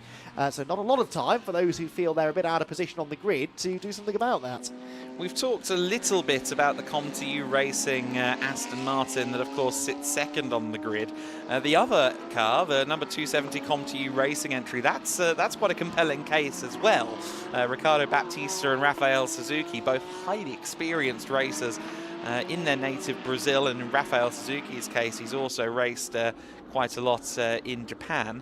And those 2 drivers also champions together in the Endurance Brazil GT3 class in a Mercedes, now moving into the Aston Martin with ComTU, and it sounds as if they will be doing GT World Challenge Europe Sprint. I've seen some reports of that on the sports car racing news sites, whichever one you tend to choose. So that's exciting news as we build the summer season for the SRO's categories. And of course we are ever more involved with SRO here in the GT Winter Series now, with the SRO BOP being adopted for the GT3s, and of course the full SRO licensing partnership for the GT4 Winter Series as well. So 25 minutes of the race as we rolled away from the pit lane. It's probably going to look more like 19 minutes by the conclusion of this safety car period. 1 more lap behind the safety car for Schubert Motorsports' Giuliano Holzen. And one last opportunity to get some temp into those tyres before he has to get underway. And I suspect that some of our diligent photographers out there on the circuit are a little bit excited, because now they properly get to shoot these cars as they go into the dusk. Yes, it has got noticeably darker, hasn't it? Quite a lot of grey clouds have blown over the circuit in the last 20 minutes or so. Nothing I don't think to worry about. They look high enough in the sky that I don't think they're about to rain upon us. But yeah, certainly the ambient temperature dipping, good news really for tyre management, etc. But yeah, also makes for some moody lighting, doesn't it, for the fleet of photographers that we've got here at the GEDLICH Racing Winter Series. But yes, as impressive as these cars look now, they will look and sound even more impressive in a couple of minutes' time, when we do finally get to unleash them properly at race speed.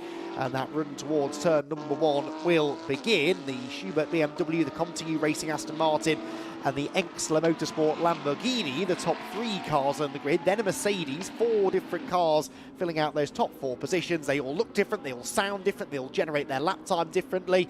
Although interestingly, 3 of them, Adam, are front-engined. Again, continuing that theme from GT4, where the front-engine cars, for whatever reason, seem to like the Circuit Ricardo Tormo. Yeah, that is an interesting point for sure, and we'll see if that translates this time around. Last year in the GT Winter Series, Finn Wiebelhaus swept the deck. 3 victories here at Valencia, of course, in a front-engined Mercedes. So that data is consistent with your hypotheses, Mr. McEwen. And we'll see now who will win the 1x1 drag race down to the first corner. Giuliano Holzem will lead the field away as we finally get to go green flag racing in the GT Winter Series. 38 cars has become 35, but I suspect that's still more than enough to keep us on our toes. We have 20 minutes left on the clock. We have the leading teams in GT3 competition up there at the sharp end. Schubert Motorsport, ComTU and Engstler, your top 3, with SR Motorsport, the GT Winter Series champions, in 4th. Or maybe not, because here comes Kari Schreiner challenging Kenneth Heyer, and Severin Mazur in the Trofeo Spec Lamborghini manages to get past briefly Kari Schreiner as they now drag race and make contact on the run towards turn 2. Severin Mazur braver on the brakes around the outside, but Kari might end up getting the better of this, of course, in her GT3 car. As we get into the twisty stuff, the superior downforce works in Kari Schreiner's favour. While all of that's going on behind him, though, Giuliano Holzem in the Invitational Class Evo Spec M4 GT3 leads the way. Yeah, that was interesting, wasn't it? Kari Schreiner went from attacking for 4th place to briefly losing 5th position. Such was the pace advantage in a straight line of the Cup Lamborghini of Severin Mazur, but it all sort of balanced itself out after a moment or two. Ricardo Battista there in the 2nd of the Aston Martins, going all defensive, trying to keep James Owen behind in the Engstler Motorsport Ferrari. Again, 2 cars running in different classes, but clearly pretty evenly matched. At the front of the field, no big gaps appearing really between any of the leading 3 or 4 cars. Certainly looks like the 2nd place ComTU Racing Aston Martin is going with the BMW in front of Giuliano Holzem, and that bodes well for an entertaining battle over the next few laps or so. They drop down into the last corner. The order still remains BMW, Aston Martin, Lamborghini, Mercedes, and Kari Schreiner, in fairness to her, going back after the leading 4, having lost ground at the start of the lap. Yeah, Kari always one to get into the fight and often win it. And we're seeing that again here as further back the Aston Martin from Ricardo Battista, just losing out there to James Owen in a straight line. James Owen, who, as I said earlier on, gold medalist at the FIA Motorsport Games here at Valencia back in October in a Ferrari 296 Challenge car in the single make race. And that is certainly a driver we've seen before here in the GT Win Series as well. I think made his very first steps in racing in the GT Win Series, and great to welcome him back into the paddock. Here's the variety show then, the Lamborghini Trofeo cars, the Ferrari 296 Challenges through the midfield here. So many Ferrari 296 Challenge machines here this weekend, and not even just on the entry list, but also in the trucks. They somehow have spares, even with this many on the circuit. Meanwhile, Hubert Darmetko there, all over the back of Mons Thalen, and that is for the Cup 2 lead. Mons Thalen then, the young 16-year-old, under significant pressure here from Hubert Darmetko, who is an elder statesman compared to Mons, but less experienced, having debuted last year. And just behind them, 3rd in class, Mariusz Gorecki as well, right up there in the battle. So the Cup 2 class coming alive here with the return of Hubert Darmetko, a multi-time race winner in the class in GT Win Series last year, and Fuchs Racing coming back into the GT Winter Series, an exciting addition there. And those Porsches very aggressively hopping the outer curb at T12. Yeah, these 3 absolutely tied together. It's a similar story at the front of Cup 1 as well. Eric Chung, Anders Bidstrup and James Owen nose to tail, all sort of bottled in slightly behind Severin Mazur's Cup 4 leading Lamborghini. So some fascinating class battles going on up and down the order, but the Cup 2 brigade certainly looking more competitive, I'd say, this weekend than they have done in either Estoril or Portimao. There was almost a look to the inside there into the first corner from Darmetko, decided against it. What about at turn 2? No, not quite close enough, but closes in pretty significantly there on Mons Thalen's class leading car. They all clamber over the curb there through the kink at turn 3, which is actually a 90-degree corner, but taken flat out in these high downforce GT cars. And Mons Thalen certainly is going to have to work for this if a Cup 2 victory is to go his way. Yeah, Mons is going to have to work extremely hard at the wheel of the Valeco Motorsport SPV racing car. Meanwhile, Cup 1 battles ongoing. That's the 101 car, the Adler Group-backed machine being driven by Paolo Scudieri, who is very heavily involved indeed with the Adler Group, and just moving up there into what will be 6th in class in the Cup 1 category, and his brother-in-law is racing here this weekend as well, that being Giuseppe Casillo.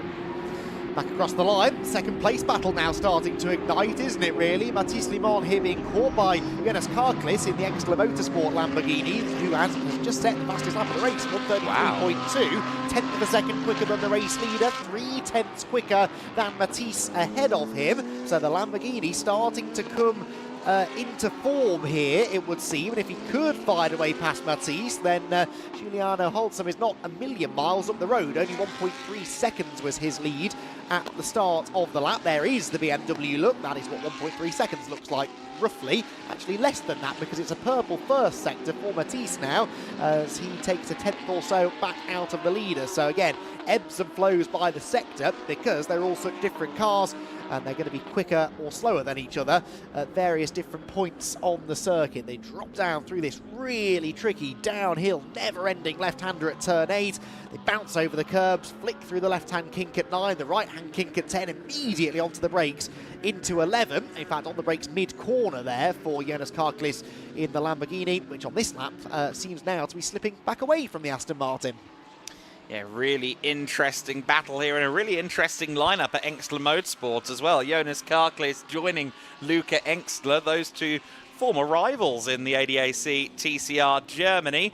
Alberto Di Martin carrying some damage on the wonderful GT2 spec Mercedes AMG, unfortunately. Front splitter has come uncoupled from the car as he makes his way through the order, still dispatching the Cup 5 Ferraris, though, just getting himself past Giuseppe Casillo, leading that Cup 5 class at the moment. So Casillo coming under pressure there from Jakob Bidstrup for the lead of the Cup 5 class, and Darren Howell is right behind them as well, as Alberto Di Martin started throwing sparks out of the under tray of that Mercedes. I wasn't chuckling at Alberto's misfortune necessarily, but they did elect to start from the back of the grid to stay out of trouble, I presume. They yet still managed to find some trouble as they then, of course, had more cars to overtake on their way back through the order, so that hasn't quite gone to plan.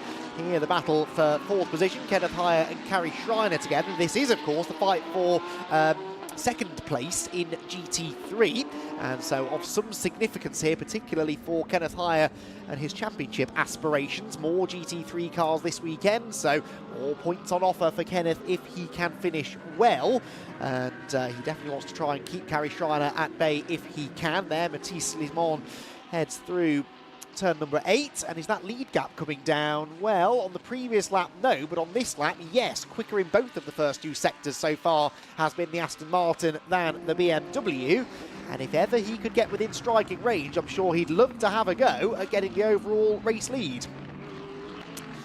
Okay, very interesting to see how this one unfolds. Mathis Lismont, certainly a very motivated young driver, and will be looking to try and get one over on Giuliano Holzem. He has the experience edge, Lismont over Holzem, in his current steed. He raced the Aston last year. If you're wondering there, just looking at the timing tower, the black on the Giuliano Holzem car, that's because it is an invitational entry, it is an Evo spec car that isn't homologated until March. The pink, meanwhile, on Jonas Karklis is because it's a GT3 Pro entry. Jonas is not a gold or above driver, but Luca Engstler is. Therefore, it is a GT3 Pro class entry.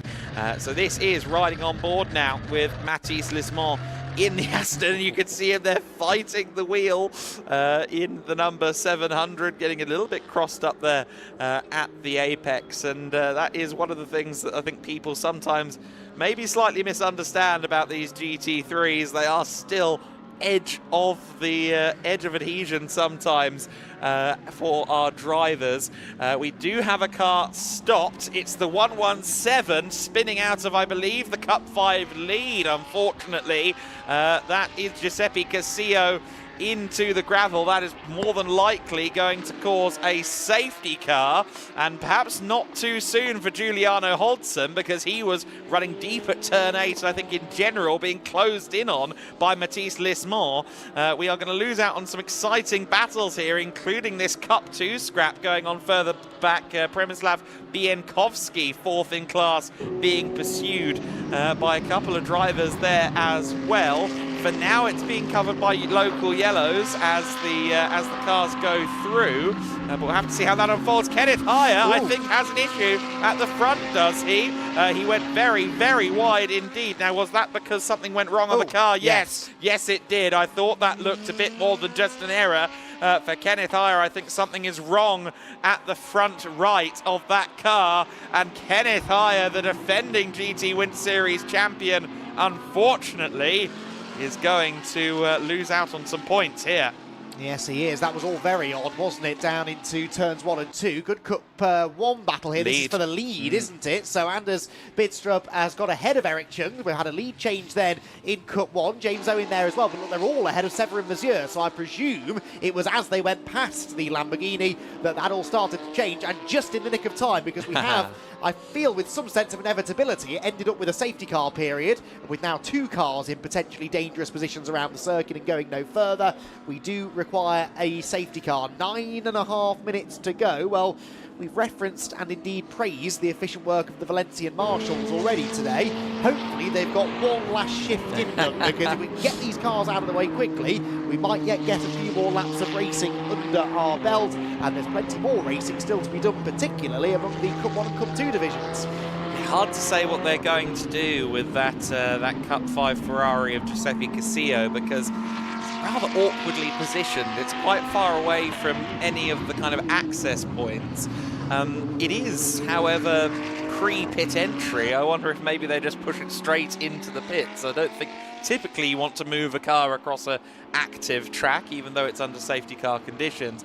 We'll have to see how that unfolds, but we are back under safety car. 8 minutes and 40 to go. I'm confident that we'll get some racing. The question is how much. I think for Giuliano Hodson, the question is quite how far back will Mathis Lismont be from me going into turn 1 as the race resumes, because that Aston Martin was getting quicker and quicker in the phase of the race. We were halfway through there. Ooh. There is Giuseppe Casillo, having just lost the Cup 5 lead to Jakob Bidstrup, unfortunately, and that was the replay there of Kenneth Hire.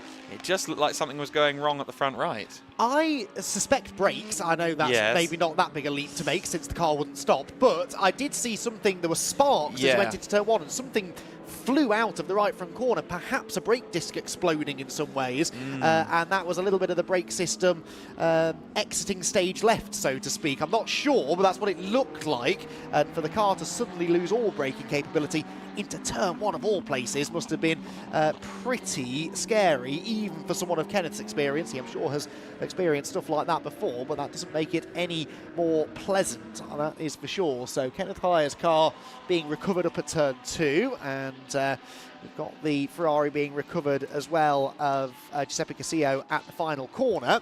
Again, hopefully this will all happen fairly swiftly. From a championship perspective, it's never too early to start thinking championship, and we are kind of halfway through-ish the GT Winter Series now. Kenneth Hire, of course, he and Maurice Fitzgerald second coming into this weekend in the GT Winter Series points, while they were 10 points adrift of Cristiano Maciel and Rui Aguas in their AF Corsa Ferrari. Remember, you score points in GT Winter Series based upon your class position, not your overall position, and the more cars, generally speaking, there are in your class, the more points there are on offer. So in theory, this should be a big advantage to Cristiano Maciel, who's running in Cup 1, which makes up about half the grid this weekend. Lots of points on offer, except he's only 8th in that class. Cristiano Maciel is not scoring particularly heavily. Kenneth Hire, of course, is not going to score at all. Andreas Berg-Sorensen, I think I'm right in saying, is not here this weekend. Yes. So actually, this is not a complete disaster for Kenneth if he does want to try and reclaim that title in 2025. Not ideal, but it could be a lot worse. It could be. For Cristiano Maciel, this has been a weekend with some speed bumps, as I alluded to while going through the grid at the start of the race. His car had to be replaced effectively. He's on chassis 2 at the weekend, having had a moment on Friday, hitting the wall at turn 3, and we now see a telltale moment. That'll be hot. Oh, goodness me, yes, the warmth getting to the marshal there.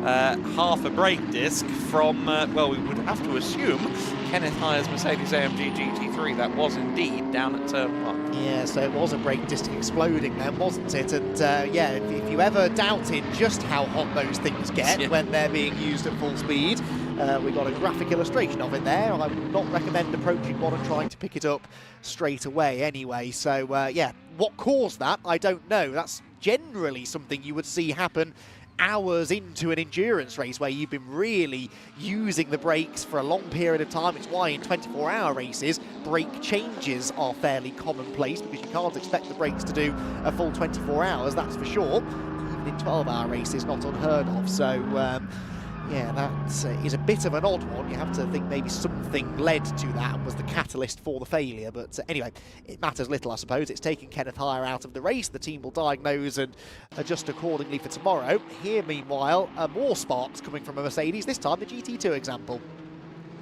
Yes, Alberto Di Martin in the Mercedes-AMG GT2 with the splitter issue that we'd seen previously. Still out there on the circuit, still not come back in to the pit lane with the problem, so they're determined that potentially the car will perform a self-axle grind out there on the circuit, angle grind, sorry, going out there onto the circuit. Now, they've pulled the Casio car well away from harm's way, but they haven't tried to put it behind the barrier. It is now out of harm's way. The vehicle that was towing it is now out of harm's way, and we're about 2-3 corners from the end of the lap, and Kenneth Hyer's car has also been moved, and the lights are out on the safety car. So we are indeed going to go racing this time. I was a bit worried that they weren't quite going to get to make the call in time, but no, as this race goes further and further into the dusk at the Circuit Ricardo Tormo, we are going to have, I think, a 2, maybe even a 3 lap dash. I think it will end up being 2. Giuliano Holtzum now controlling the field with Mathis Lismont behind. Jonas Karklees, who was setting good pace earlier on, he could capitalise on this as well, as could Kari Schreiner. Let's see what happens. We're underway. We are racing once again with 3.5 minutes left on the clock. I think it will be a 3-lap dash. Actually, Giuliano Holtzum desperately getting some temp into those tyres as he flings the BMW into turn 1. I think he went deep into turn 1 there. It looked like he was fighting to get to the apex. He must have got to the apex. Ultimately, he did get round the corner in one piece, and then you've got the Cup 1 battle. James Owen pursuing Eric Chung there, 2 drivers with numerous Ferrari accolades, but they're both behind Anders Bidstrup, who's a fairly new boy to this whole game, just a year or so into his racing career and doing a brilliant job. Yeah, so they're the 5th, 6th and 7th placed cars, all fighting for class podium places, all absolutely together and no longer stuck behind the Cup 4 leading, yes, Lamborghini of Severin Mazur, who had lost those places to the Ferraris just before the safety car period began. Down towards turn 8 we go there. Now, that was very late on the brakes for the 477 of Ulrich Larsen. Ricardo Baptista was the Ferrari who nearly got assaulted ahead of him.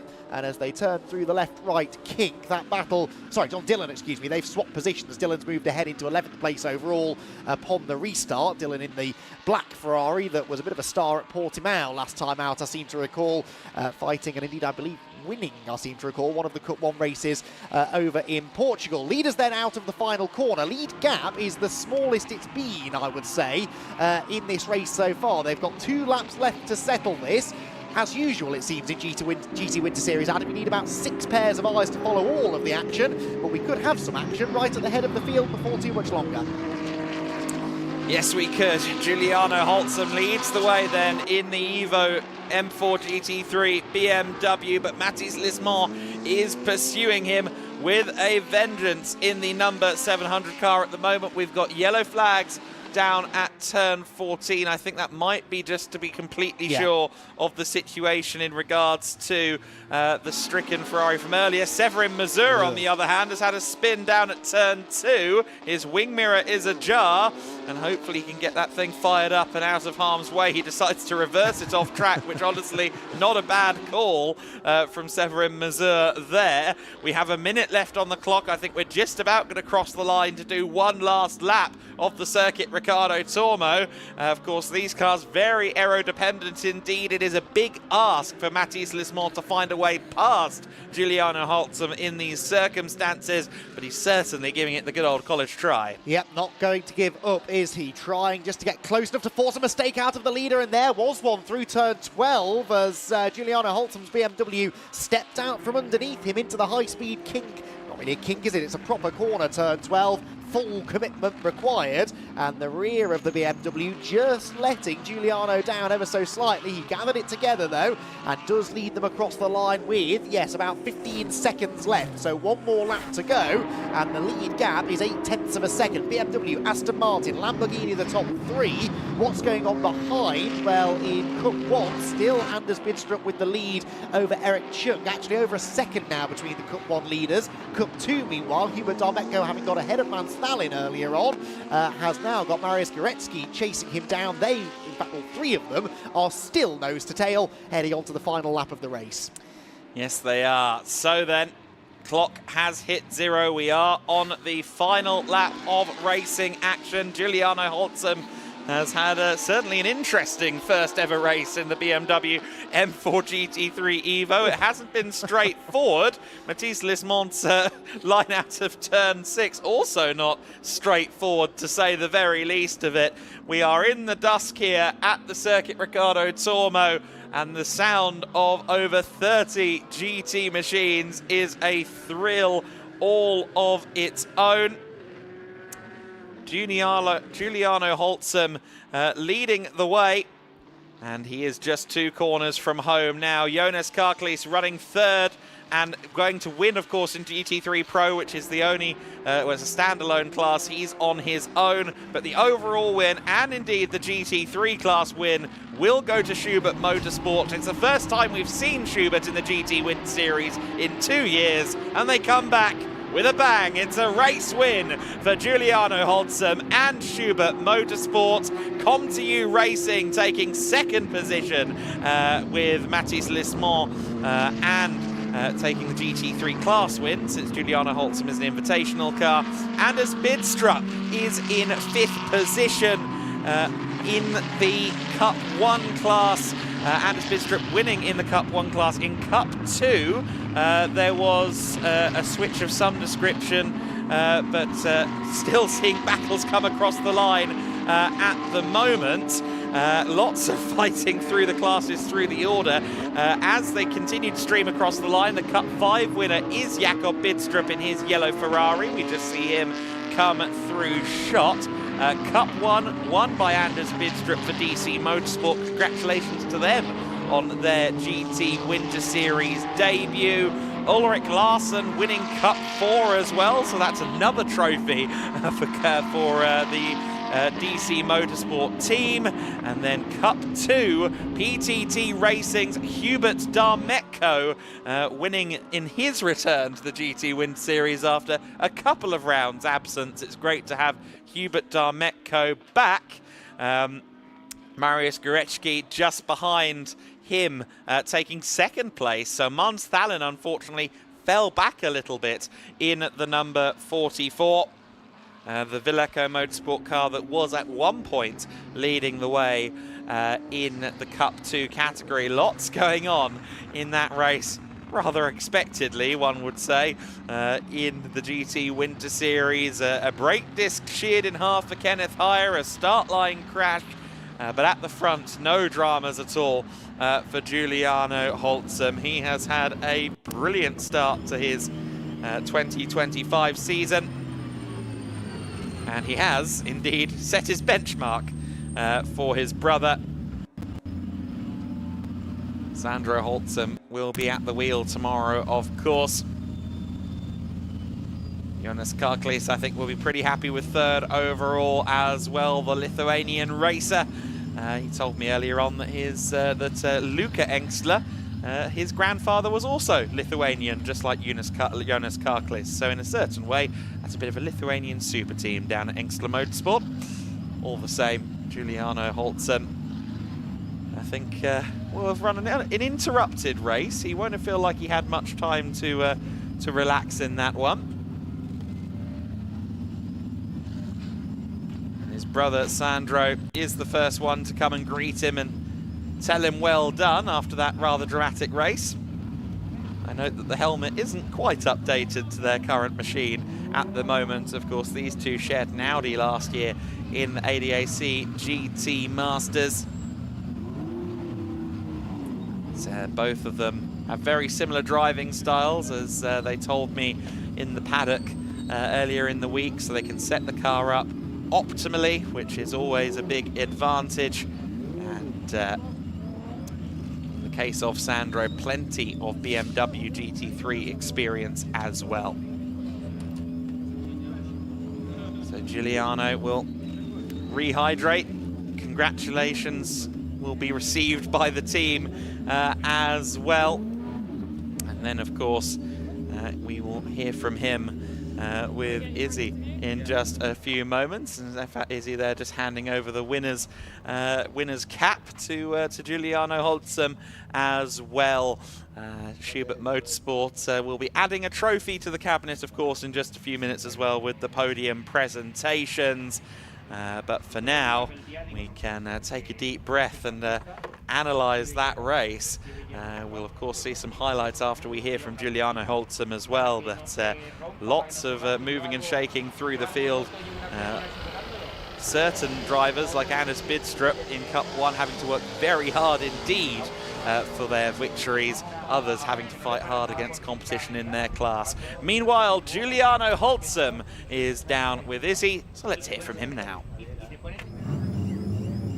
He is indeed here with me. Giuliano, first race in this car and a win, but that wasn't the whole story, was it? You had a lot to deal with during that race.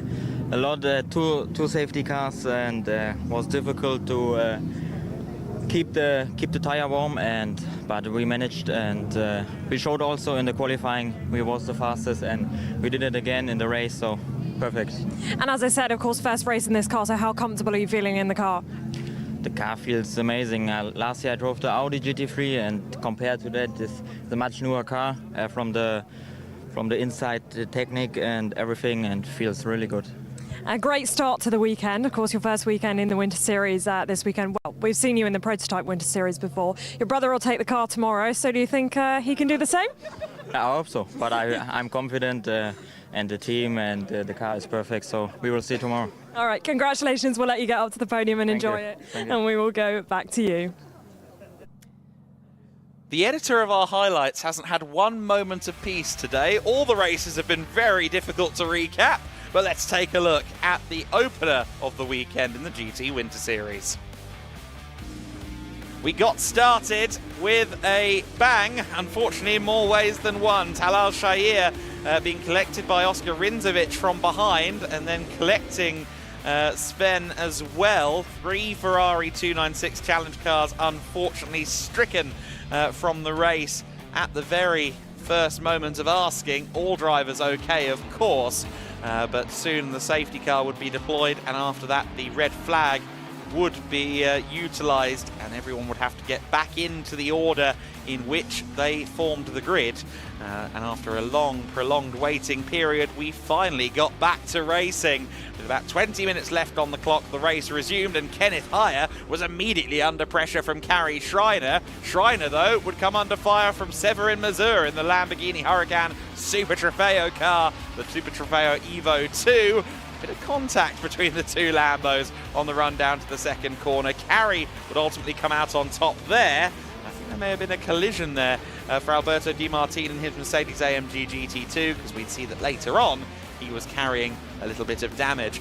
Fireworks in Cup 2 as well. Mons Thalen was trying to defend against Hubert Darmetko, but Darmetko would ultimately find a way by in that scrap.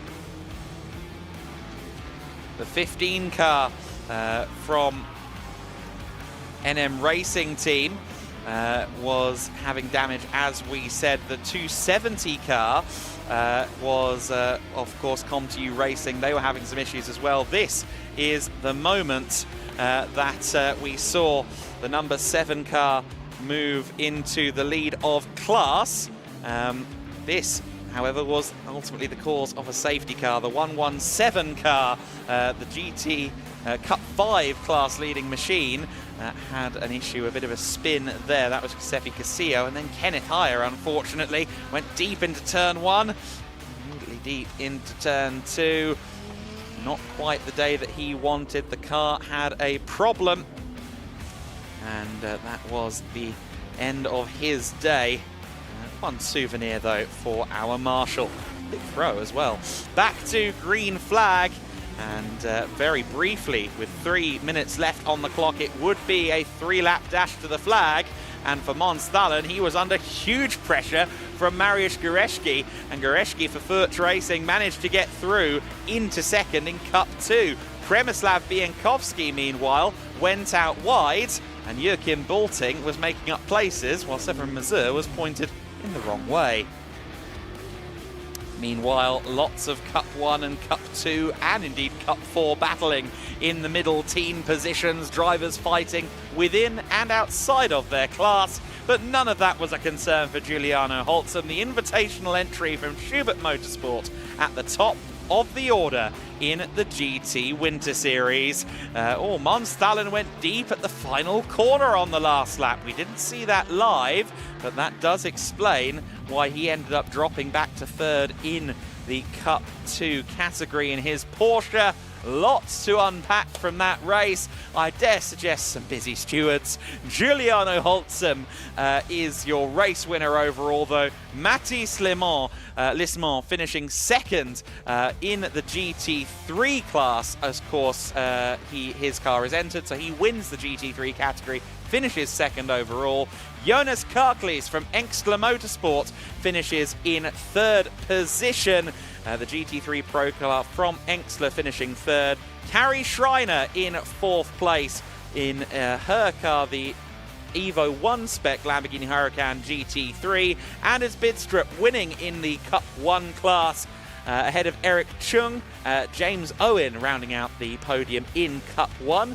In 8th overall, just behind them, Rafael Duran, also in a Cup 1 Ferrari. Great to see him continuing to fight at the front of that class. Ricardo Baptista in 9th in the ComTU Racing Aston Martin. John Dillon for AF Corsa rounding out the overall top 10. He was ahead of Cup 4 winner Ulrich Larsen for DC Motorsport, the team boss claiming a win for DC Motorsport. Shintaro Akatsu for Reparto Corsa having a great effort there. Cristiano Mathiel in 13th overall. Paolo Scugieri in 14th position. Alessio Ruffini in 15th overall and second among the Cup 4s. Petar Matic in 16th place. Then it was Hubert Darmetko in 17th, winning Cup 2 on his return to the GT Winter Series. Great to have him back in the paddock. Mariusz Goretzki, his fellow countryman from Poland, in 18th place ahead of Alfredo Hernandez for BDR competition. Mons Dallin in 20th place, ultimately still getting a podium in Cup 2 despite losing some places late on. Joachim Bolting finishing in 21st place for Plus Line Racing. In 22nd place, Przemysław Bienkowski, the other PTT racing car, of course, that is their full season entry. He might not be too pleased with 5th in Cup 2, actually. Might have hoped for some more points, given they have 6 cars in the class this weekend. Alvaro Ramos from Araujo Competición coming in 23rd position. In 24th place, Alberto Duran, the father of Rafael Duran, finishing 24th. Jakob Twalog in 25th position for Furt Racing. Ryan James, we didn't really see any of the Cup 3 McLarens out there on circuit during the race, but it was Ryan James that came out on top in that battle, when in 26th overall. Then it was Germana Tognella in 27th place, Alberto Di Martin in 28th in the GT2 Mercedes, Jakob Bidstrup in 29th, Andreas Greiling in 30th in his first appearance in the trophy spec McLaren Artura. Darren Howell in 31st position was second among the Cup 5 cars for the older Ferrari Challenge machines. Severin Mazur had a spin at the end. He ended up 32nd after running well within the top 10. Steen Almsgaard in 33rd.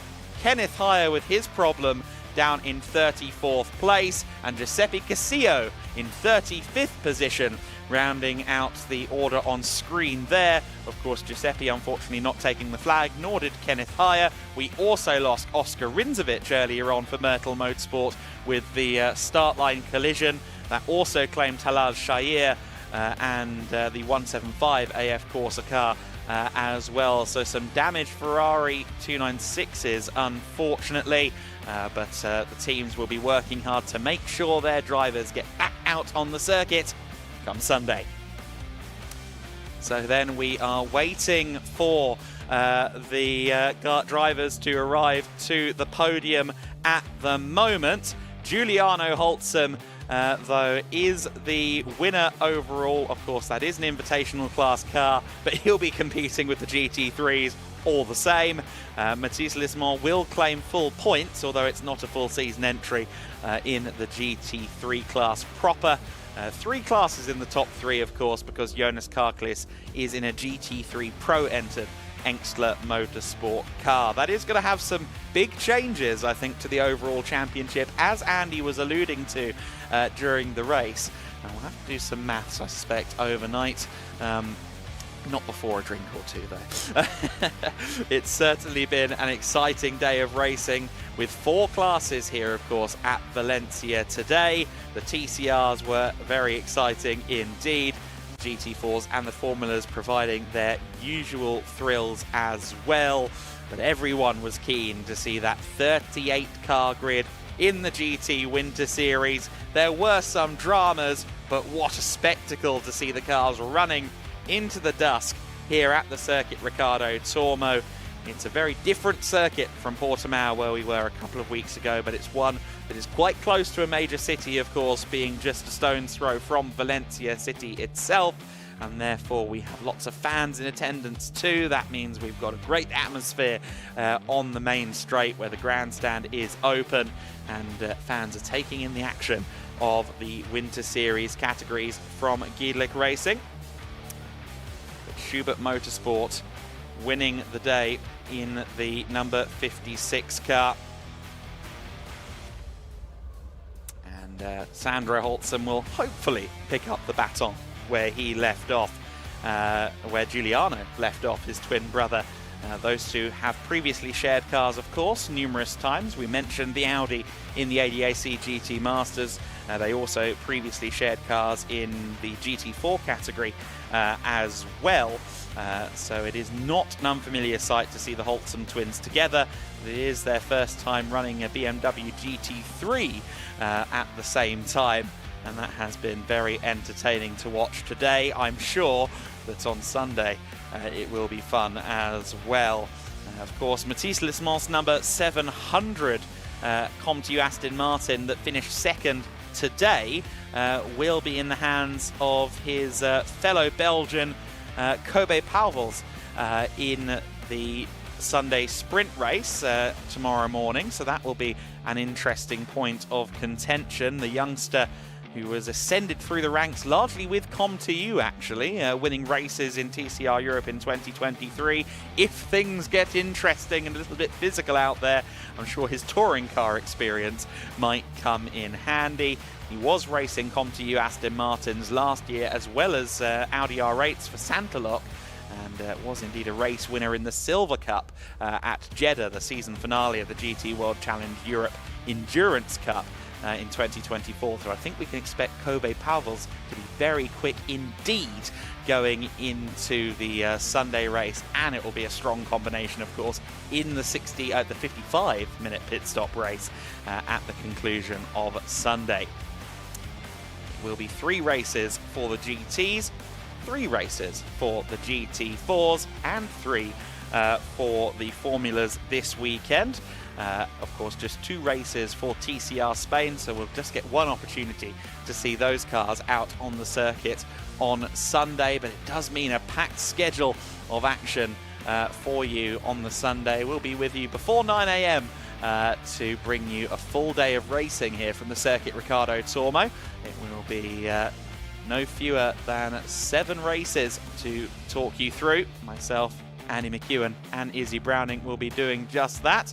I believe Andy, though, isn't talking right now. He might be shouting at a couple of drivers to run them towards the podium. He is quite the negotiator, is Andy. He'll be shepherding drivers towards the podium with hope and luck. He will be doing just that anyway. But of course, drivers often want to debrief the race that was, want to understand maybe what happened to them in the race, and end up too busy talking to each other to even remember that they have a trophy to pick up. But we'll get there eventually, I'm sure.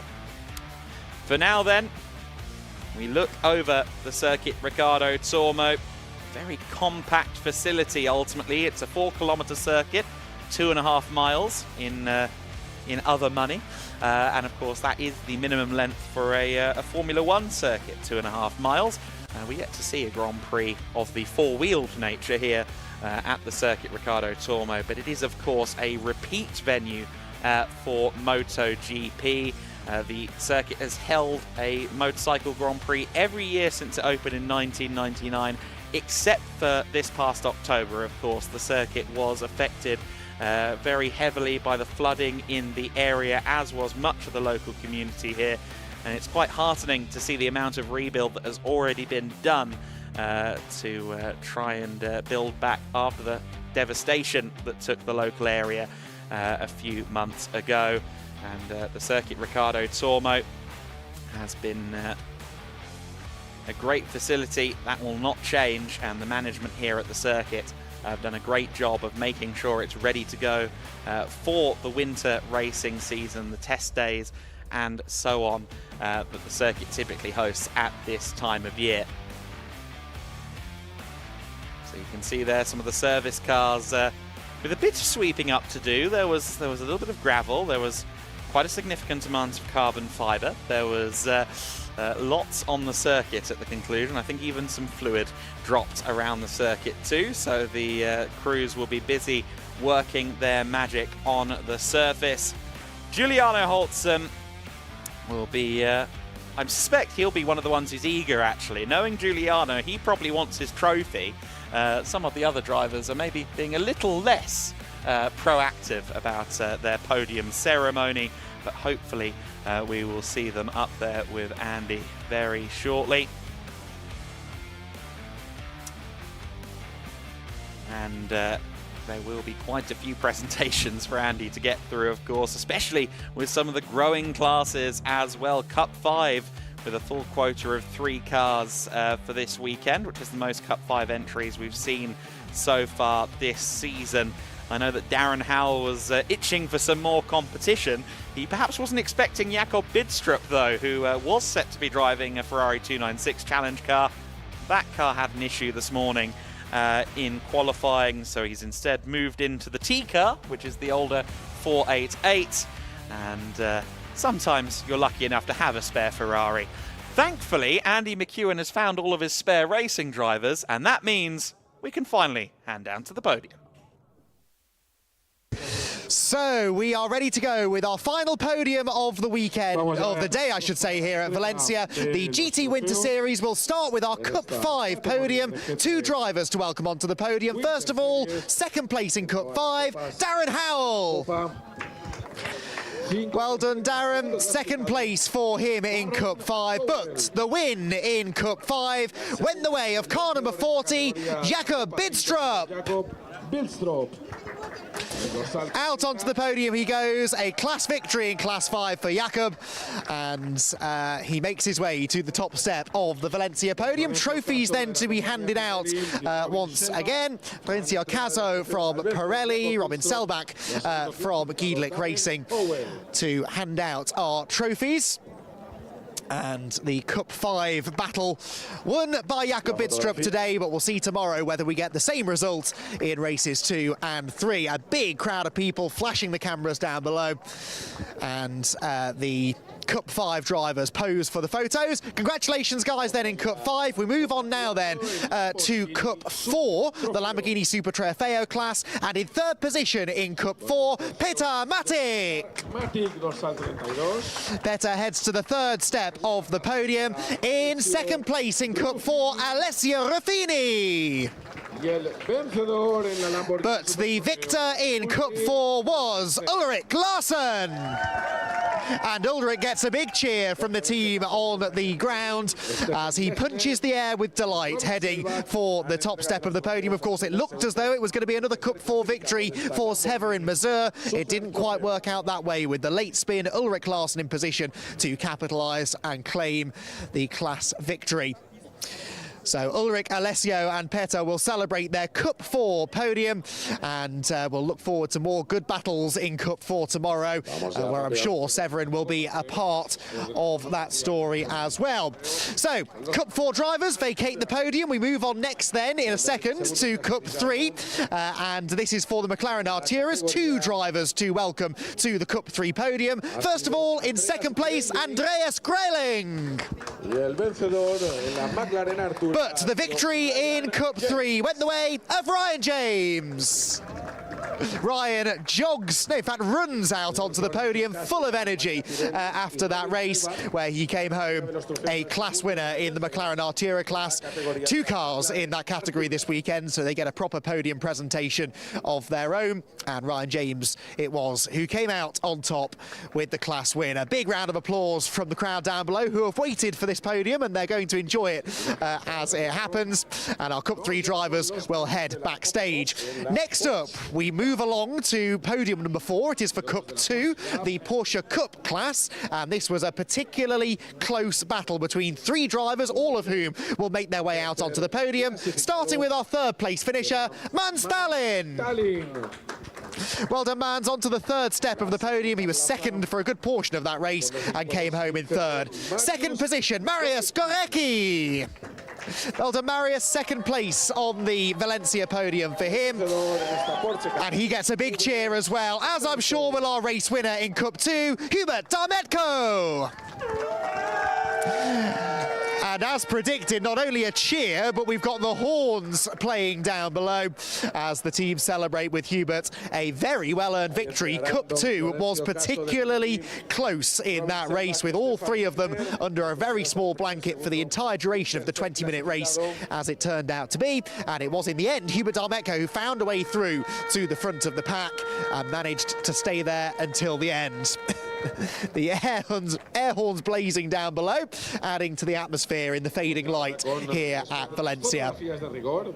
So Cup 2 drivers head backstage, and we move on next to Cup 1, the very exciting Cup 1 battle.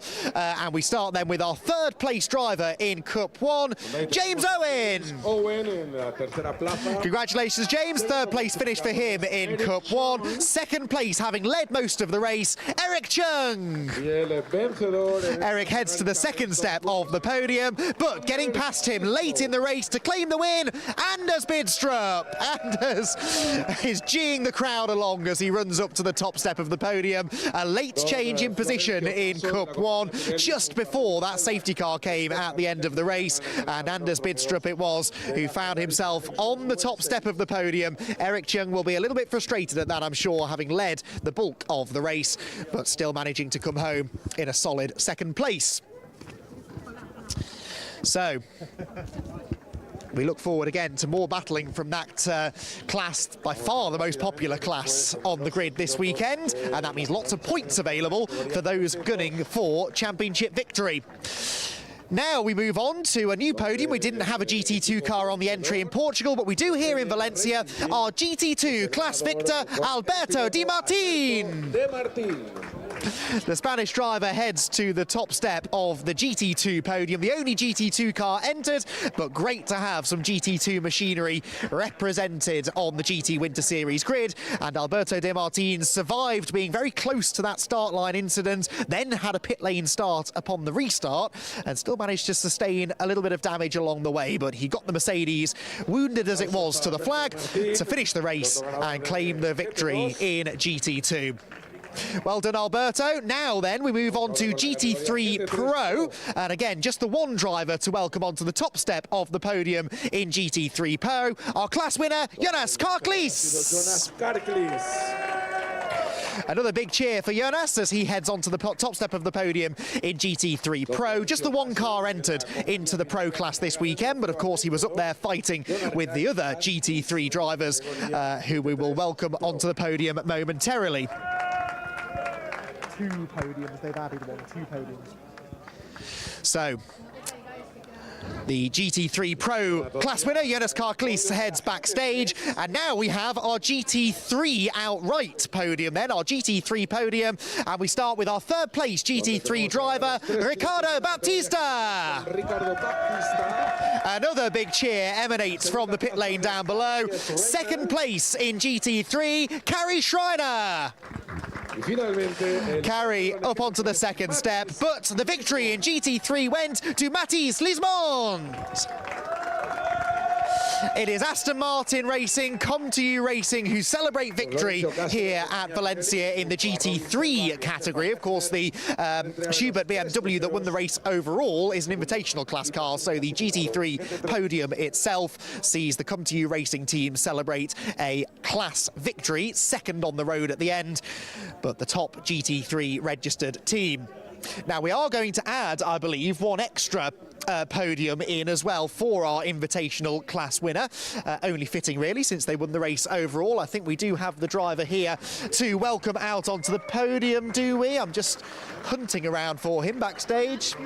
No, we do not have our invitational winner. So that concludes our podium presentation here at Valencia for GT Winter Series Race 1. It's been a long day, a very exciting race. And now, to wrap up in the pit lane, let's catch up with Izzy Browning.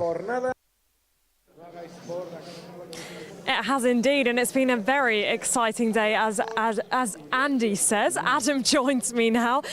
Wow, I mean, an interesting first day, a chaotic first day, I think fair to say. We'll keep this short because obviously the podium took us a little while to get to, as you were alluding to in commentary. So we will start with the Formula Winter Series. Of course, Gabriel Gomez extending the championship lead, and things are looking pretty good for him. Yeah, some interesting stuff there for Gabriel Gomez. I already had drivers who were like 4th in the championship telling me he's won it. I think it's still a bit early. That is early. It is very early, isn't it? I was trying to promote optimism. Of course, we saw great performances as well. Chloe Chambers came surging through the order. Shame what happened on the last lap for her, but I think a lot of drivers with positives to take from that. And looking at the grids for race 2 and 3, I think we can expect more of the same, and what we got was very good, so I'm not complaining. Yeah, great race, and I'm very excited for tomorrow. Okay, moving on to the GT4s. I have to start with this, I'm afraid. Race Lab, heartbreak. The guys are still in the garage now fixing the car, and yeah, not entirely sure what went wrong. They said that the car just kind of couldn't get into gear on the lap to the grid, but a real heartbreak for them at the start. But Jamo Hartling then dominated. Yes, he did. Regarding Race Lab, I saw it out of the window and momentarily thought it was the MS racing car from the GTs because there are so many McLarens this weekend. Then remembered which grid we were covering, went, oh, you know, absolute deflation. But yeah, Jamo Hartling doing what Jamo did best last year in GT Winter Series, and that was dominate races. And now they're hunting down the championship lead in the GT4 Winter Series. Absolutely they are, and we will see if they can catch Elite. Moving on then to TCR Spain. Of course, they join us this weekend for their official pre-season event. Ruben taking the win in that, and I kind of got the impression from him that he thinks that it will be slightly more challenging tomorrow to do the same. Yes, he got quite lucky in the sense that third backwards were, you know, having their own little discussion in the early stages of the race. So that did ease things up ever so slightly for him, but we'll see how things pan out in race 2. It's going to be intriguing. Ruben's not going to have it all his own way, and the Laidlaws might have something to say. Indeed, and they put on a show for us today. Andy now joins us, taking the trip down from the podium. I'm afraid we've already gone through all the series apart from the GT Winter Series, so I will let you take that one. Of course, chaotic, dramatic start to the race. Great to catch up with Oscar Rinzovic as he came back up the pit lane. So thank you very much for Oscar for doing that. But yeah, chaotic, dramatic start to the race. But then Giuliano Holtzum just kept his cool and did what he needed to do. Under pressure the whole way, though. Matisse never let him go any further than about a second up the road, and that's just close enough that if you snatch a break, you miss an apex, you rattle over a curb awkwardly, you can lose that chunk of time. So it was a well-managed race, difficult as well with the safety cars and obviously the lengthy red flag as well. Difficult to get your mind back in the game really after that. But yeah, Giuliano did a fantastic job, came home a race victor, but my word, the battling further back, Cup 1 and Cup 2 are going to be a real highlight of this weekend, I think. Shame we didn't get to see that play out over a full 30 minutes, but hopefully tomorrow we'll get that treat, and a treat it will be, I think. Yes, exactly. You make a good point. More racing tomorrow, guys. We'll be back early tomorrow morning to have another full day of racing. Of course, all of the categories that you saw today, back tomorrow for more racing. So we will see you then.